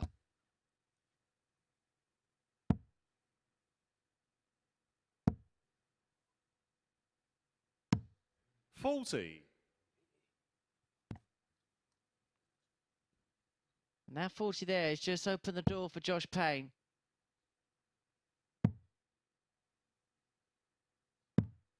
$80. As he just closed it back up again. I don't think he knew. He couldn't believe that final dart. 94. Joshua require 136. So 136 to send Gary Stone into Group C. And so, if Gary can take out this 84, 96. everything will be set in Gary stone. require 84. It would be he who will make Group B the bullseye. So 37. Payne returns for tops. Joshua Which if he require gets- 40. We'll see David Cameron join him in Group B tomorrow night.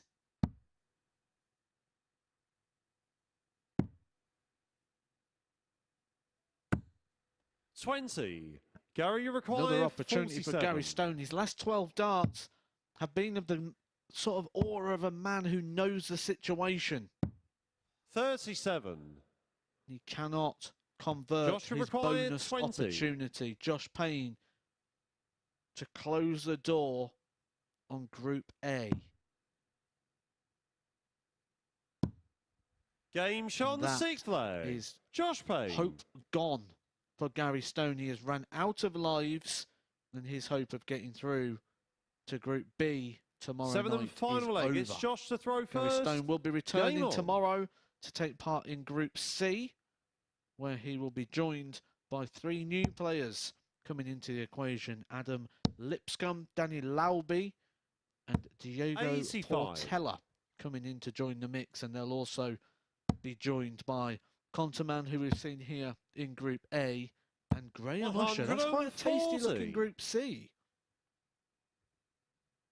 I think the fence might be used to try and predict that one.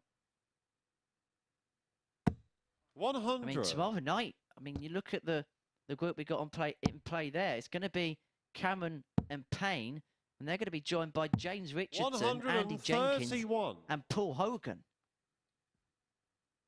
I hope it's a reinforced fence, because I wouldn't mind sitting on that with you myself. 140.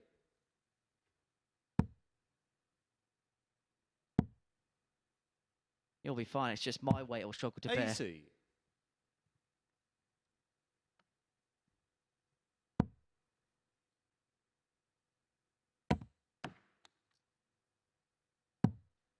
$22. Gary, you require 150.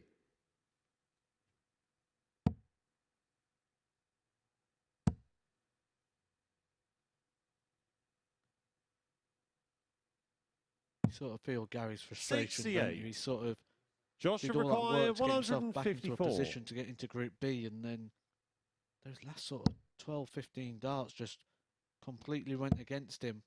These last 3 could go against him here. Josh Payne 134. comes low for the 154. Gary, you require 82. Can Gary Stone at least get the consolation victory on the board? So 15 for the ball to seal the win, but he's missed the big number. And Gary Stone shakes his head in sheer disbelief. 32. And so Josh Payne required returns to double 20. 10 to end his Group A campaign with a win.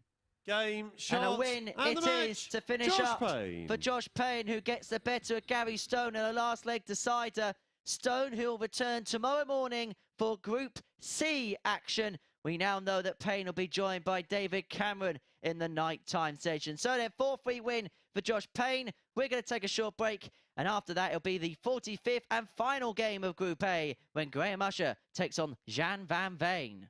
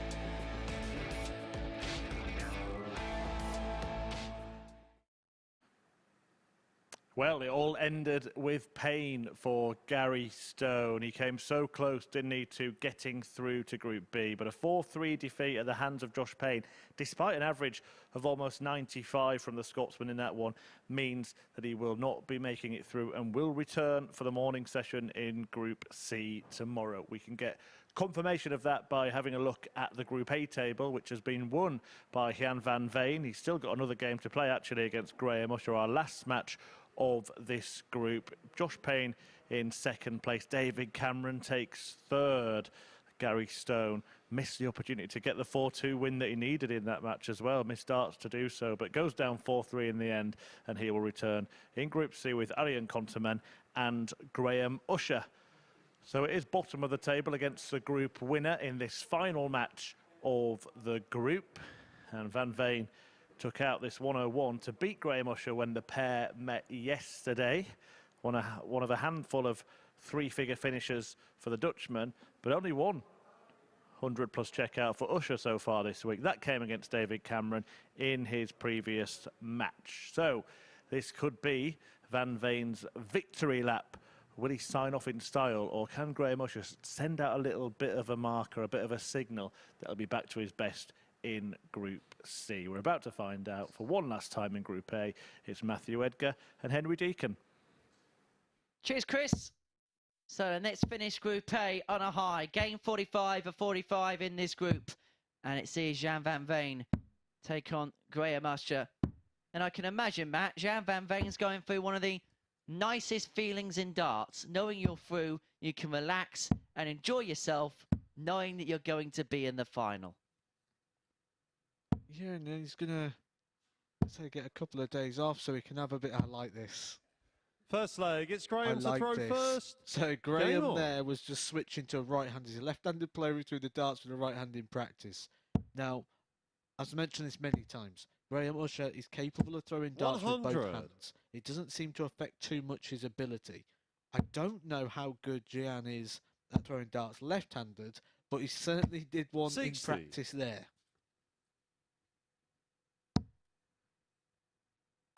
Now, for me, looking ahead, 121. I think Group C could potentially become down to 3 key players. And one of them is Graham Usher. Graham Usher, you're watching now, 59. bottom of the table. Which, if this is the first time you've tuned in and you're going, why on earth is that guy promoting the guy 140. who's bottom of the table, who's got 6 points so far? Why is he saying you could go on and win this group? 100. Graham, you require 140. He has got a range of ability that has set records in this 100. format. He's down to a double after 12.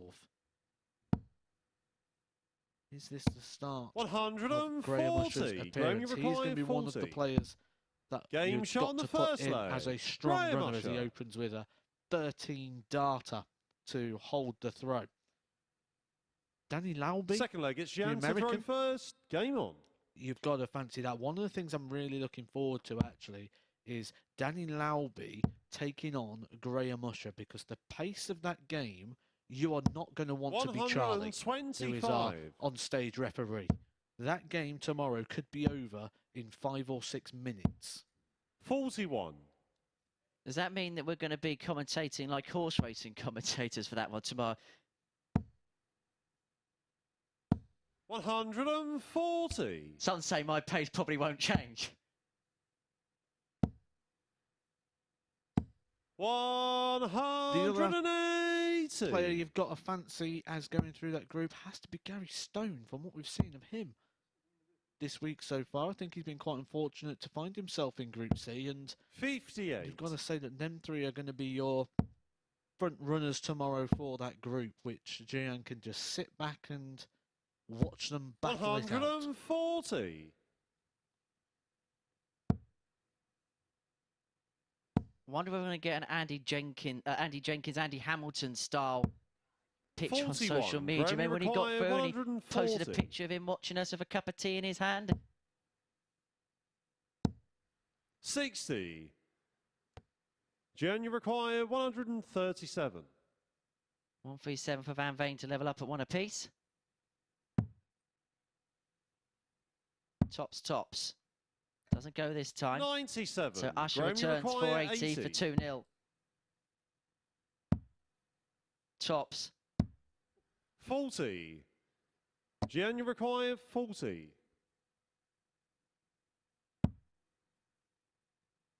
Tens. Game shot on the Goes to second Van leg. Veen, 1 Gian apiece. van Veen. Now, how he does spend these next couple of days could be important. We've seen people win Group A. Third leg, I it's Graham myself to throw included in this first. category. Won Group A, went back to the hotel, spent 2 days in bed playing Football Manager. 100. Came back and got absolutely tonked on finals night.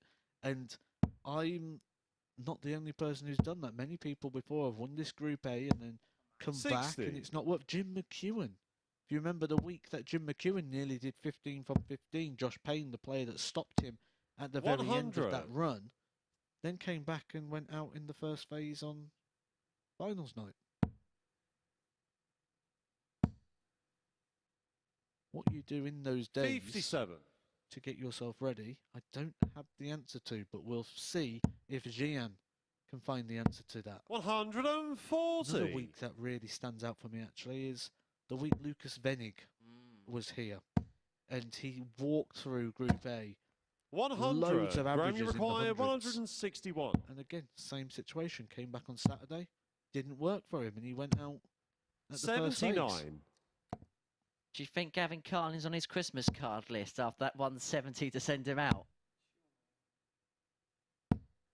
43. Graham, you require 82 for Usher for 2-1. Bull for double 16, averaging 103.5. 66. And you just sense maybe with the pressure off that he could pull out a performance like this from the fire. And that's exactly what he's doing. But he's going to be under pressure now as Van Veen finds Graham, his first match of the 16. match. Game shot on the third leg. Graham Usher. Christmas card list. I'm looking forward to my Christmas card this year off of Henry Deacon. I understand that apparently rumours going around that you put Fourth leg, it's Gian £20 to notes throw in them all this first. year Game because on. it's a much better year for you. So you've just slipping a few 20s in the old Christmas cards for people. 60. They're counterfeits, but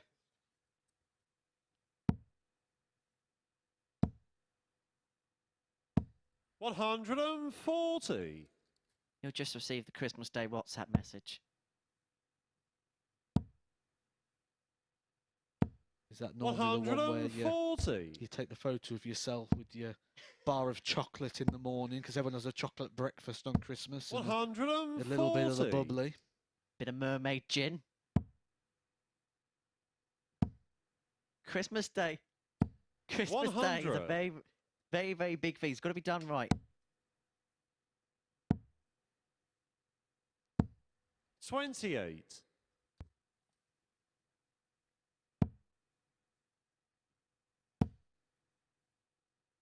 Very loving family affair at 60. Christmas.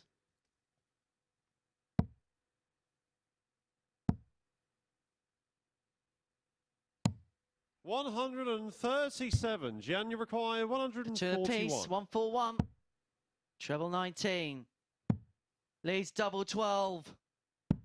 117. And that would have been absolutely Graham, you spectacular. require 56. And they've been the minuscule chances that he's been left because of the Game shot on brilliance the of this fourth man, leg. Graham Usher. Graham Usher. 101.5 average. We've only seen one average so far this week above the ton. Will Graham Usher give us Fifth our leg, it's Graham to second throw in the first. final game of Game Group on. A? He leads 3-1, has the darts to secure victory. 59. Matthew Edgar makes his way up to the balcony to chat to Chris Murphy from the conclusion of today's action, which has seen that man on your screen now progress his way through to finals night on Saturday evening. The other order of business was to see who was going to 44. comprise the spots in Group B and Group C. Josh Payne and David Cameron will be in the Thursday and Friday night session, joined alongside 100. the likes of Andy Jenkins, James Richardson and Paul Hogan. Then Group C will see 60. the debutant Adam Lipscomb in action alongside Diogo Portela and Danny Lauby. They'll be 57. joined by Arjan Konterman, Gary Stone, and that man on your screen, Graham Usher. 70.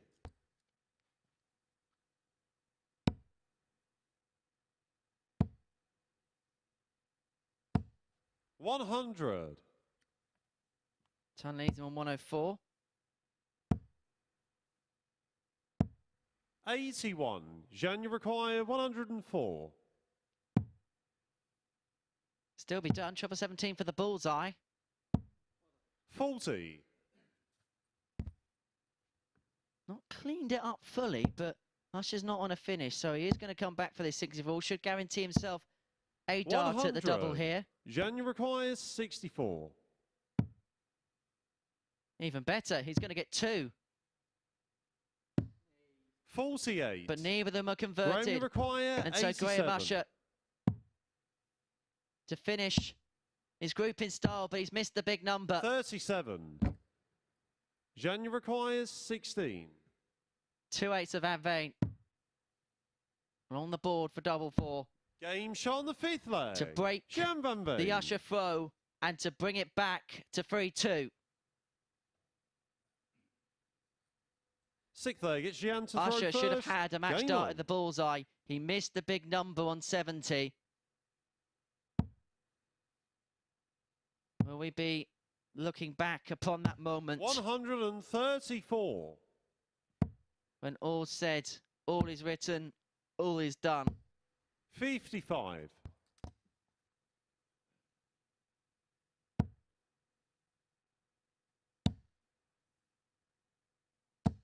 100.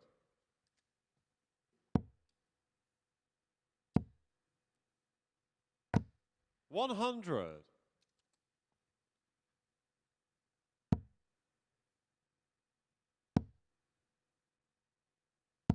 100.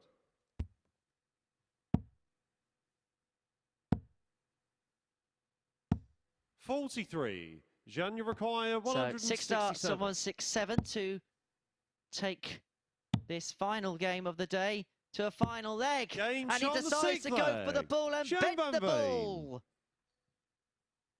A fantastic 167 for Gian van Veen. And we go all the way Final leg. It's to Graham the to throw deciding first. leg Game on. in our final game of Group A.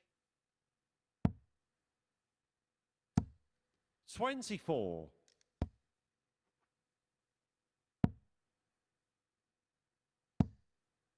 And Gian van Veen today has hit the 57. 2 biggest outshots on the board. He got a big fish in the first leg of his previous match against Josh Payne. That was what 140. sealed his qualification through to Saturday night. He's now got a 167 to take us to a decider here. But with the 58. darts, it is fully advantage Usher. 99.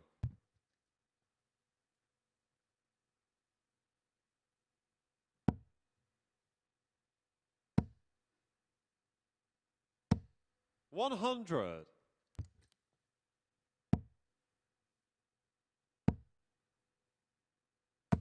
100. And you do wonder that going back to 0 points will be a nice little refresh, reset for Graham Usher. And he's showing 96. signs Graham, you require more towards his brilliant best 138. in this match. He's not going to finish it in style for 138, but he is going to return because Van Veen 45. is on 190.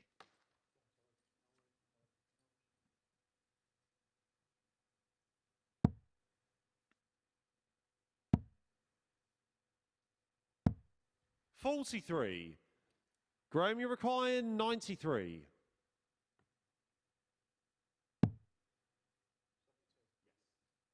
72 remaining.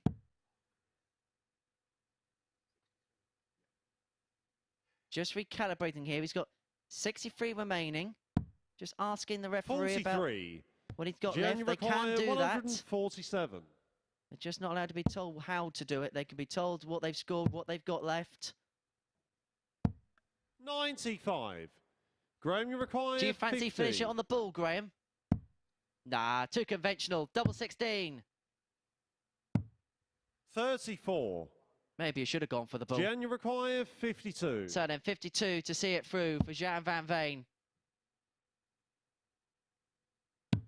Game, And in shots, Group A, and the he match, has been Gian van the man. Veen. Van Veen is the victor.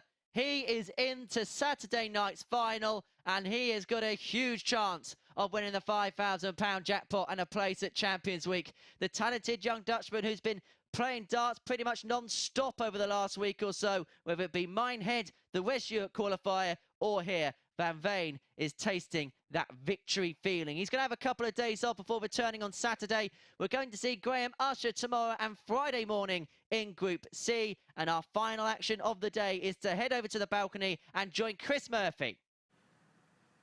Yeah, thanks, Henry. Joined by Matthew Edgar as well. Graham Usher, 3-1 up there, had the opportunity. I think you thought he was going to get over the line because you left poor old Henry down there to do the last few legs by himself. He went 3-1 up. He was averaging over 100. I put the mic down. I said, this is over. And I headed up here, and I've got up here, and he's lost the game 4-3, averaging 85. What's gone on? What's gone on in the table as well, because at the start of the week, nobody would have seen Graham Usher not only bottom of it, but 6 points adrift of the rest of the field. Even me, who's been predicting everything, would not have predicted Graham Usher to be bottom on 6 points after just a full 15 fixtures. But he's not going to be there again moving forward. When we look forward into Group C on Thursday and Friday morning, that could be completely the other way around. We could see Graham Usher finishing top. Yeah, 6 points adrift of Conteman, 8 points adrift of Stone, but they all reset and start again in that group. But it's David Cameron who just managed to hold on to Group B, again, believe it or not, having led overnight, and Josh Payne goes through with him. Gian van Veen, though, the clear group winner, 2 clean sweeps out of 3 days. Yeah, and when you look at the group, we said everyone's going to beat each other, and we sort of saw that really when we look at the story of David Cameron and what he's done on one day compared to another. Gian van Veen getting the 2 clean sweeps, that's why he's been at the top. He had that ropey day on the Tuesday. It's weird because it still doesn't feel fully right with Gian van Veen. It still feels there's something that I just can't quite put my finger on at the moment that just makes him look a bit vulnerable. Yeah, maybe the 2 days rest, as we said, will do him good, as he said, will do him good after all the travelling and playing he's been doing. But we'll just get confirmation now of the state of play for the rest of the week. So he is through to finals night as the Group A winner. Group B gets underway 10 p.m. tomorrow. Andy Jenkins, James Richardson and Paul Hogan joining David Cameron and Josh Payne. And then Group C starts tomorrow 9:30 a.m. Debutant in Adam Lipscomb, Danny Lauby and Diogo Portela, who viewers will know plenty about, joining Conteman, Stone and Usher. 2 really strong-looking groups. Oh, definitely. And this is the same sort of situation where we said about Group A, that if you're not on it, you are going to get punished like Graham Usher has in this one. David Cameron's got a bit to prove now after today. He's lost all 5 games and looked a little bit vulnerable. In that lineup, in that field, he could be exposed if he carries on in that same vein of form. He's going to have to go back to what he was doing Monday and Tuesday because he was nailing that and getting that pretty bang on. I think Group C, when we're looking at that, we've got 3 potential strong candidates for those places, but there are only 2 places available in that. So someone's going to miss out in Group C who you'd normally expect to see go through to Saturday night's final. Yeah, I know you're saying Gary Stone is going to be one of the players who goes through. You could give us a prediction for who might join him? I think Graham Usher and Danny Lauby are the 2 most likely players to look at to take those positions. I think we see a completely different Graham Usher and Danny Lauby. I mean, that is a mouth-watering tie. That's one I can't wait for. Graham Usher, Danny Lauby. Yeah, it won't last long, will it? I like a fast game. I like a nice pacey game, and those 2 players just really rattle on and get on with it. So that's one I'm really looking forward to tomorrow morning. Yeah, well, it's really rattled on today as well, but it is the Dutchman who topped the table. We will return tomorrow for 2 sessions of darts, of course, both Thursday and Friday. Group B getting underway at 10 p.m. and 9:30 a.m. for Group C, live on Sporty Stuff TV and, of course, the MODUS Super Series YouTube channel. But in Group A, it was Van Veen who was victorious.